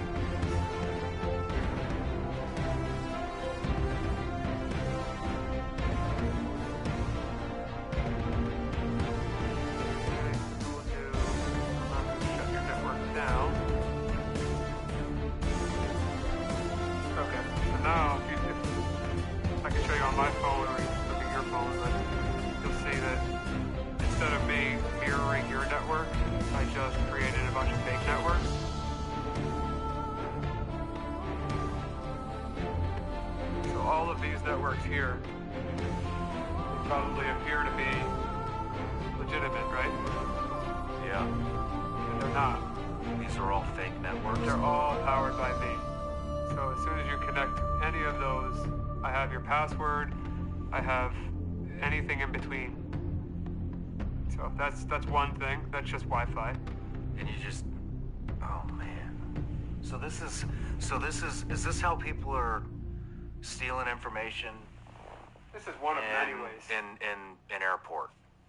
In an airport? Oh yeah, I mean airport, Starbucks. When you it's called a man-in-the-middle attack. So if I'm on the same network as you, I can essentially control the traffic, you know, as if I was the modem or router. So instead of when you type google.com, instead of your computer telling the router you want google.com, you're telling my computer you want google.com, and I'm giving you what I'm telling you google.com is. So that would be called a DNS attack. So is this what people are using in the airports when there's... Not this specific device. This is just something that I concocted together, but the flipper you can buy, this thing on the top here is custom. I guess what I'm asking, is this the method they threw? So could you, what is, like Wi-Fi flight or GoGo? GoGo in-flight? Yes, GoGo. Oh, they're actually, I mean, you can hack anything, but GoGo in-flight, they have a pretty good segment on their network, so you're pretty safe. With GoGo, there's a chance of getting hacked, but not the same as like a Starbucks or here. Like, you know, your network has to be segmented into chunks. Okay. And GoGo segments it pretty well. Okay. I guess what I'm saying is because you create a fake Wi-Fi network with that thing that says GoGo in flight 1. Yeah, people are like, oh, that must be it. I can do that here. I mean, I can make any. They're called SSIDs, the name of a network. You can do that with any name, but instead of that, what you do is you just scan the local area, and then, you know, I know all the networks names around here, and then I'll target all of them at the same time, so that way anyone in this complex or where we're at, you know, anyone that connects to a network is going to, you know, think it's their network, and they're going to connect to me instead. Holy shit. That's just one of many Wi-Fi attacks, so there's many ways. Yeah. Wi-Fi what else can this thing do? This thing's like the size of the palm of your hand. Yeah, well, with this little, you know, custom extension, especially when I have my these aren't the big antennas, but I got big antennas because, you know, I want to get long range. But, you know, that's Wi-Fi. This side of things is also Wi-Fi, but also it's an NRF 24. So it does wireless mice and keyboards. So if you use a wireless mouse and keyboard, not every single one of them is vulnerable, but a lot of them are. I'd highly recommend you go back to wired, even though it sounds old school. That's what you should do, because I can control your mouse and keyboard with this device and send keystrokes way faster than you can type them, and take over your computer without even having to see you or it. So I can do that through the wall. That's scaring the shit out of me. Good, because people don't realize how dangerous tech actually is, and when it's on the internet, it's there forever. And then the sub-gigahertz stuff with bigger antennas, of course I can go further away. So with car keys, garages, gates, anything that's on radio frequency, I could do with this. RFID, that's access control badges for doors and pool keys, anything that has like a little beeper where you beep into the door. Yeah. And NFC is credit cards and access control. And it does also some more things too. You could also I could tap your phone and give you my Instagram, or tap your phone and give you my business card. So NFC is a little more versatile than RFID, but they both essentially are, I believe it's called passive devices. They're powered by the receiver. They don't have a battery in them. So let's just run through just a list of all the things you can hack with that one little device. I mean, I don't want to make it into an ad about Flipper, because it's not. Flipper itself, I'll tell you, but I'm just saying the Flipper itself, if you're going to go online and buy one of these and expect to be able to do everything that I'm talking about, you need to have custom firmware or software, whatever you want to call it, that allows you to do that, and you need to know how to modify it. So don't go out spending $180 on this device thinking you're going to hack somebody's car or steal their credit card, because that's not going to happen. But if you want to go down the list, I mean, there's a ton of things. There's all the radio things I just told you about, the RFID stuff, the NFC, which is the credit cards and more, infrared, which is TVs, projectors, and many other devices, GPIO, which is just anything that connects to the outside of this device, so I can make devices work and this be the controller for it. iButton, which is a form of authentication that uses these things, these little prongs as a key. Bad USB, which emulates a keyboard, types a couple thousand words a second, a minute. 1,000 words, a couple thousand words a minute. And then it also has some use cases that aren't hacking, like two-factor authentication. This is a offline device where you can generate your two-factor without needing a device that's connected to the internet. So it does that too. And then there's a ton of other sub-applications that are on here, like hundreds of them that do little things. So a lot. Just with this one device. This thing, it does just radio, but it does a lot more than this thing. Really? Yeah. What does that one do? This one you can hack airplanes with. I mean, that's an extreme, but that's something that you can actually accomplish with this using ADSB. You can choose to either receive or transmit.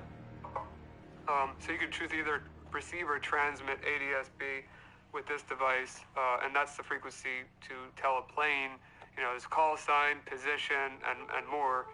And it's very illegal to do that, of course. But if I wanted to go outside right now, I could even demonstrate later for you. I pull this antenna out. This is just a small antenna. And we can receive airplanes, see where they're at. There's nothing illegal about receiving them. Transmitting is where it gets a little bit funky, but yeah, ADSB, this one does a lot. Like something like a joke, for example, touch tunes at a bar. They're little jukebox machines that you pay for. Yeah. This device brute forces them, meaning goes through 000 to 9999 looking for a PIN code. And once it gets it, I can fully control that jukebox like I have, like I'm the owner of it. So, just for fun. Or Subaru cars, some years of Subaru, I have this pre-programmed that can unlock and lock a Subaru, no problem. I could do that with this as well. But this thing, way stronger, bigger range, way more support, way more programs out there. This device is a lot more dangerous in my eyes than that device. Really? Yep. Man, I think this is the 5th time I've once said I think you are a dangerous man. But well, I'm safe, you know, yeah, ethical. You could be if you wanted to be. I'm trying to go into detail about these things just for the nerds out there like me that are listening. I'm not going into exhaustive detail about these devices because most people are not going to care.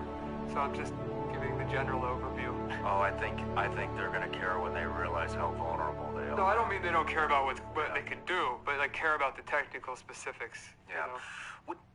We get a lot of pretty much everything that we have is from China. Okay. You know, all of our electronics, everything, it all, what do you say, 90% of it probably comes from China. Do you think we need to worry about what they're putting in our electronics? Yeah. I mean, I'll give you one example. I bought this awesome vacuum and mop that's in one. It's an all-in-one vacuum mop called Tineco. And it completely connects to a Chinese server to transmit and receive information. Like I made a joke out of it. I actually have a video of it where you could turn the audio on for it. Like when you plug it in, it says charging started, charging stopped. Like when you put it on and off, I could control that with my computer through a Chinese cloud server. There's no reason that vacuum and mop should connect to a Chinese cloud infrastructure whatsoever, but it does. And at any point, they could change the way that functionality works and take over my home network with this vacuum mop. So are you serious with a vacuum mop? Yep. How many devices do you think have these things in them? Anything with a Wi-Fi connection, it's, you know, not everything's going to be China beaconing back and forth, but anything with a Wi-Fi, you know, anything with Wi-Fi capability is going to open up, you know, an attack vector. Washing machines, refrigerators, just... Oh, yeah. Why does a vacuum mop? I don't know.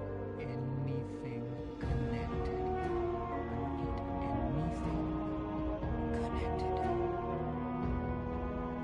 Wi-Fi capability. I'd love to tell you. It's I have the video I could show you. I could find it sometime, but it's I have that, and then I have the app I could show you. I could adjust the volume. I could check when the last time I used it. Does it need to be cleaned? Does it, you know, it tells you all that stuff, but it's using a Chinese server that I can control from my computer now that I've captured the traffic between the mop and the server.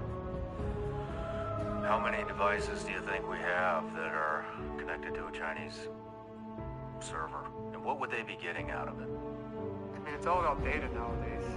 So, I mean, I think that data is the most important thing to them because it's worth money. Think of it this way. If almost everything we have is made from them, and almost all of it is connected to the internet, and anything connected to the internet has an attack vector, well, you just answered your own question. Anything that's connected to the internet.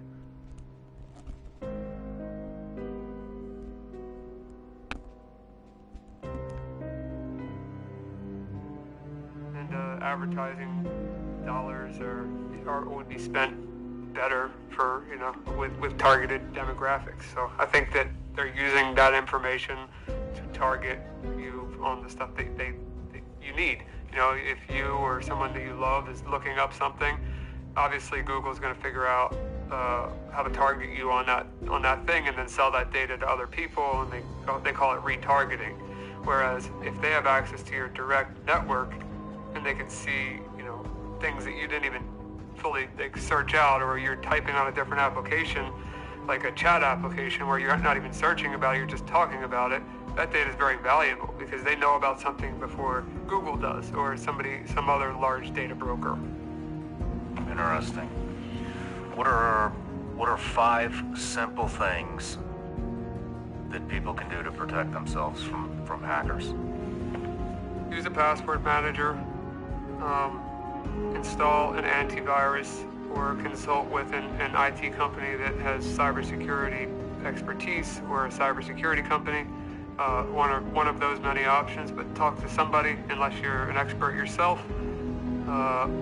Use an RFID blocking wallet, and potentially, if you want to be extra safe, use a key fob that has an RFID shield on it. That way your key fob doesn't work outside of that shield, can't be cloned. Some cards require, you know, tap to start. So, you use something like that. Be careful with the websites that you're visiting. If the browser's telling you the site looks unsafe, then it's probably unsafe. And if it, if you're told otherwise, make sure who's telling you otherwise is legitimate. And, just be careful. I mean, just use your common sense. If something looks too good to be true, it probably is. Okay, what about we live in a day and age where you're getting spam calls every 5 minutes, you're getting spam texts every 5 minutes, and a new marketing email's coming in every 2 minutes. It's ridiculous. Mm-hmm. Do we need to worry about that stuff? If I open a text, could I be just from opening the text? Technically, yes. I mean, like I said earlier, that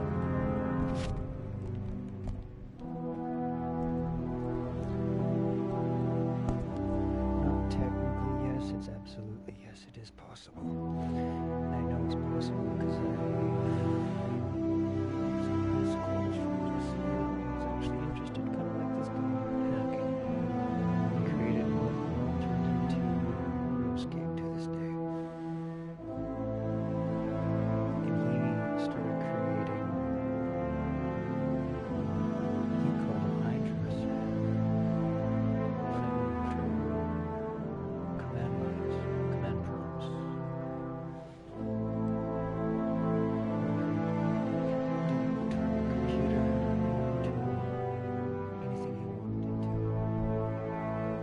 But all you would see is the windows coming open with pre-typed in words on the screen, pretty much warning you you've been hacked.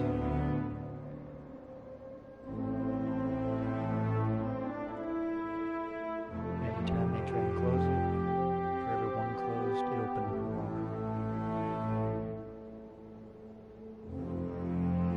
If you didn't know what to properly type in, it wouldn't stop.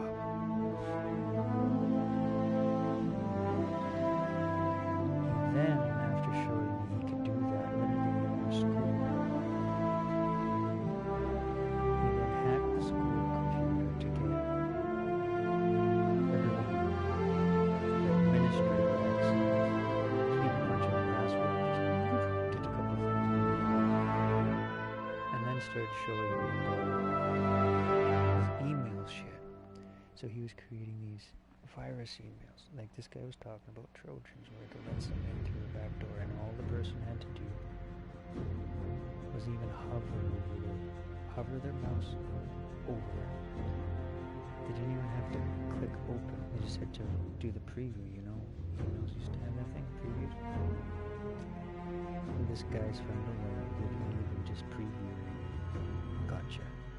Opening it absolutely gotcha. The only way I think safe way is what would have instantly deleted it. You don't open it, you don't hover over it to preview it, no, you just go right to the delete button. So I firsthand have seen it happen through emails. I almost guarantee you it can happen through the phone.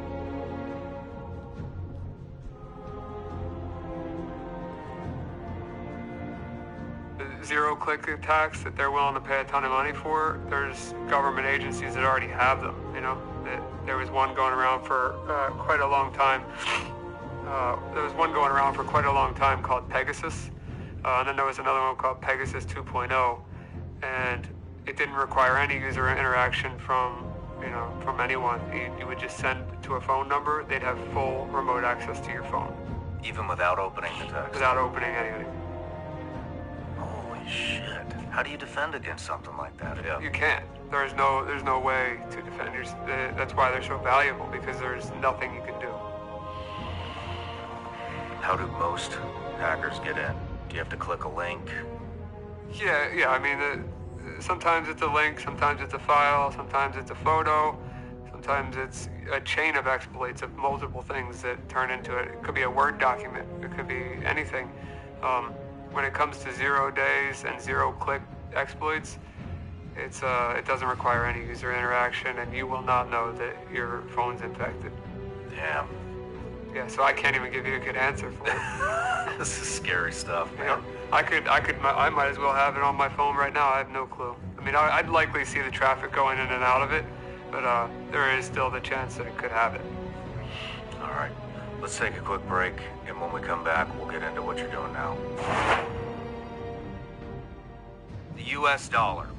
How much concern on the it will interest rates money session in 1-800 when I saw what would 741-0551 metals was indicative of. Probably heard me talk just a year help you health epidemics. The code Sean person. Yeah. I know these people things we need to be worried about. But let's talk about why you came here. And that's what you're doing now. You're basically hunting down these people that are exploiting children sexually on the internet and in person. Yeah. I know you have a couple of horrific stories. One guy that was, I think it was his daughter in the bathtub. Yeah. So I'll start, kind of where that all came from. I was at a friend's house, and I got a text message from my friend's wife, and it was multiple photos of screenshots of this website that was. It was clear from the screenshots that the website was on the regular internet. Anyone could access it. And should I name the website? Yeah. It was. It's no longer up, but it was .co. So .co. Then that website went down, and it ended up being .to, like T as in Thomas, O as in Oscar. So I see this website, and I see the content in these screenshots that my friend's wife sent me. She doesn't know anything about computers, but she has kids herself, and she was like, "Can you do something about this?" And I read this content, and one of them was talking about a mother that wanted to have kids, and then have the kids be so that when the kids grew up, that they could, have it. And go even further. I mean, I'll pull up the screenshots because I'd like to explain where my head was at that time. But as soon as I read these messages, I guess a switch flipped in my brain, and I left my friend's house immediately as I got the text, and I went home. I didn't know for sure that I was going to be able to get into this website. I just knew I wanted to do something about it, and I found a vulnerability in their platform. I got in. And from that point on, I started to exfiltrate the data every single day, all of the users. I noticed that a lot of people were soliciting on the site, so I didn't want to download those messages in case of the fact that I pull in some images that I'm not allowed to have, and nor do I want. So I made sure to only download the publicly facing stuff, which didn't include. It had some very graphic text, but it didn't include anything illegal, which I think it should be illegal to talk that way. But it was horrible stuff. What were some of the? So you started this basically from a text conversation with a concerned mom. That's what got you into it. Yeah. What's some of the text that you saw on repeat.com? I'd like to read them to you if you want. I still have them. Read them. So this is before I ever caught a single predator in my life. This was the beginning, and what set my brain off to want to help. But this is before I even heard of this website, before I heard of anything to do with it. Okay, here they are. So the title, should I read these? They're graphic. Yeah, read them. So the title of this post is, "Who wants to bang these little?" And then somebody replied underneath, "I've got first dibs on the." Joseph Fritzl, Maximilian, there's two different users there. Pick for yourselves. And this was the photo that they used. Oh my God. That's just one of three. 3 text These messages. girls look like they're 6. Very young, yeah. And then there was that one story where I told you about I can't see it, but the story I told you about the bathtub situation where there was a father who posted their child in the bathtub, and it said underneath of it, they have no idea what's going to happen to them tonight. And then underneath of that, there were people that were part of this website who were saying what they were going to do to this child. And this wasn't just some fantasy that this guy was talking about. This was a guy posting his child in the bathtub, like, for real. Like, it really was his child. I assume he was a man, but it was a parent. So that really got to me. And then I got another part of this text message. I'll just read one more of the three. And this one says that they are a 16-year-old. A lot of these people were role-playing to be children.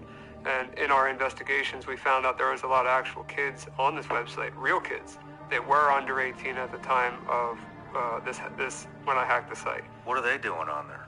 They're selling their bodies for money to these people, yeah. It's kids prostituting themselves. Yes. Yeah, so one of them, I don't know if this is a real 16-year-old or not, but what was said was pretty disturbing regardless. It said, God, I really want to be a mom. I need someone who wants to 16-year-old. When I have our daughter, I'd let you do whatever you wanted from whatever age. Make me watch as you teaching her how to lovingly. Don't worry if it's a boy. You can watch teaching him how to properly woman. Teaching him how to slap and hurt me to. He'd be so cute trying to so little. Oh my God. So when I got these text messages and reading them even current day right now, it makes me sick to my stomach to even think about, and I know they're gone. So, not all these people are still out there, but the website's down. How many people are on this website? At first, I thought it was a couple thousand. When I cleaned up the database and figured it out, there's about 7,000 people in just this one website, and we have a total of 5. You have 7,000 people on one website. And you couldn't become a member of this website unless you answered an application where you had to answer a question that was something like, are you okay with doing something horrible with a 3-year-old and in all of their holes? You had to answer that question in detail. I forget the exact verbiage of the question. It's posted somewhere in regards to this interview or Project Veritas, one or the other. But you had to fill that out to become a member of the website you just saw, and which would tell me that either you're an undercover cop or you're an actual predator on the site. I mean, who would answer a question like that, even if they were just curious? Is there multiple? So it's a whole questionnaire you have to do to get into the site. There was a few questions, I think 2 or 3. They were really horrible, but you had to answer them, or they would not approve you to join the site. Is there any other prerequisites to get on sites like these? Yes. So what I learned in this process, doing the investigation and exporting, everything that I could legally export, I found that they used a chat app called Telegram, and they were going back and forth talking about and they would call it cheese pizza and use all kinds of different phrases for it. And I realized there was these moderators in the chat rooms outside of the website, where if you would send them, it would let you into another group which was full of. But of course I couldn't do that, so I never got to see past that part. But I do have evidence of that being a thing because I exported all the chat logs, so I can. It shows that if I were to send something horrible to one of those moderators, I would have seen something even worse, which is hard to imagine than we are already seeing here. What did you do with that information? And actually, let me backtrack. I'm sorry. How long did it take you to crack into that website and get this information? I wasn't sure, like I said, when I got the text messages, and I wanted to try to my goal was to just take the site down, and I knew I could make that happen because it was on the clear net, regular internet for anyone to visit. I knew I could do that, but I didn't know if I could actually get access to their server. Once I found the vulnerability, maybe an hour, 2 hours at the most, if I could remember correctly. It wasn't long. And they never found out they were hacked. So to this day, they never found out, and they will never find out. I mean, unless somebody in that database is watching this, now you know. I have your data, and we will find you. So I actually recommend you come forward so we don't have to make the story up for you. What did you do with this information? So, as soon as I got the information, I thought it was a slam dunk. I thought, like, these people were going to jail. You know, I thought that maybe I solved something that the FBI or somebody was, working on for a long time. And I instantly went to the Exploited Children tip line, and I submitted, saying who the owner of the website was, that I had access to all the data, and that they were welcome to have it, basically. Then I reached out to a bunch of news stations, and talked to a ton of reporters, and all of them were super excited to talk to me. What news stations? Sun Sentinel, Daily Mail, Business Insider, Fox, some influencers, Ronan Farrow, Candace Owens, they both didn't read my messages. But as for the news stations, I had full conversations with the reporters. They knew what they were getting themselves into. They were very excited about reporting on it. And once it got back from legal, they weren't allowed to report on it. And I said, well, okay, if you're not allowed to report on the illegally obtained material that I have, just let parents know that this website exists, and whatever you want, but just keep whatever illegal out of it. I just want parents to know that this website exists. You don't need to put my name. You don't need to put the material that I obtained. Nothing. Every single one of them completely disregarded me. I sent a lot of those notes over to Project Veritas with some evidence of that, but not a single person until now has done anything about this. Not any conservative media, not any liberal media, because unfortunately that's the day and age we live in now, right? None of them would touch this. No. None of them want to be involved in saving kids. When I say I tried so hard, and nobody wanted to do anything. So what wound up happening with the information? So, law enforcement didn't want to get involved either. No, so I called my attorney locally, and I called an attorney in Virginia, because the owner of the website happened to be a Democratic politician and ran for Congress 2 times. His name is Nathan Larson, and I'll explain more about him in a second. But I talked to a lawyer in Virginia because I knew that's where he lived, and I wanted to see what I could do from there. So the lawyer in Virginia basically told me she didn't know what to say. She never heard of anything like this. The lawyer in Florida reached out to the local task force, let them know that I had access to the information, and then as well as, doing that tip line. So from that point on, all of these news stations and all the law enforcement connections, whatever you want to call them, they all were fully aware that Nathan Larson was running this website, that he was, he ran for Congress twice, that he was an extremist, he did crazy things, but he did run for Congress 2 different times in Virginia. So I thought that they would take that seriously. Well, completely ignored. Completely ignored it. Project Veritas gave me access to some of the stuff you guys are working on together, and in one of those videos, you're reading a quote from Nathan Larson. I'm going to read it right now. This is from Nathan Larson, Democratic politician that ran for VA Congress multiple times, ran a website for pedos to discuss their dark intentions and fantasies. Here's the quote. It's not enough kids and take their innocence. You also need to reproduce the next generation with them. Let them see that you prefer to the offspring you have with them than to continue to have with a woman who is no longer jailbait. The quote continues. But you can still sometimes. Just let her know, though, that what you love her for the most is producing with you is producing with you a fresh, new, young girl, and that this is her main value in contribution hat. You think fondly of her. This is disgusting. I'm sorry. You think fondly of her because that beautiful daughter reminds you of her.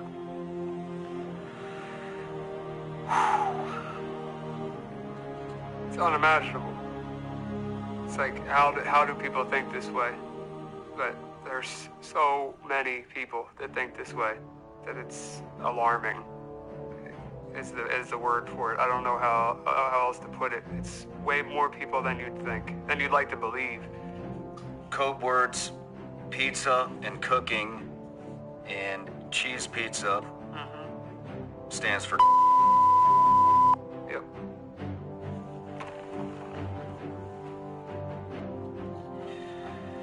This is disgusting. Yeah. It gets only worse than that. You know, it's really bad. How much worse does it get? Worse. I mean, people. This is a person talking about it, and it makes me uncomfortable just as much as it makes you uncomfortable. But you know, these people, what they're talking about, they're doing. You know, this guy isn't some guy with a bunch of fantasies. This guy got arrested 6 months after. Nobody did anything about it. And, you know, like I said, I try my best. He gets arrested 6 months later with a 12-year-old at a layover at an airport after he kidnapped her. So not only did he talk about it, he did it. And he got caught. You know, as for some other people, I don't know how much more I can go into it, but one guy we're investigating, as of 2020, which is after I submitted the data, he got in trouble for doing something horrible to a child as well, became a fugitive, and I think they eventually got him. But, you know, we're not even close to through the list yet, and, you know, we got a lot more people to expose, and they're not just talking about it, they're doing it. Let's backtrack real quick, because you kind of breezed over what happened. So, the guy with the daughter in the bathtub. Yeah. What happened? That guy with the daughter in the bathtub, I don't know where he went. He's part of the database. I'm talking about the guy that got arrested in Denver. Oh, that's Nathan Larson. Okay. So Nathan Larson, he got arrested 6 months after the fact. After I hacked his site, after I submitted it to the authorities, to all the news stations, he gets arrested with a 12-year-old girl and gets arrested for kidnapping, and I don't think he got charged with rape, but he got the kidnapping charge.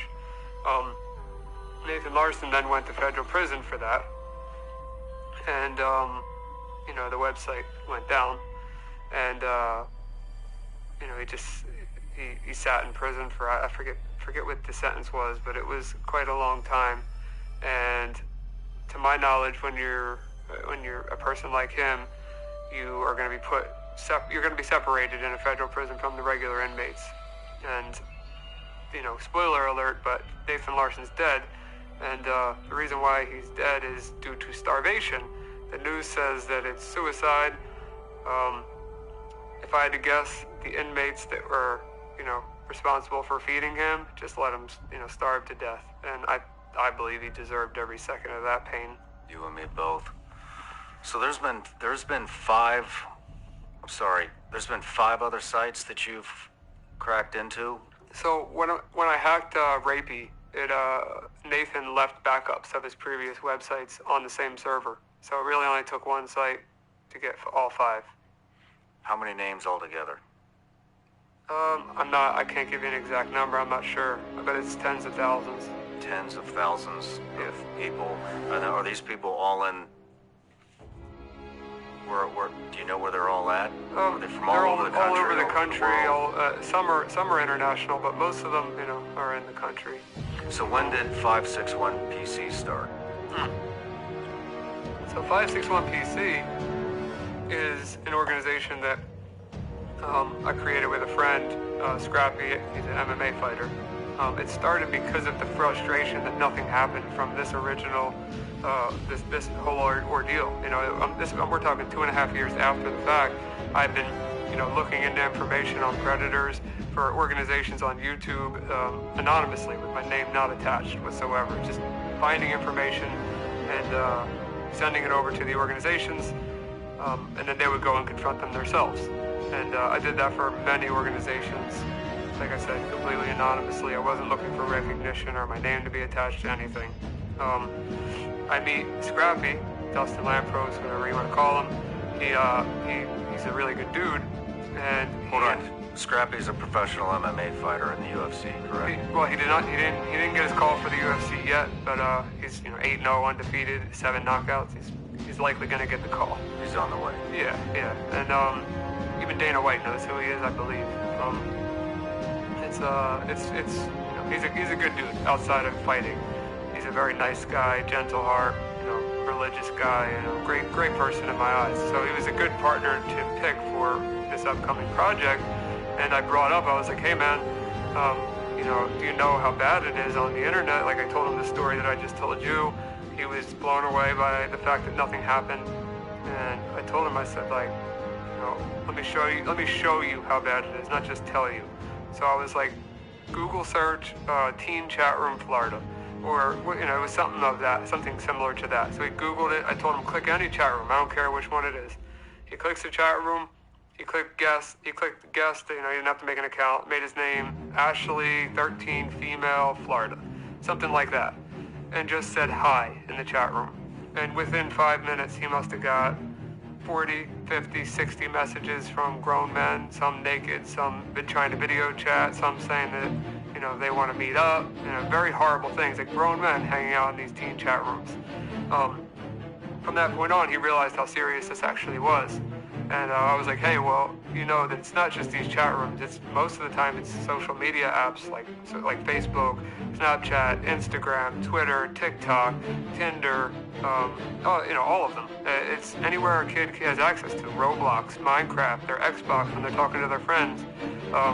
These predators are on everything. So I said to him, hey, if we get some decoys in there and they grown women or grown men, they pretend to be children, we can go and try to catch these people and expose them in real life. Just the same way I've been helping organizations for 2.5 years do it, except instead of me sending it to them, we'll do it ourselves. We'll clean up at least try our best to clean up our town in South Florida.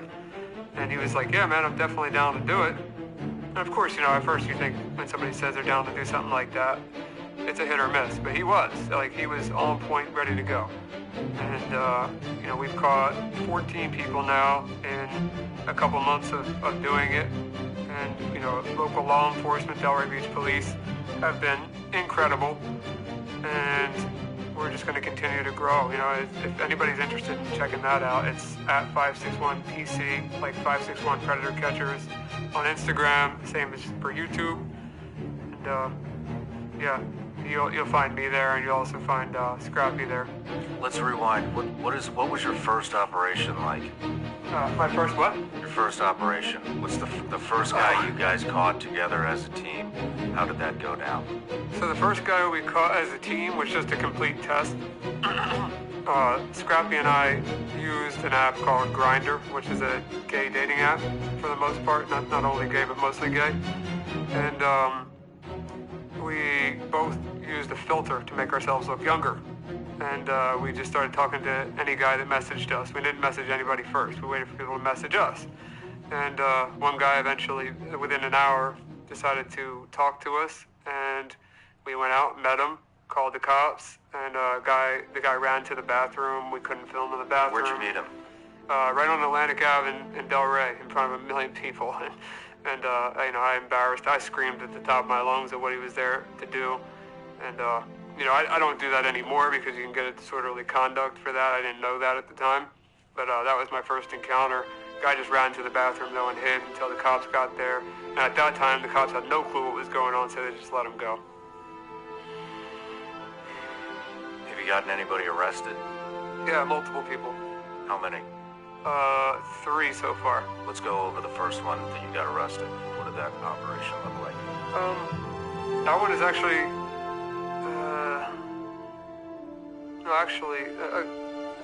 do you mind if I go over the guy that I know the full story of right now? Because some of them are active. So, the one guy, we have a YouTube video. And we made him, do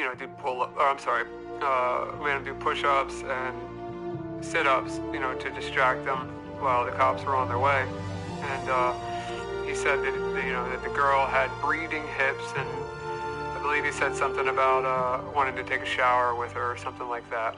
And how Florida works is they have the police station and they have the state attorney. Some states have district attorneys, some states have state attorneys. I think they're the same thing, but they're just named differently. But the state attorney is the one that ultimately makes a decision on if the person is going to be convicted or charged with these charges. But the cops make the decision on what they're being charged with. So we meet the guy. He admits to everything, that he said in the chat logs. He admits to maybe even a little bit more. Then he admits it again to the police officers.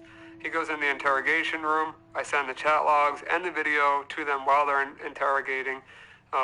He admits everything to them because it's not evidence until the predator says it. Like, our evidence isn't valuable because we're vigilantes, so it's not technically evidence unless the police obtain it. So all of that went well. The cops Delray Police spent a ton of time building the report out for this guy. State attorney, was kind of iffy about it seemed, and the entirety of the case was thrown out because there was no shower inside of Walmart. So there's no way he could have showered. You've got to be shitting me. Yeah. So it's a little bit rough. We had a meeting. Do you know who's responsible for that case getting dropped? I don't. I know it's the state attorney for Palm Beach County, but yeah, I don't know the exact name. Is that an elected slot? I believe so. We should look that name up and post it right here. It's wild to me, but the one thing that I can say is that one of the sergeants who used to be a detective did have a meeting with us right after that and told us what the state attorney would be looking for to secure a conviction. So we are trying to fall within those guidelines now. Like, we call the cops regardless every time, but we're not sure if we're going to get an arrest or not unless it falls within the guidelines that we're told. Ryan, do you think you could demonstrate right here, right now, how fast these sexual predators will show up in a chat room? Yeah. Fire your computer up. Let's do it. I'm recording, so now I'm just going to say, hi. Who wants to chat? And I named myself Ashley Female New Jersey. 13 Female New Jersey. Let's see how many private messages come in. 2 already. 3. It's been like 10 seconds. Yep. Hey, want to fool around? Hey, how old are you? Just copy that and send that to everybody because we got other messages coming in. What chat room are you in? Just a teen chat. Hey, you want to cuddle a bit? I'm giving them the benefit of the doubt right now that they didn't read the. Oh, he's 47. 47 years old in a teen chat room. You got him in what? 5 seconds? He's already messaging in? Oh yeah, there's a ton.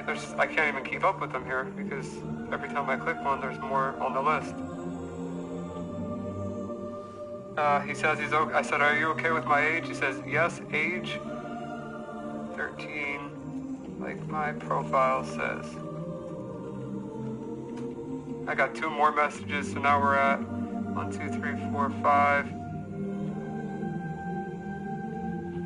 I'm 19. Let's ignore the 19-year-old, even though it's disgusting. It hasn't even been 60 seconds yet. Okay, there's another guy. Here's the other guy. This guy's 15. Ignore him. That is a real teenager in a teen chat. The 47-year-old says, he said age. I said 13 like my profile says. He said name, Ashley. And another guy just messaged. How old are you? Okay, this person's a child too. So out of all of these, there's one guy here who is 47 years old, less than a minute, who wants to talk to a child in a teen chat. And I only said hi in the chat room, nothing else. Holy shit, dude. You jumped in a chat room, you called yourself Ashley 13 New Jersey. literally less than 10 seconds, we have a 47-year-old wanted to have sex with a 13-year-old girl. Yeah. Yeah, that's how quick it is. Like, I Googled teen chat. I'm in a different state, so I get different results here for, the local teen chats. There's no way for me to set it up. All I did was say hi in the chat room and press enter. And a bunch of messages came in. Some were from actual teenagers, as it should be in a teen chat. And one of the guys, which, who knows if they really are teenagers, that's another thing. But one guy was open about that he was 47 years old, and he was completely fine with the age. Where all this is happening? This is happening, just list off where this is happening that everyday people use all the time. Facebook, Instagram, TikTok, Snapchat, Kik, WhatsApp, Roblox, Minecraft, Xbox, PlayStation. Xbox and PlayStation? Yeah, because you can chat with random people in games. They could represent themselves as whoever they want. Yeah, I mean, it's just, the list goes on. Anywhere where a human can communicate with another human, the child is not safe. So parents need to be watching that. And not just assuming, like, if your kid says, hey, I'm on the phone with my friend, which friend is it? Is it one that I know? Like, you can't be scared of being a helicopter parent, because if your kid's aggravated at you for a couple of minutes for, being overprotective in these scenarios, I think it's not your fault regardless of what happens, but to save them from a life of trauma, I think it might be worth the extra couple minutes or aggravating your kid to see who they're actually talking to, see who their friends really are, and just spend that extra time, because it could save a lifelong battle with trauma. This happened to somebody I know in Parkland. Remember I used to live in Boca, so I got a lot of friends down there. Happened in Parkland. He's got a daughter, a couple daughters, and she was blackmailed by somebody and taking pictures. It's everywhere, just as you just demonstrated it. I mean, 10 seconds, less than 10 seconds, and he's on there. Yeah. Is this the case every single time? Yeah. Some of the guys want to chat for longer before they meet up in person, but yeah, it's that easy. It's not good that it's easy, but it is that easy to find them. They're out there, and they're being predatory, like the name states. How? I don't know what to call it. I don't want to call it a success rate, but what is the percentage of people that you're talking to on here that will come and meet? Depends on how long you talk to them, and if you can convince them that you're not a police officer. Would you say the majority of them? Way more than the majority, yeah. 90%? Yeah. Over 90%? It depends if they ask to meet or not yet, because sometimes it takes a while for them to chat. So I would say, yeah, like if they ask to meet, 95% plus. If they ask to meet up, 95%. Yeah. Damn. How did Project Veritas get involved with it?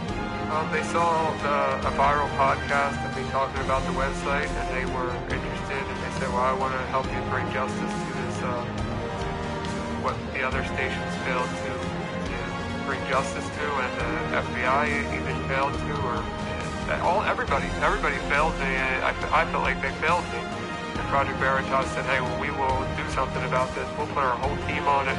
We're gonna bring light to this. We're gonna bring these people out of the dark corners of the earth, and it made me feel like, okay, I have a team here. I have people that are willing to, fly across the country and meet me at a 24-hour notice, which they did, to have a conversation.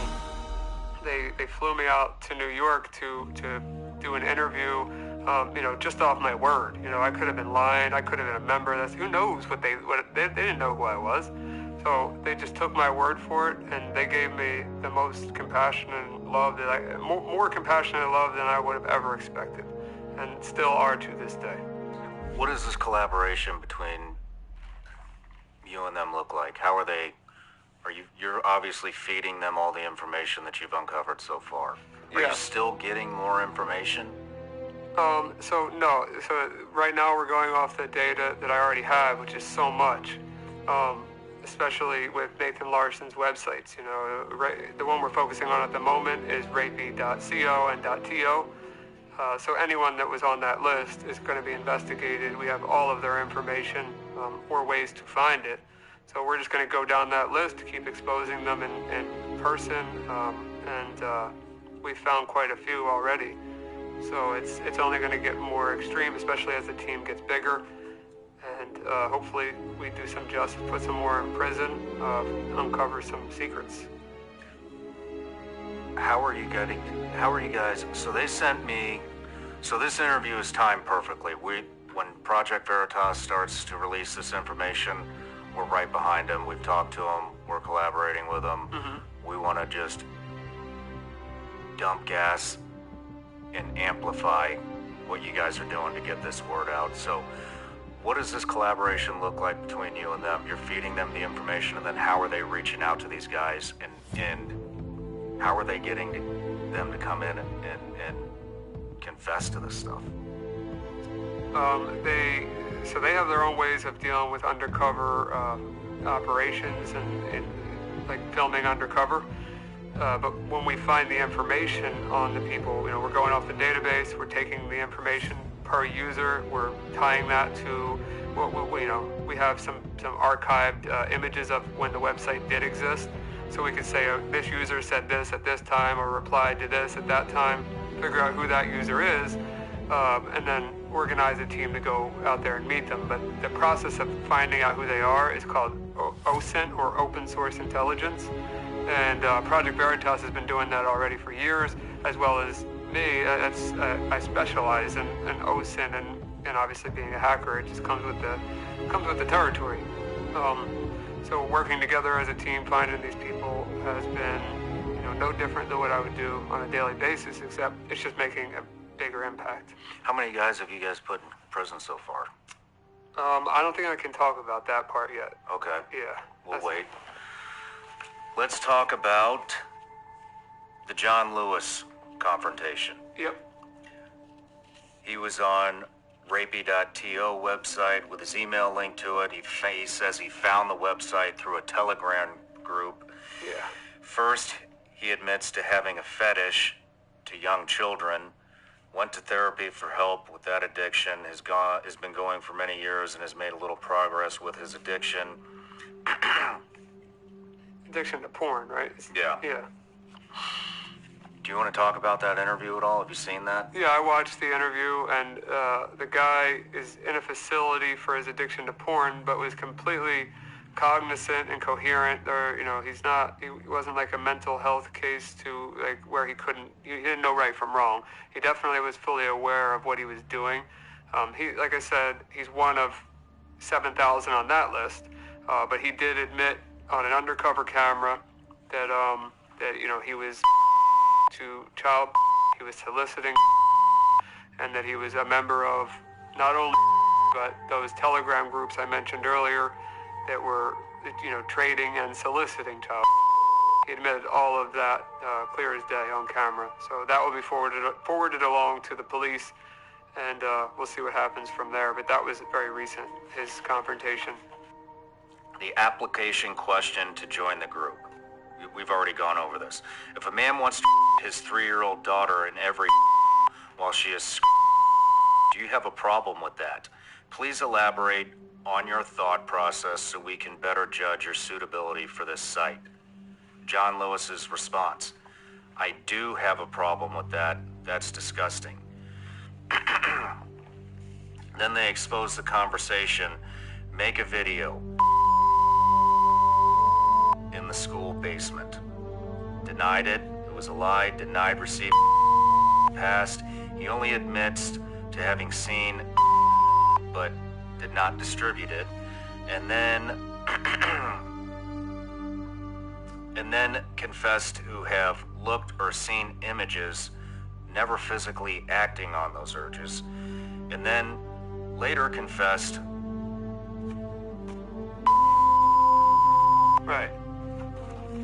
and says that he never did any of that, and what he says that he did on the forum, he legitimately says that he kid in the basement across from the school, and just by chance, that's where he lives, across from the school, where his parents live. So, you know, he could say he didn't or he did, but the fact that he admitted to, like, I've been in some very, very tough spots in my life, but I've never thought about a child, ever. And I doubt you have either. It's if I don't trust anything you say. Yeah. You know, so if you tell me on a forum that kid in the basement, you probably in the basement. That's what I'm gonna safely assume. Do you know what happened to this guy? That's like I said, that one's so new that I'm not sure what's gonna happen to him. But hopefully He's still out there right now, though. Yeah.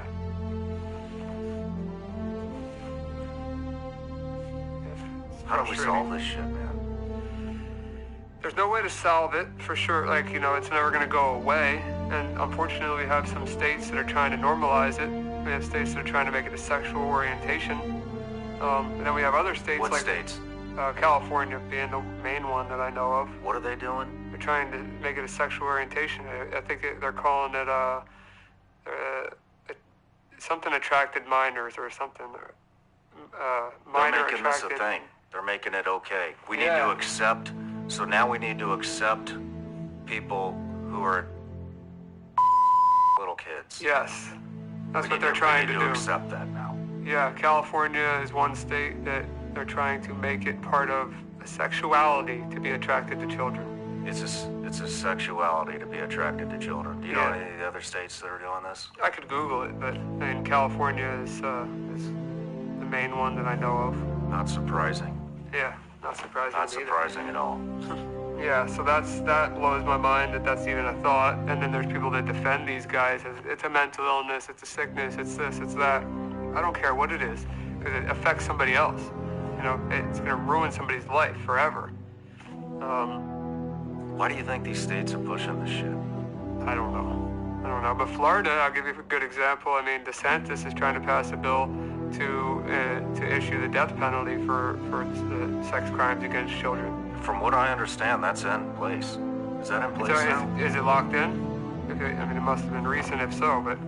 I don't want to misspeak, but the way I understood it is that it is in there now, and that if you're doing this shit and you get caught, they're going to fucking kill you. I love that. Why is it That should be the case everywhere, in my opinion. Why are all the Democrat states trying to legalize this shit and make this normal? I don't fucking understand that. I don't know. I don't know how you can vote for that shit. I don't know how you can affiliate with that shit. I don't know how you can think it's okay. It's fucking disgusting. Yeah. Yeah, I agree with you. It's like, you know, they're how do we stop normalizing that? kids. Yeah. And they're creating people And who people defend are them. voting this shit in. Yeah. Fucking Gavin Newsom got recalled, and they voted him in again. And look at this shit. Now he's making this shit normal? I mean, I hate to get fucking political, but what the fuck is wrong with these people? I agree with you. It's, I can't explain it. I wish I could. I wish I could explain why we just got a message in 10 seconds in a random chat room from a 47-year-old man wanting to... But I can't. I have no explanation. And all I know is that we need to find a way for parents to be educated and for kids, when they get old enough to be educated, so that this doesn't happen to them. That's all I know that I could do. And the only other thing I know I could do outside of educating parents, schools, children, is help some organizations out that human trafficking and victims of any type of sexual assault, whether they're children or adults. Like I have the resources and the team and the skill set to be able to help people. I just need those people to be put in place, as well as, let's say, parents monitoring their child on an app.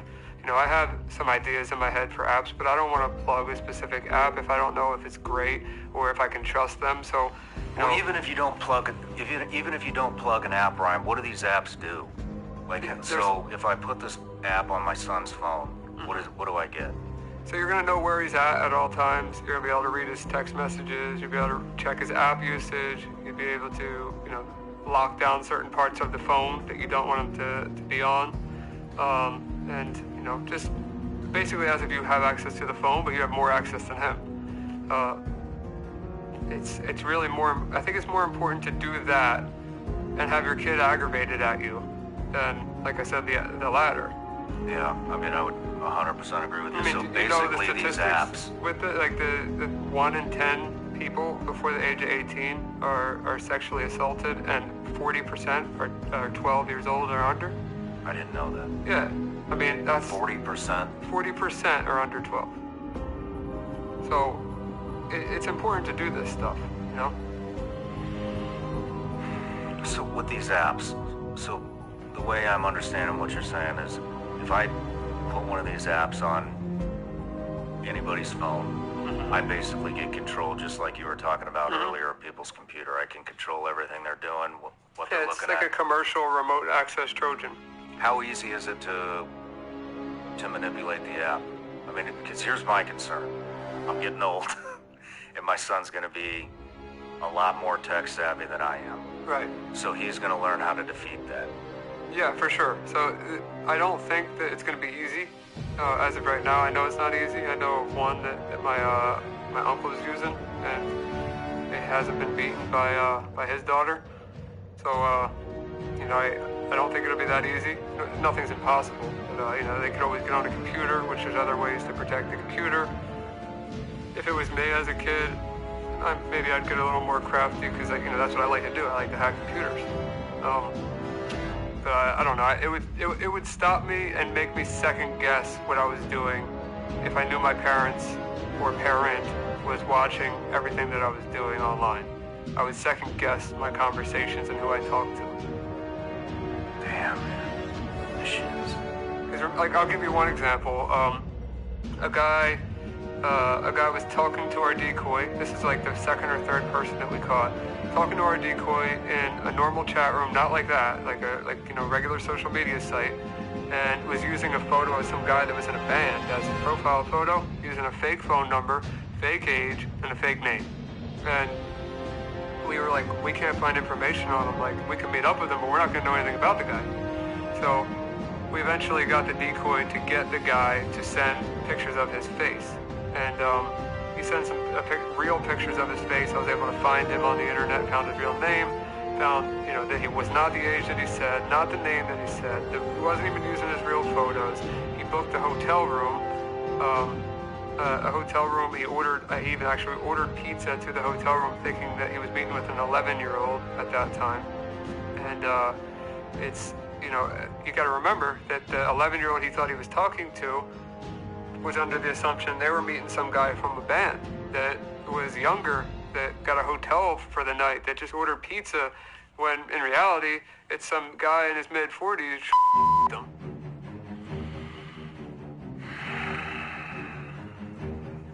It's unbelievably messed up. Let's take a break. I need a break.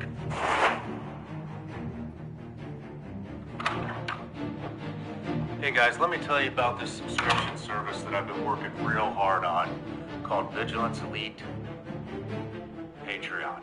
Basically on Patreon, we have it broken up into 3 different tiers. We got Tier 1, Tier 2, and Tier 3. Let's dive in. Our Tier 1 patrons get all the behind-the-scenes footage of the Sean Ryan Show. That could include behind-the-scenes photos, that could be side conversations that we have in between breaks, that could be specific questions that our patrons give us for the guest on the Sean Ryan Show, and a ton of bonus content that doesn't really fit into any specific category. For our Tier 2 patrons, they get access to our tactical training library, which consists of well over 100 videos. We've broken those videos up into separate categories, and those categories are rifle fundamentals, pistol fundamentals, drills, tactics, driving, gear and weapon setups, and everybody's favorite, mindset. Also on Tier 2, you will get a live update from me on the 1st and the 15th of every month where we talk about the upcoming guests on the Sean Ryan Show. Plus, all the benefits of Tier 1. Our top tier, which is Tier 3, gets full access to all the other tiers, plus they get full access to me where we do video teleconferencing, UTC, once a month. We discuss anything from tactics to current events to who's coming on the show. I take suggestions, and it's very interactive. No matter what tier you choose, the support is greatly appreciated, and it is the only thing that makes this show drive on. So thank you for all the support. See you on Patreon. All right, Ryan, we're back from the break. Sorry, man, I was getting a little too angry before the break, so I wanted to cool off for a minute. But while we were on the break, I want to clear a couple things up. We were talking about the California law and the Florida law, so we printed some stuff up. This is from the Liberty Champion. I didn't realize this stuff in California got signed into law in 2020. Right. Yeah, and I don't know, God knows what more they've done since then. Yeah, who knows? I know the LGBTQ plus community, from what it says in one of those articles, they were not happy at all about this decision. So it seems they're not in support of, or at least the LGBTQ movement is not in support of the sexually attracted to minors or men. I can't remember the acronym. So the plus, is that what this is? I believe so, but I don't want to be wrong. Yeah, so let's just stick to what we know. So I'm just going to read this. This is a report from the Liberty Champion. It is an opinion poll. I think this portion is factual. You can look it up. We're on a time crunch, so whatever, look it up. But according to this, a couple weeks ago, this is dated October 12, 2020. A couple weeks ago, California Governor Gavin Newsom signed a law that would allow judges to decide whether or not to list someone as a sex offender for having or with a minor. According to the bill, it only applies to consensual sex, whether it be between a minor, 14 years old, or older. So, as long as they're 14, you're good in California. Well, I guess you're not good. It's up to the judge. Yeah, it's up to the judge, and they believe that children can consent at that age. And then from what I know, just hearing things or reading things, that there is they want to make it a sexuality in certain states, one being California, that you're attracted to minors overall. And I don't believe kids can consent personally, not in the slightest. This goes on to say, it looks like this is an opinion poll, so I don't want to get too far in the weeds, but it looks like they're adding it to the LGBTQ plus community. Minors deserve the right to consensual sex too. That's ridiculous. That's not from me. That's from this. Right. I totally disagree with this shit. Agreed. Somebody tries to make a weird sound. Yeah, I don't agree with it either. But then we go, and then the Florida thing. This is April 20th, 2023. This is from ABC News. They're really upset about this, if you read the whole article. But Florida Governor Ron DeSantis on Thursday signed a bill that will allow juries to impose the death sentence even if all 12 jurors do not agree. He is also likely to approve a second bill passed by the lawmakers on next Tuesday, that would make sexual battery of a sexual battery of a child under the age of 12 a death penalty offense. It's quite the difference between the two states there. Agreed. I know where I'd want to live. Yeah, I do live in Florida and totally agree with what he's trying to do. I just can't believe people are into this shit. You know? Yeah, I do it every day, and I still can't believe it. But so we're going to kind of wrap things up here. There's a couple of things that we haven't talked about yet. I know you got a couple of facts, statistics that you want to rattle off. Before we get to that real quick, let's go over a couple of examples. On our break, you were talking about confronting a man in Delray Beach. Yes. Who then was later caught. And then we also talked about a letter that you got from I don't want to say a gentleman's attorney, a pedophile's attorney. Right. Basically standing up for him, trying to pay you. I'll leave it to you from here. Let's start with the So I'll teacher. start with the guy. The video as of recording now isn't on our YouTube channel, but by the time this is released, people will be able to watch this man's video. He showed up after talking to our decoy and talking sexually. He was fully aware of the age, and I looked into the guy. The guy went to school to be a teacher. He has a bachelor's in teaching, teaching to some degree. I don't know what specific topic or if teaching is just a degree, but he is a teacher. He taught at 2 different schools. What schools? I have them on my computer. I don't have them off the top of my head. Local Florida schools? One is an online tutor school and another one's not. So, but he has two properties, one in Massachusetts and one in Florida. He showed up to meet. His name was Brent, and I walked up to him with the camera, Scrappy behind me, and we called his name, and the guy just starts walking away while he's on the phone with our decoy. And we're like, hey, we have all your information, we know where you live, we know you're, like, instead of just saying we know where you live, we're giving him the address, we're telling him where, his name, we're telling him where he's worked, we're telling him age. Like, this guy knew that we knew who he was, and he kept walking and kept walking. Then he goes into a full sprint. He's full sprinting through the Walmart, and I'm not a big runner, so I just start chasing after him. I'm running as fast as I can to catch up with him. I got the camera in my hand, and I'm screaming at the guy, saying, what are you doing here? Like, what's going through your head? Guy gets in his car, he drives away. Didn't get a word out of the guy. So we thought, okay, let's just report it to the police.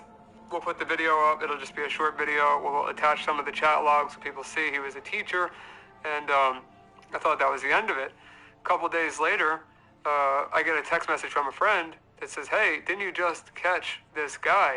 Her name's Courtney Elizabeth. She's a predator catcher. She texted me a screenshot from another predator catcher 1,200 miles away in Pennsylvania. So we're in Florida originally. This guy drove to Pennsylvania for whatever reason. I don't know why he was there, if he was on his way to Massachusetts. I don't know what he was doing there, but got caught again by another predator catching group. And I reached out to that predator catcher, Luzerne County predator catcher. He does his county and is known in that specific area. And he sent me all the chat logs. One of the chat logs said that he was chased out of Walmart by 2 police officers, and the guy has no idea who we were because we didn't get a chance to say, we didn't get a chance to even tell him what we were doing. So just, the point of the matter is he didn't get the point the first time. He likely ran from Florida because he thought he was being investigated or wanted by the police. And then you also have to think, if he got caught twice by 2 predator catchers, which is not the most common, profession or niche in the world, how many times this man has not been caught? So it's disgusting, that he's a teacher, and disgusting that he'd do it twice. But just think of the amount of times this man has probably not been caught. That was one thing. And then we caught another guy that I wanted to reference. We caught another guy named Steven. We went to his job. We asked for him. What was his job? He's a manager at a seafood restaurant. And we showed up there. We sat at the table. He was supposed to meet with our decoy. At that point, he was 13 or 14 years old. My memory serves me correctly. And he bailed last second that day. A lot of times these guys will bail and then they'll come back, or they never really disappear because they can't control themselves. This guy was very sexual. He said that he wanted our decoy to sit on his face. He wanted her to come back to his house. Horrible things. So we were like, you know what? We're not going to let this guy just bail and disappear. We know where he works. We have his information. Let's just go there, order 2 glasses of water. We know he's the manager, so he'll come up after we request the manager, and we'll bring him outside and have a conversation. So we did that. He was fully aware that he was being recorded, and everything, you know, it was very transparent what was going on. You know, we asked questions. He told us the answers to them. He knew we weren't police. He knew he was free to go at any time. And he offered a ton of information. That was up to him. You know, that gets over with. Police come. We give the police all the information that we have. And some time goes by, and I get an email, which the original email was, you know, saying to take the video down off of the internet. And originally that went to Scrappy's cell phone. And he didn't see it at first, but then when he did, he sent it to me, and then I replied to it. But the first email was straight to the point, like, take this video down. It's in violation of this statute, of the privacy laws of Florida. And last time I checked, you can record in public. You know, you have no expectation of privacy in a public place, audio or video. And so I wasn't too concerned about the threat from the law firm who was representing our predator. So I sent the reply back and I said, take a look at the person that you are representing. Here are the chat logs if you want to be clear, because I didn't release them with the video. So the attorney could read all of the horrible things that the guy not only admitted in the video, but that he said himself in the chats with pictures of his face. Then they reply a few days later, and I'll read you their reply.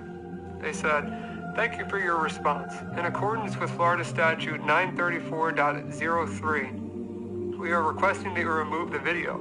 As stated in my previous email, this video is exposing Mr. Blank to an increased risk of physical harm. In the video, you have exposed his face and full name without his consent, which is a violation of privacy laws. See below. And then this is from the statute. In Florida, it's illegal to record an in-person or telephone conversation without the consent of all parties.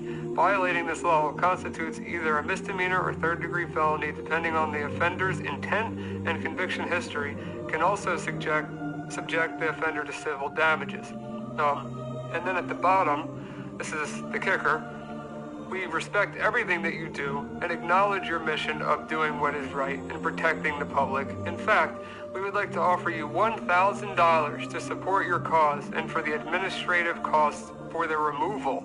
I will also be at your service if you need our help in the future, if you face any legal issues with your channel. Again, we're not looking for a battle, we're looking for your help. Respectfully, Blank. So, I will not release their firm's name. I don't respect the fact that they're representing a predator, but they haven't filed a lawsuit against me at this point. If they do, this email is in my possession. It was sent to me. I can release this email. It's not a threat by any means, but I will release it to let the public know that, you know, somebody's representing a predator and trying to make my life and Scrappy's life more difficult, you know, about exposing a local predator. And then number two, the fact that they said that they would want to represent us. Why would we ever want legal advice from somebody that would take most likely $500 from a predator to take down a video that is educating the people in the area who's dangerous? Why would we want to be represented by somebody that's okay with that? Yeah. So, I just wanted to let you know that one. That blew my mind. This stuff just goes on and on and on, and Ryan, I want to get you back here again to dive into this more, maybe in 6 months or so, because I know there's going to be a bunch of stuff that develops. But yeah. So I know you have a couple of statistics you want to rattle off. Sure. And let's rattle those off, and then let's try to end this with something positive. Okay. Yeah, agreed. So these are just you know, just some statistics about human trafficking, which goes, you know, it coincides with exactly what we're doing, catching predators and these pedophile ring websites. 1 in 5 U.S. teenagers who have received an unwanted sexual solicitation online. That's Crimes Against Children Research Center. 13 years old is the average age at which a child first encounters an explicit website, which comes from GuardChild. 75% of children are willing to share personal information with strangers. That comes from eSafety Commissioner. 75%. 75%. 50% of sexual exploitation incidents involving children that begin on social media platforms. What was that percentage? 50%. They begin, which I believe is higher. Yeah. 27% of online child exploitation cases involving a perpetrator who is a family member or acquaintance. Source: National Center for Missing and Exploited Children, the people that ignored me. But yeah, 27% of people are cases involving family members and acquaintances, which I think that number's higher too. So they're just statistics. They're not always accurate. But either way, they're still horrible, regardless of which way you look at it. Yeah, you know, it's something to try to wrap your head around and understand the severity and how much this shit happens.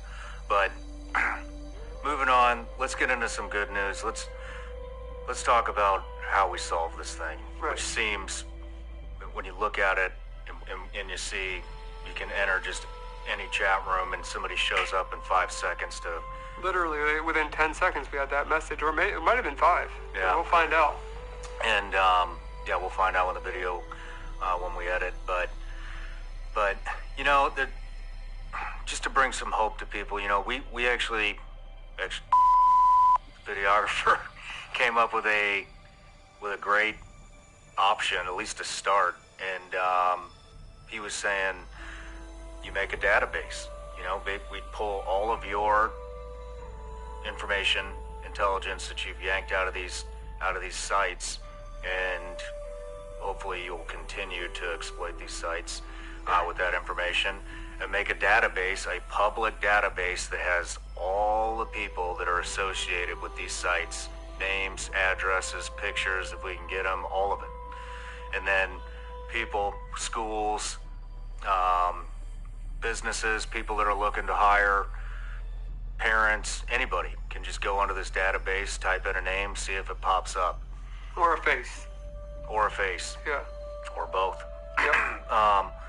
I think that's a phenomenal idea. Yeah, of course. I mean, like we were saying on the break, you know, it's not like these people are innocent by. There's no possible chance of them being innocent. There's chat logs of them talking sexually to what they believe is a minor, and then there's video evidence of them showing up there at the time they say they're going to be there, most of the time on the phone with what they think is a child while they're walking through the store or through a public place to meet who they think is a kid.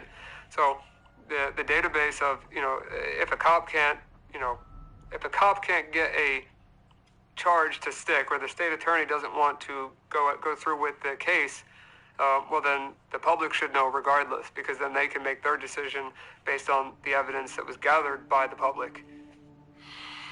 You know, I don't know what the legalities would be either, but if you are an attorney who knows this subject and you want to help, reach out to Zero Day, reach out to Project Veritas, reach out to us. Yeah. All those links will be in the description.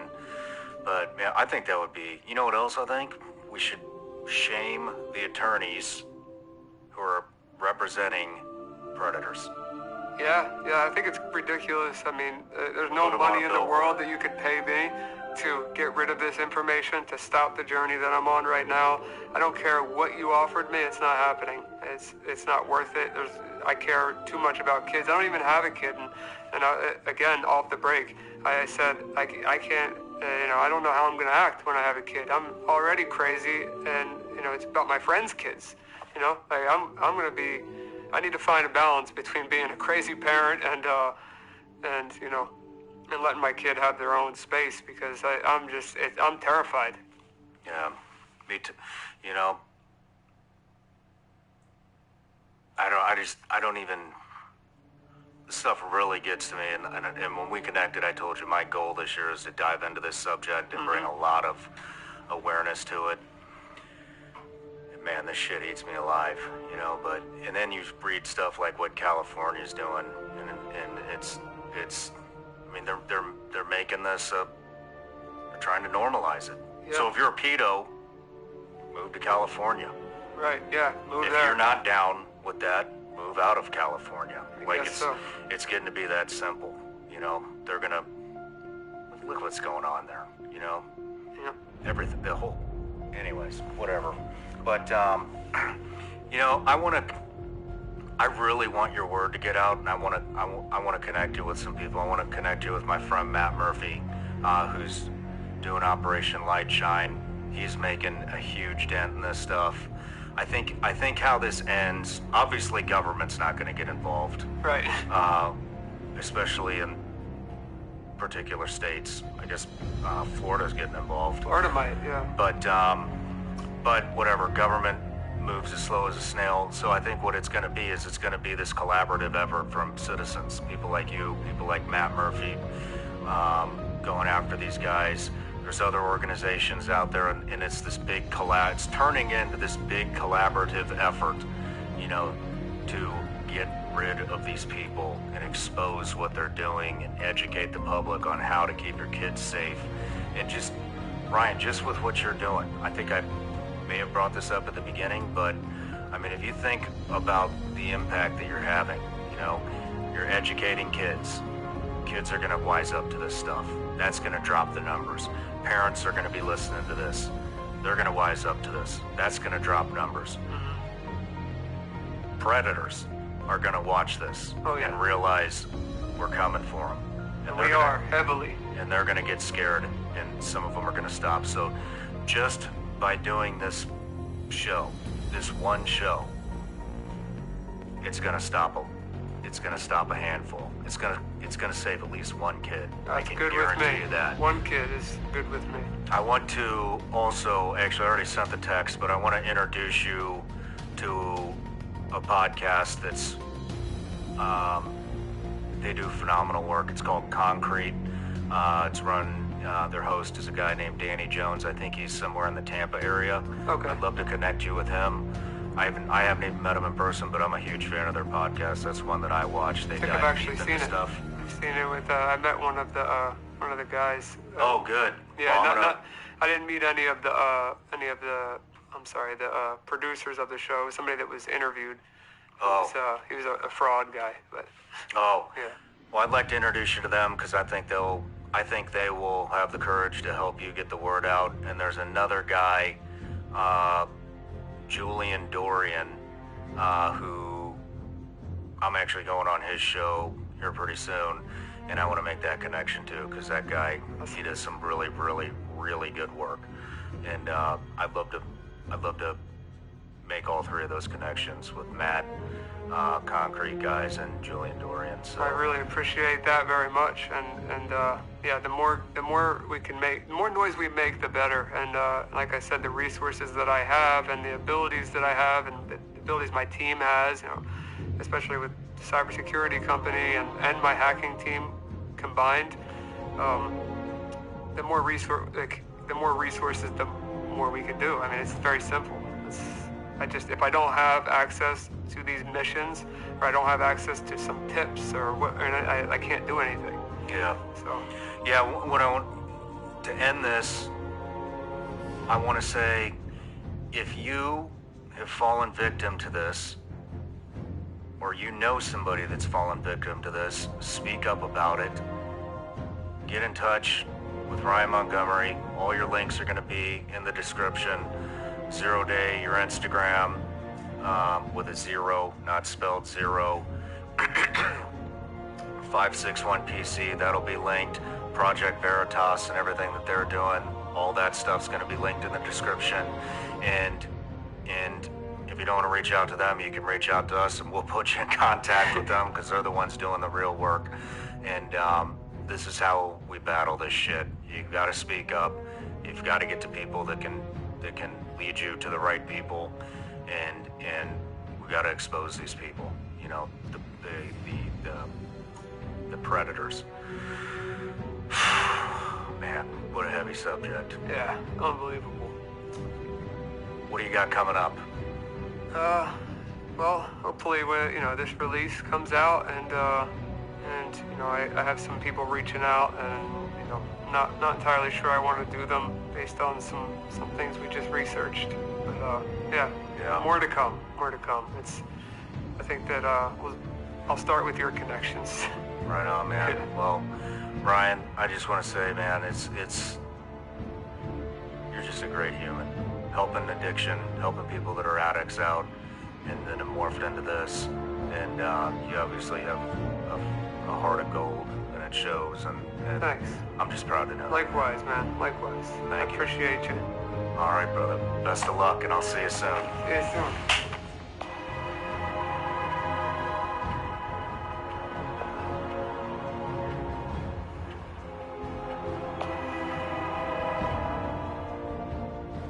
Hey everybody, I'm Sean Ryan. Click here to subscribe to the Sean Ryan Show YouTube channel for the hottest and most compelling interviews that you will not see anywhere else. I've also made a playlist of all the previous SRS episodes so they're easy to find. You can find that right here.